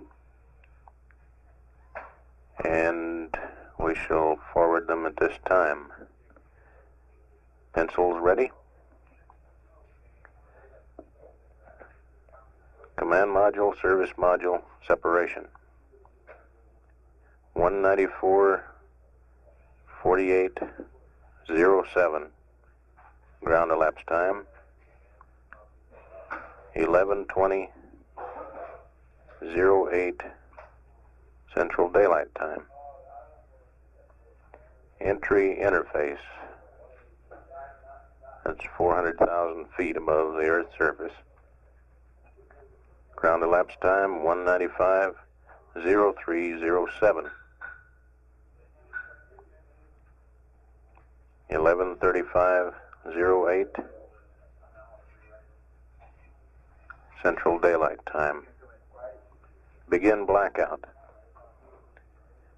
195:03:25 ground elapsed time. 11:35:26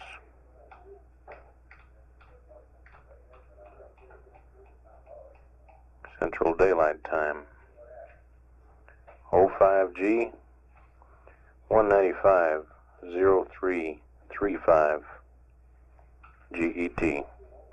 11:35:36 CDT. End of blackout. 195:06:56 GET. 11:38:57 CDT. Drogue chutes deploy. 195:12:04 GET. 11:44:05 CDT. Main chutes deploy. 195:12:52 11:44:53 CDT. Touchdown 195:17:49 GET. 11:49:50 CDT. Maximum G loading to be pulled during the entry phase will be 6.12 Gs. Entry velocity, that's at entry interface of 400,000 feet, will be 36,194 feet per second. Flight path angle minus 6.5 degrees. Aiming point location 13 degrees 19 minutes north latitude, 169 degrees 09 minutes west longitude.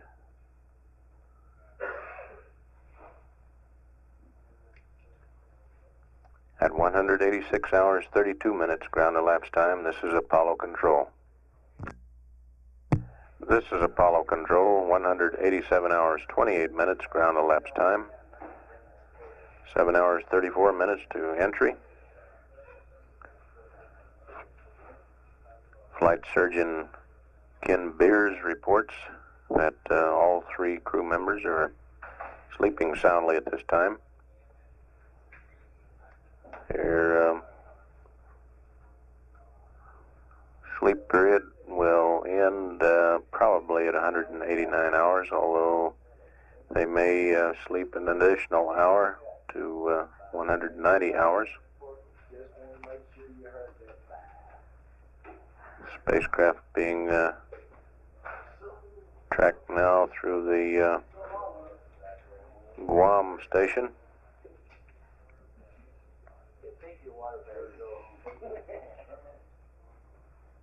A line projected out from Earth to what's called a sub-satellite point, or the point directly under the spacecraft, would put it over dead center of Australia.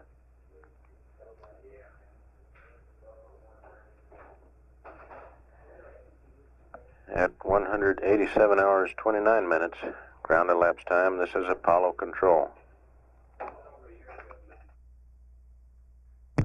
This is Apollo control, 188 hours 28 minutes, ground elapsed time.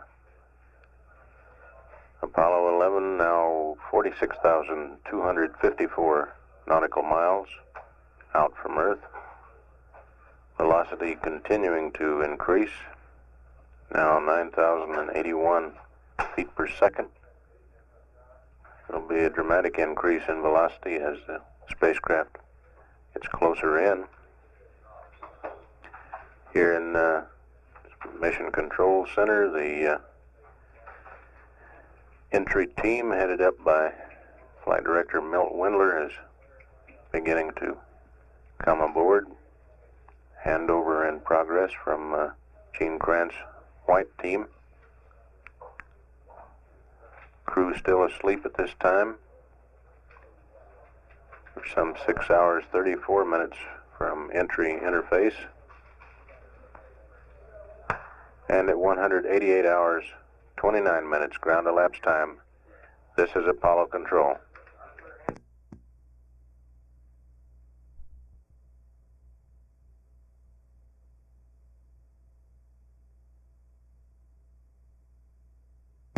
This is Apollo control at 188 hours 43 minutes. Midcourse correction number 7 has been canceled, and we will add 1 hour of rest time to the flight plan. Crew will be awakened at 190 hours elapsed time. To repeat, we have canceled midcourse correction number 7, and we will allow the crew to sleep until 190 hours elapsed time. This is Mission Control, Houston. This is Apollo Control at 189 hours 28 minutes. Apollo 11 is 40,961 nautical miles from the Earth, approaching at a velocity of 9,671 feet per second. Midcourse correction number 7 has been canceled, and as a result, we will let the crew sleep until an elapsed time of 190 hours. Weather in the recovery area. Well, we're getting a call from Apollo 11 now. Let's listen to that. Roger. Good morning. What's the status on Midcourse 7? Roger, we were going to let you sleep in until about 190 hours. Midcourse 7 is not required. Okay, thank you.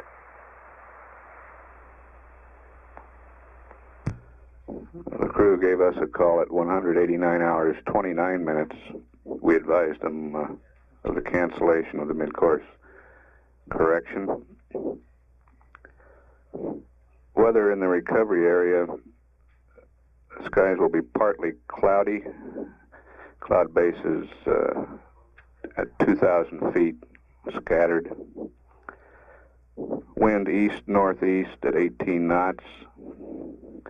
6-foot sea, temperature near 80 degrees.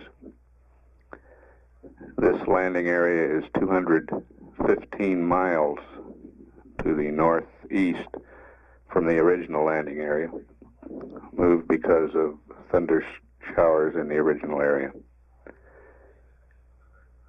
This new location should allow the recovery ship USS Hornet to arrive in Hawaii 4 to 5 hours earlier than originally planned.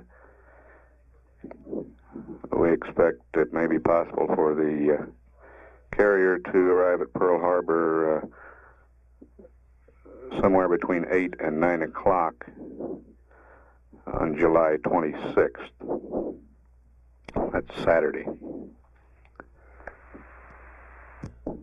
The crew is probably preparing breakfast now, and it's not likely we'll hear a lot from them right away, but we'll continue to stay up live for any conversation. Visibility in the recovery area is 10 miles. The clock shows we're 5.5 hours away from entry interface, the point at which Apollo 11 will enter the Earth's atmosphere.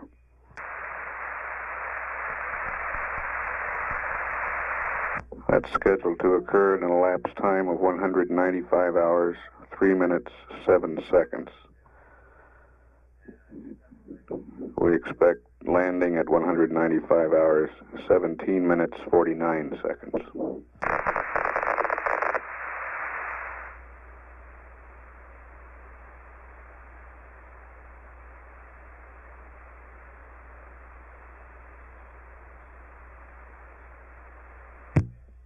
This is Apollo Control. Apollo 11 is now 38,793 nautical miles from the Earth. Velocity 9,947 feet per second.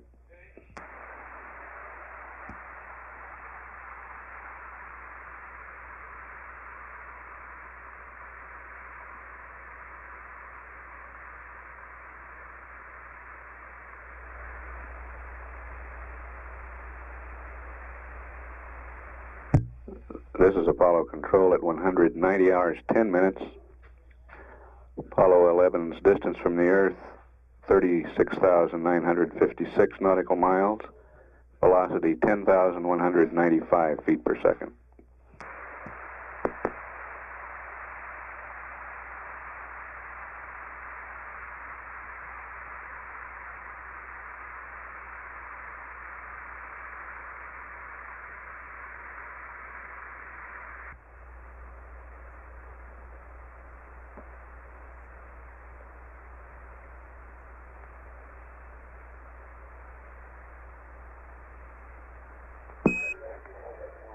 Apollo 11, good morning from Houston, over. Good morning, 11.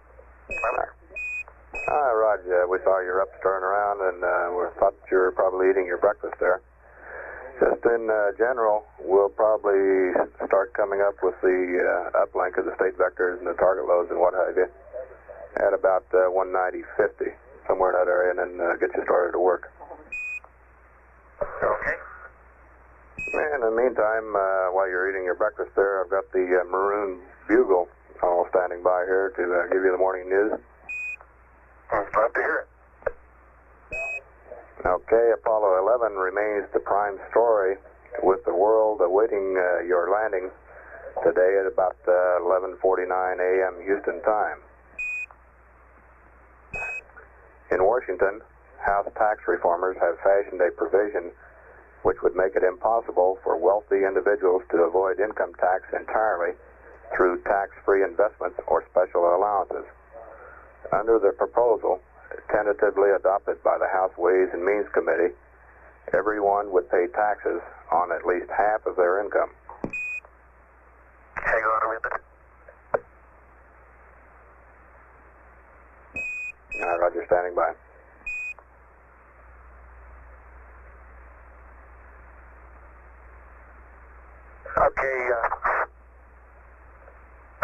Okay, Ron, we're ready to go again. Thank you. Roger, continuing with the Maroon Bugle. President Nixon surprised your wives with a phone call from San Francisco just before he boarded a plane to fly out to meet you. All of them were very touched by your television broadcast. Jan and Pat watched from Mission Control here.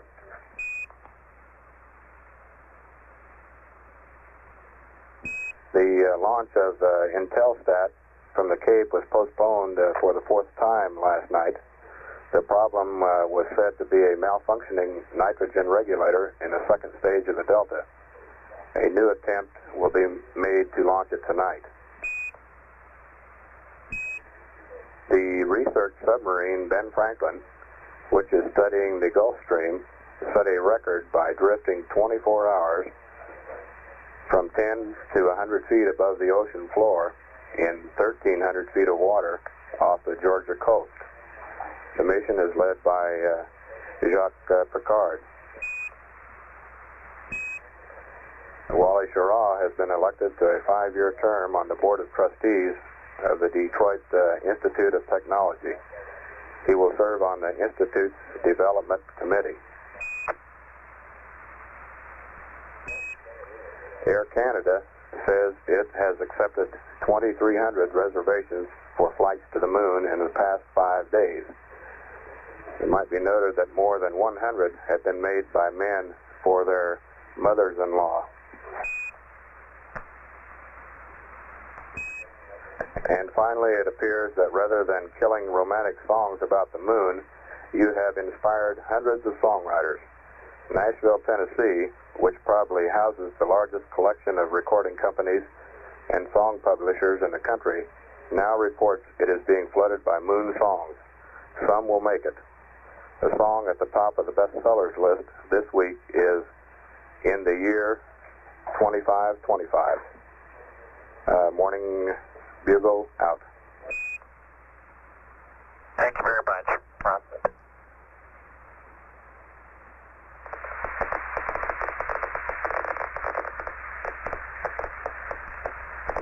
Your crew status report, 5.5, 7, 5.5. Apollo 11, Houston, roger, we copy. And have your consumables update if you're ready to copy. Go ahead. Roger, GET 189 plus 00. RCS total minus 1%. Alpha minus 11. Bravo plus 10. Charlie minus 1. Delta minus 1. H2 total minus 0.76 pounds. Oxygen total plus 17.6 pounds. Over. Okay, doesn't look like we're going to be able to get quite back on the flight plan.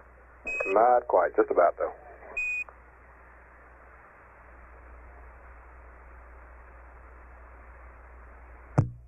This is Apollo Control at 190 hours 34 minutes.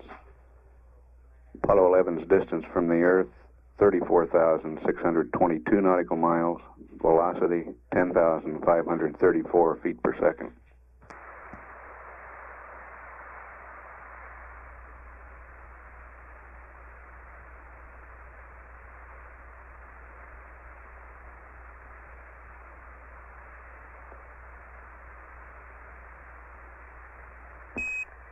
Apollo 11 Houston, request pull and accept, and we'll send you rest mat, state vector, and entry target load. Over. You have it.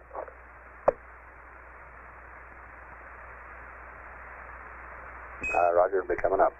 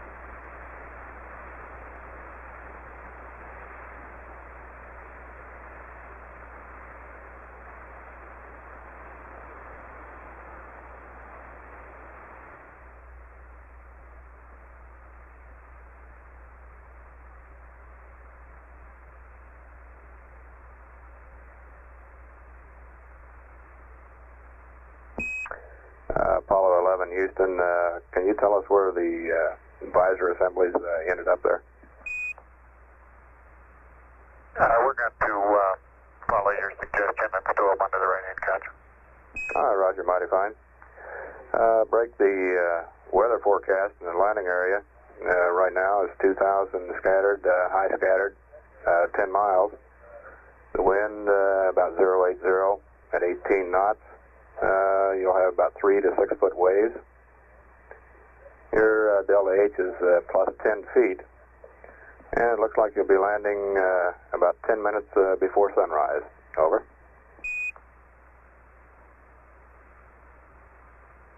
Okay, sounds good. Roger.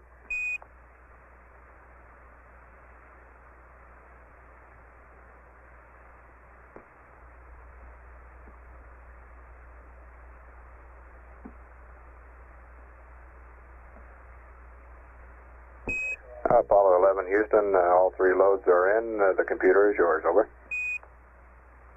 Roger.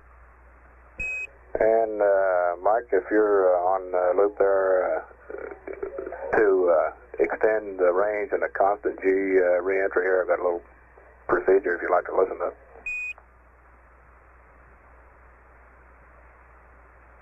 Stand by one. Roger. All right, the middle is Mark. Due to be with you in about 5 minutes. Sure, no problem. Standing by.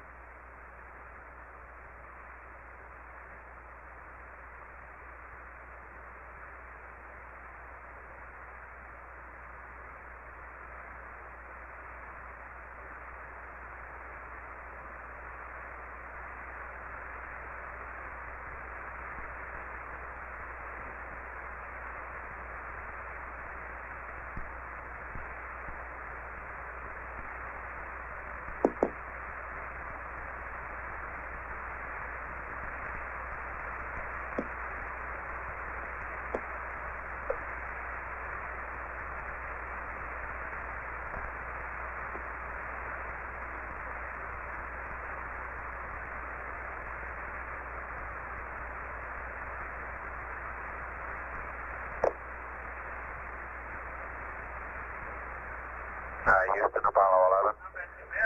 Hey, Ron, I wonder if you could give us a good Navy explanation for this delta H term, over. Roger, let me think about it and I'll come back. You too, huh? Right.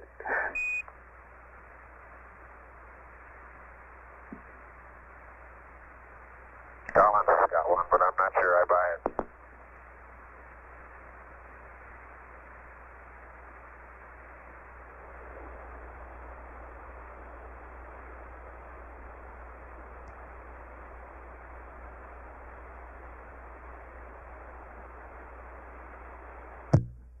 This is Apollo Control at 190 hours 56 minutes. Apollo 11's distance from Earth, 32,447 nautical miles. Velocity, 10,876 feet per second.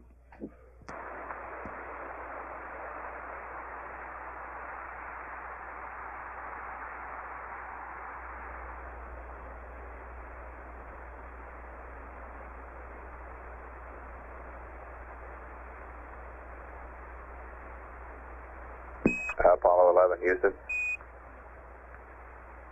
Go ahead. Roger, 11. We don't have to worry about it anymore. The altimeter out there is now standard, 29.92. But basically what it means is if I give you a plus 10 feet, for instance, that means you will hit the water with the altimeter reading 10 feet. Over. All right. Collins was wrong.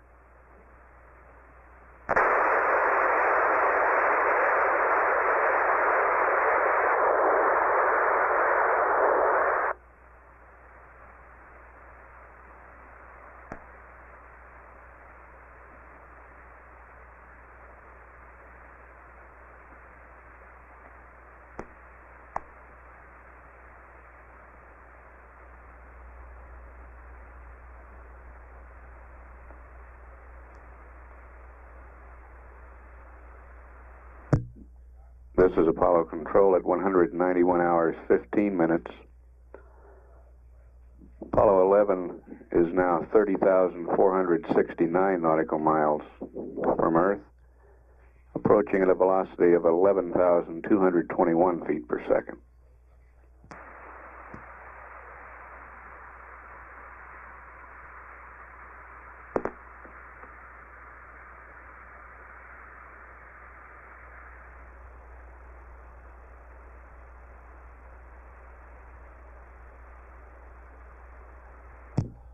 This is Apollo Control at 191 hours 38 minutes. Apollo 11's distance from Earth now 27,979 nautical miles, velocity 11,689 feet per second.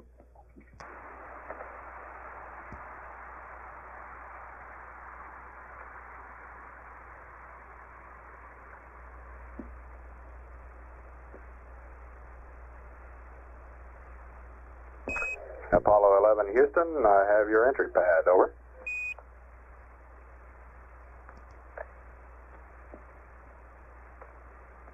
Stand by. And Roger, standing by.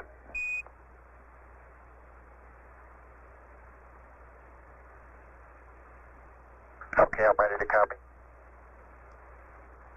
Roger, entry pad area is the mid-Pacific. Roll 000 152 001. GET 1944606 267.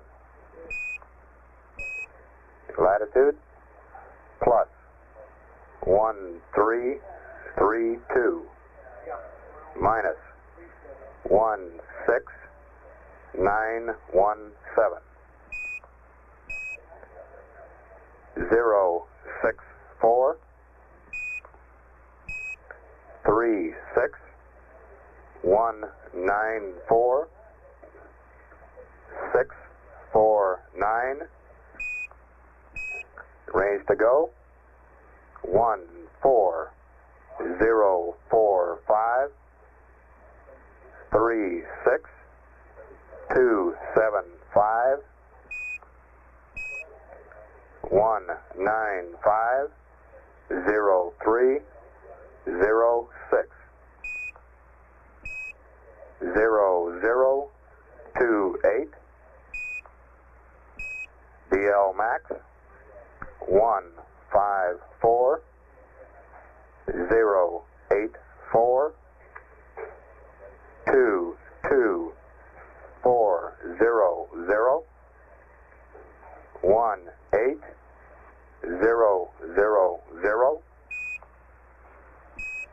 D0 400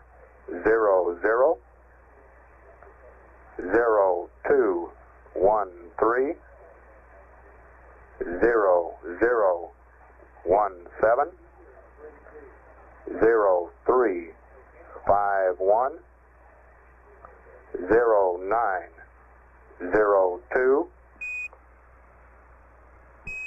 Sexton star 45 0189 277. Foresight star, none available. Lift vector up. Comments? GDC align, Vega and Deneb. Roll 078. Pitch 223. Yaw 340.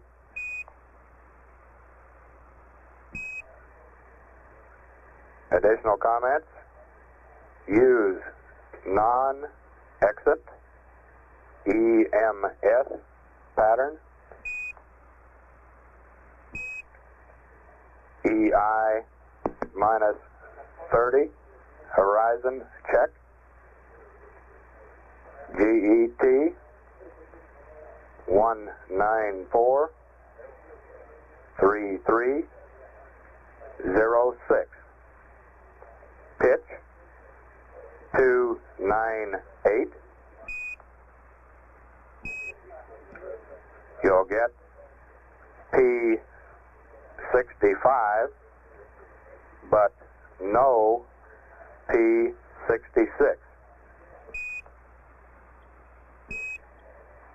Additional note, initial bank angle in P67 may not be full lift. Apollo 11 Houston, read back.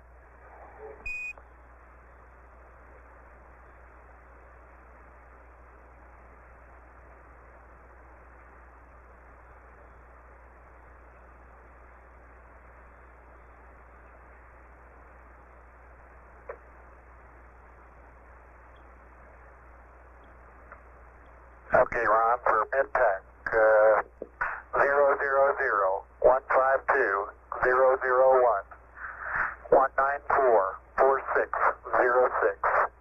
267, plus 1332, minus 169er17, 064, 36194, 649, 14045, 36275, 195 0306, 0028, 154, 084, 2240, 180, 400, 0213, 0017, 0351, 0902, 45, 0189, 277, not available.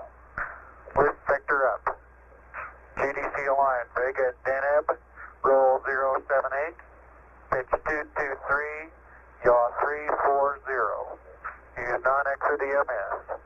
EI minus 30 horizon check, 194, 3306, pitch 298. Initial bank angle in P67 may not be full lift. We will get P65 and no P66. Apollo 11 Houston, roger on your GDC Align pitch. It should be 233.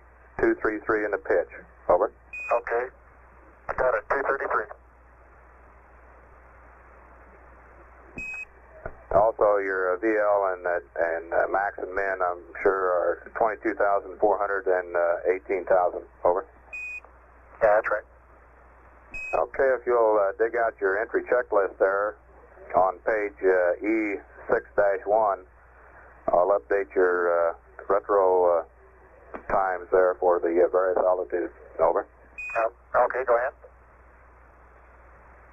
Okay, on page E6-1, your RRT is 0720.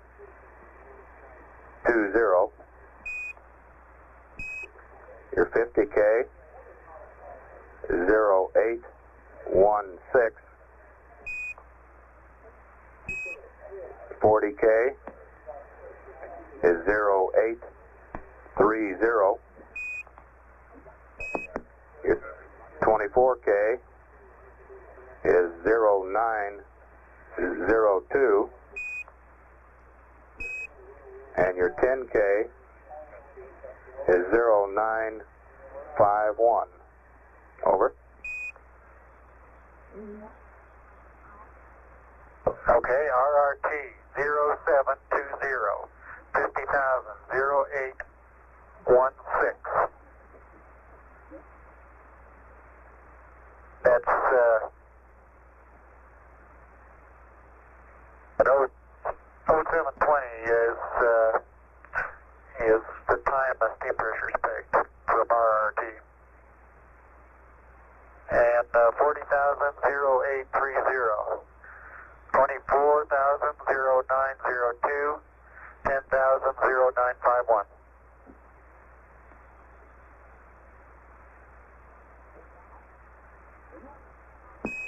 11 Houston, you started out right, and then the numbers you read back were correct, but I didn't get your comment in between there.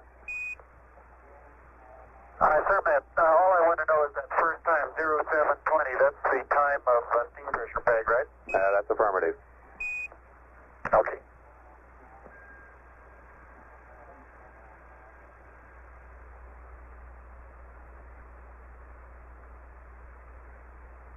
Houston, Apollo 11, Ron, I'm ready to copy your message about the constant drag level.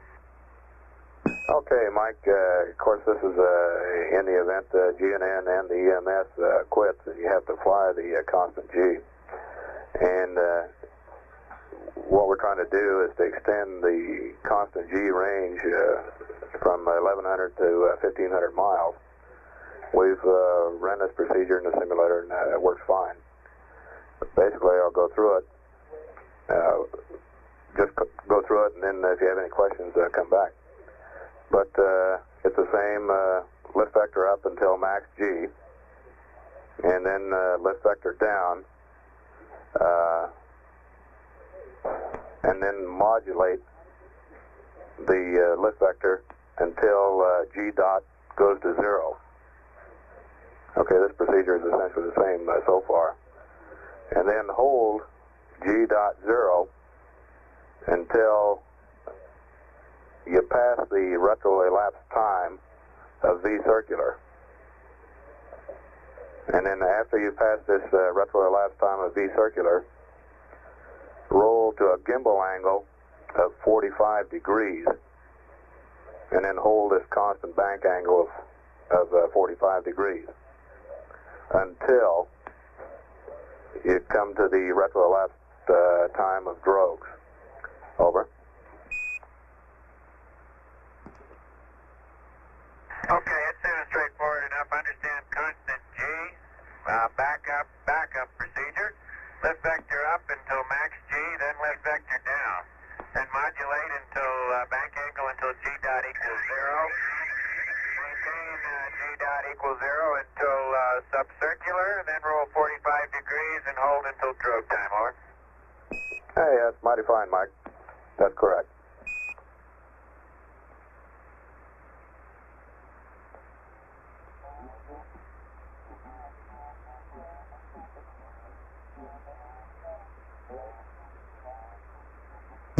This is Apollo Control at 192 hours, 2 minutes. This will be the first time in Apollo that crews have flown lift vector up during re-entry. Normally, lift vector is down. However, we want to extend the range by 215 miles. So for a short period, about a minute and 25 seconds during the blackout period, spacecraft will be flown with lift vector up. The computer program for that is number 65, up control.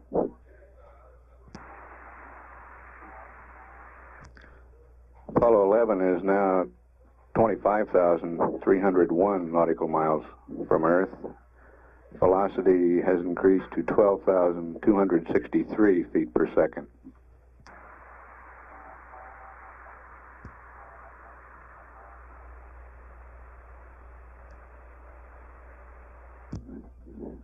This is Apollo Control at 192 hours, 30 minutes.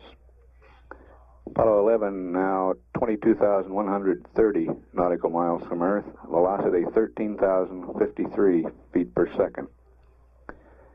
We're 2 hours, 32 minutes, 32 seconds away from entry interface.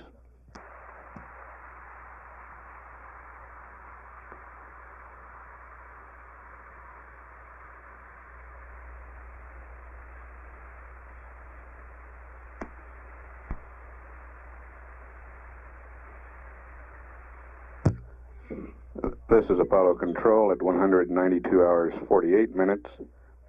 Apollo 11 is 19,914 nautical miles from the Earth, approaching at a velocity of 13,695 feet per second. We're 2 hours 14 minutes 16 seconds away from entry into the atmosphere. And the U.S. Air Force C-135 crew will attempt to photograph this re-entry of the command module. Aircraft designated ALOTS for Airborne Lightweight Optical Tracker System.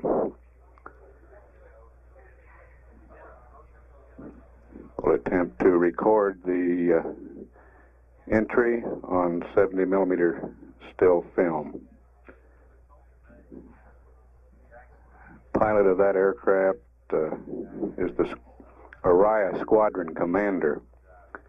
3 of his Araya aircraft will be in the entry area to provide communications during re-entry of the command module.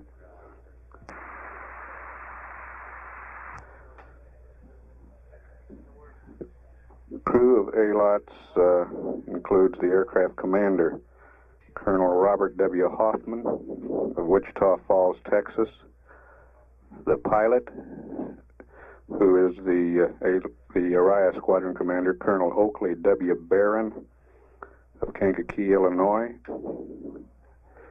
co-pilot Lieutenant Colonel Wallace L. Emery, San Angelo, Texas. Navigators are Lieutenant Colonel Irvin O. Stewart, Jr., Greensboro, North Carolina, and Major Charles W. Hinton, Mount Auburn, Illinois. The photographic specialist, Master Sergeant Paul T. Schweizkowski, whose hometown is not listed. Colonel Barron's nickname is the Red Baron. He's a veteran of more than 10,000 flying hours and has flown more than 80 different types of aircraft.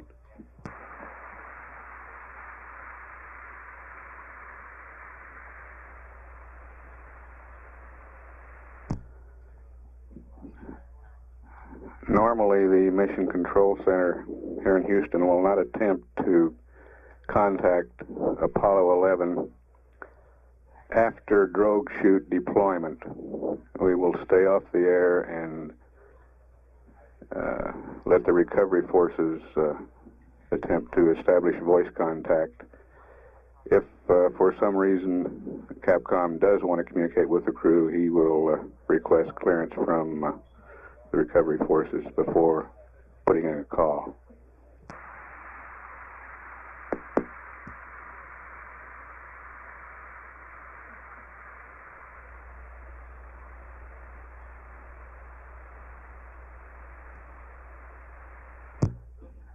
This is Apollo Control at 192 hours 55 minutes.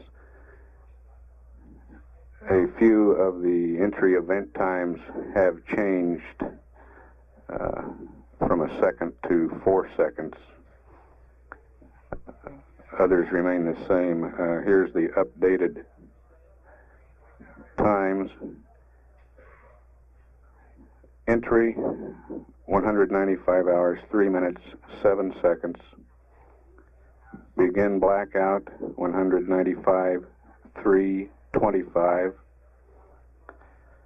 05G 1950336. End blackout 1950700.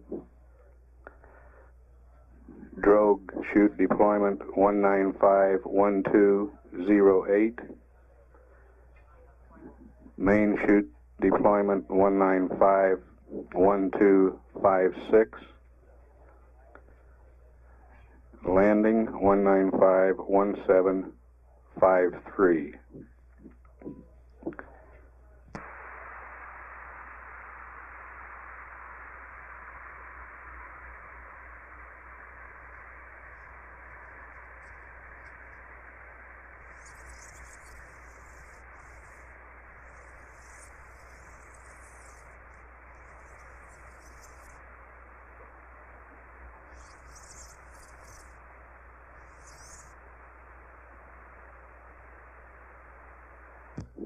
maximum G load expected during entry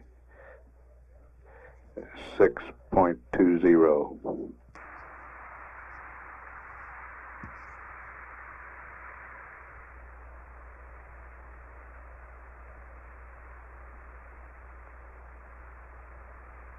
This entry timeline is my kind of timeline, nice and slow. 11 Houston, Roger, it sure is. ETOM is anxiously awaiting his big moment here for the logic sequence check whenever you're ready. Okay, we'll be ready for that in just a flash. Roger.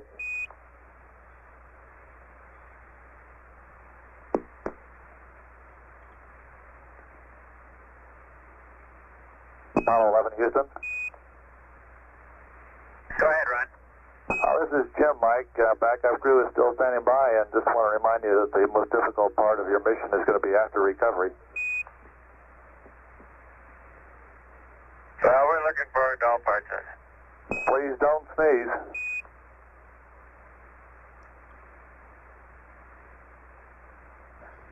Yeah, keep the mice healthy.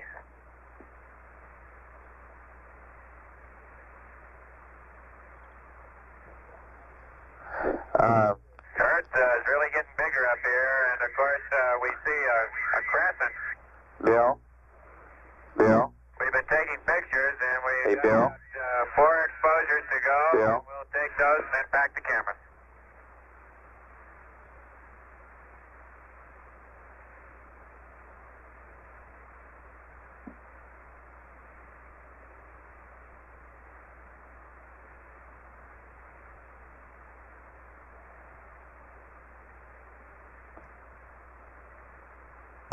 And the Apollo 11 backup crew has joined Capcom Ron Evans at his console, Jim Lovell, Bill Anders, and Fred Hayes.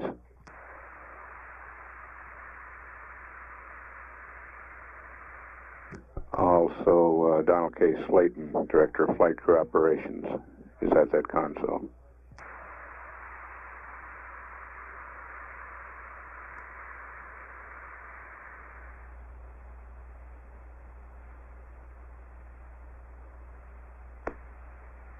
Houston, Apollo 11, we're ready for the logic check whenever you are. We're standing by to arm the logic. We've got the ELS logic on, ELS auto, and all the circuit breakers in.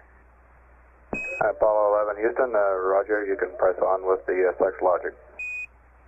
Okay, logic 1 coming on, mark it. Logic 2 coming on, mark it.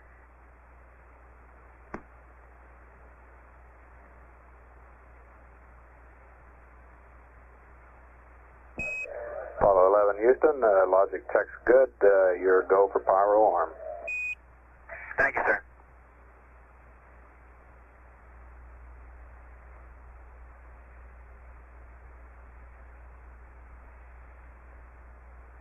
Hi, Houston. Apollo 11 has got VHF and HF back on whenever you want to make contact. Apollo 11 Houston, Roger, you faded out a little bit there, Buzz. I understand you have the VHF Simplex A on now. Is that correct? Over. That's affirmative, VHF Simplex A, and we're PR at VHF. Roger, mighty fine. We'll watch it as you're coming on in and let you know when the intelligibility is up, and we'll make a voice check with you at that time.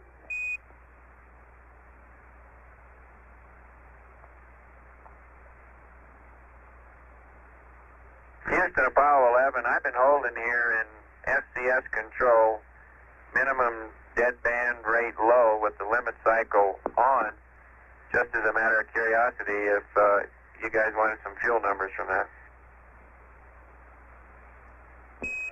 11 Houston, Roger, we copy in. We've been figuring it out. Okay. It's a pleasure to be able to waste gas. Roger, that's affirmed.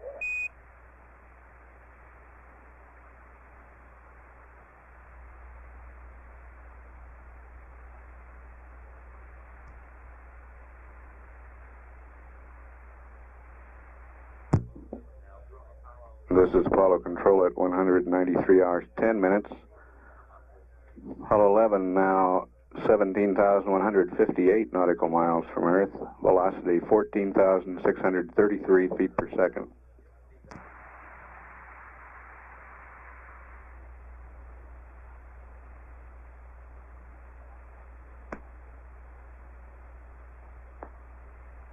Apollo 11, Houston, with a little recovery force information, over. Go ahead. Roger, the Hornet is on station, just far enough off the target point to keep from getting hit. Recovery 1 are the choppers there, they're on station. And Hawaii Rescue 1 and 2, the C-130s are within 40 minutes of your target point. Over.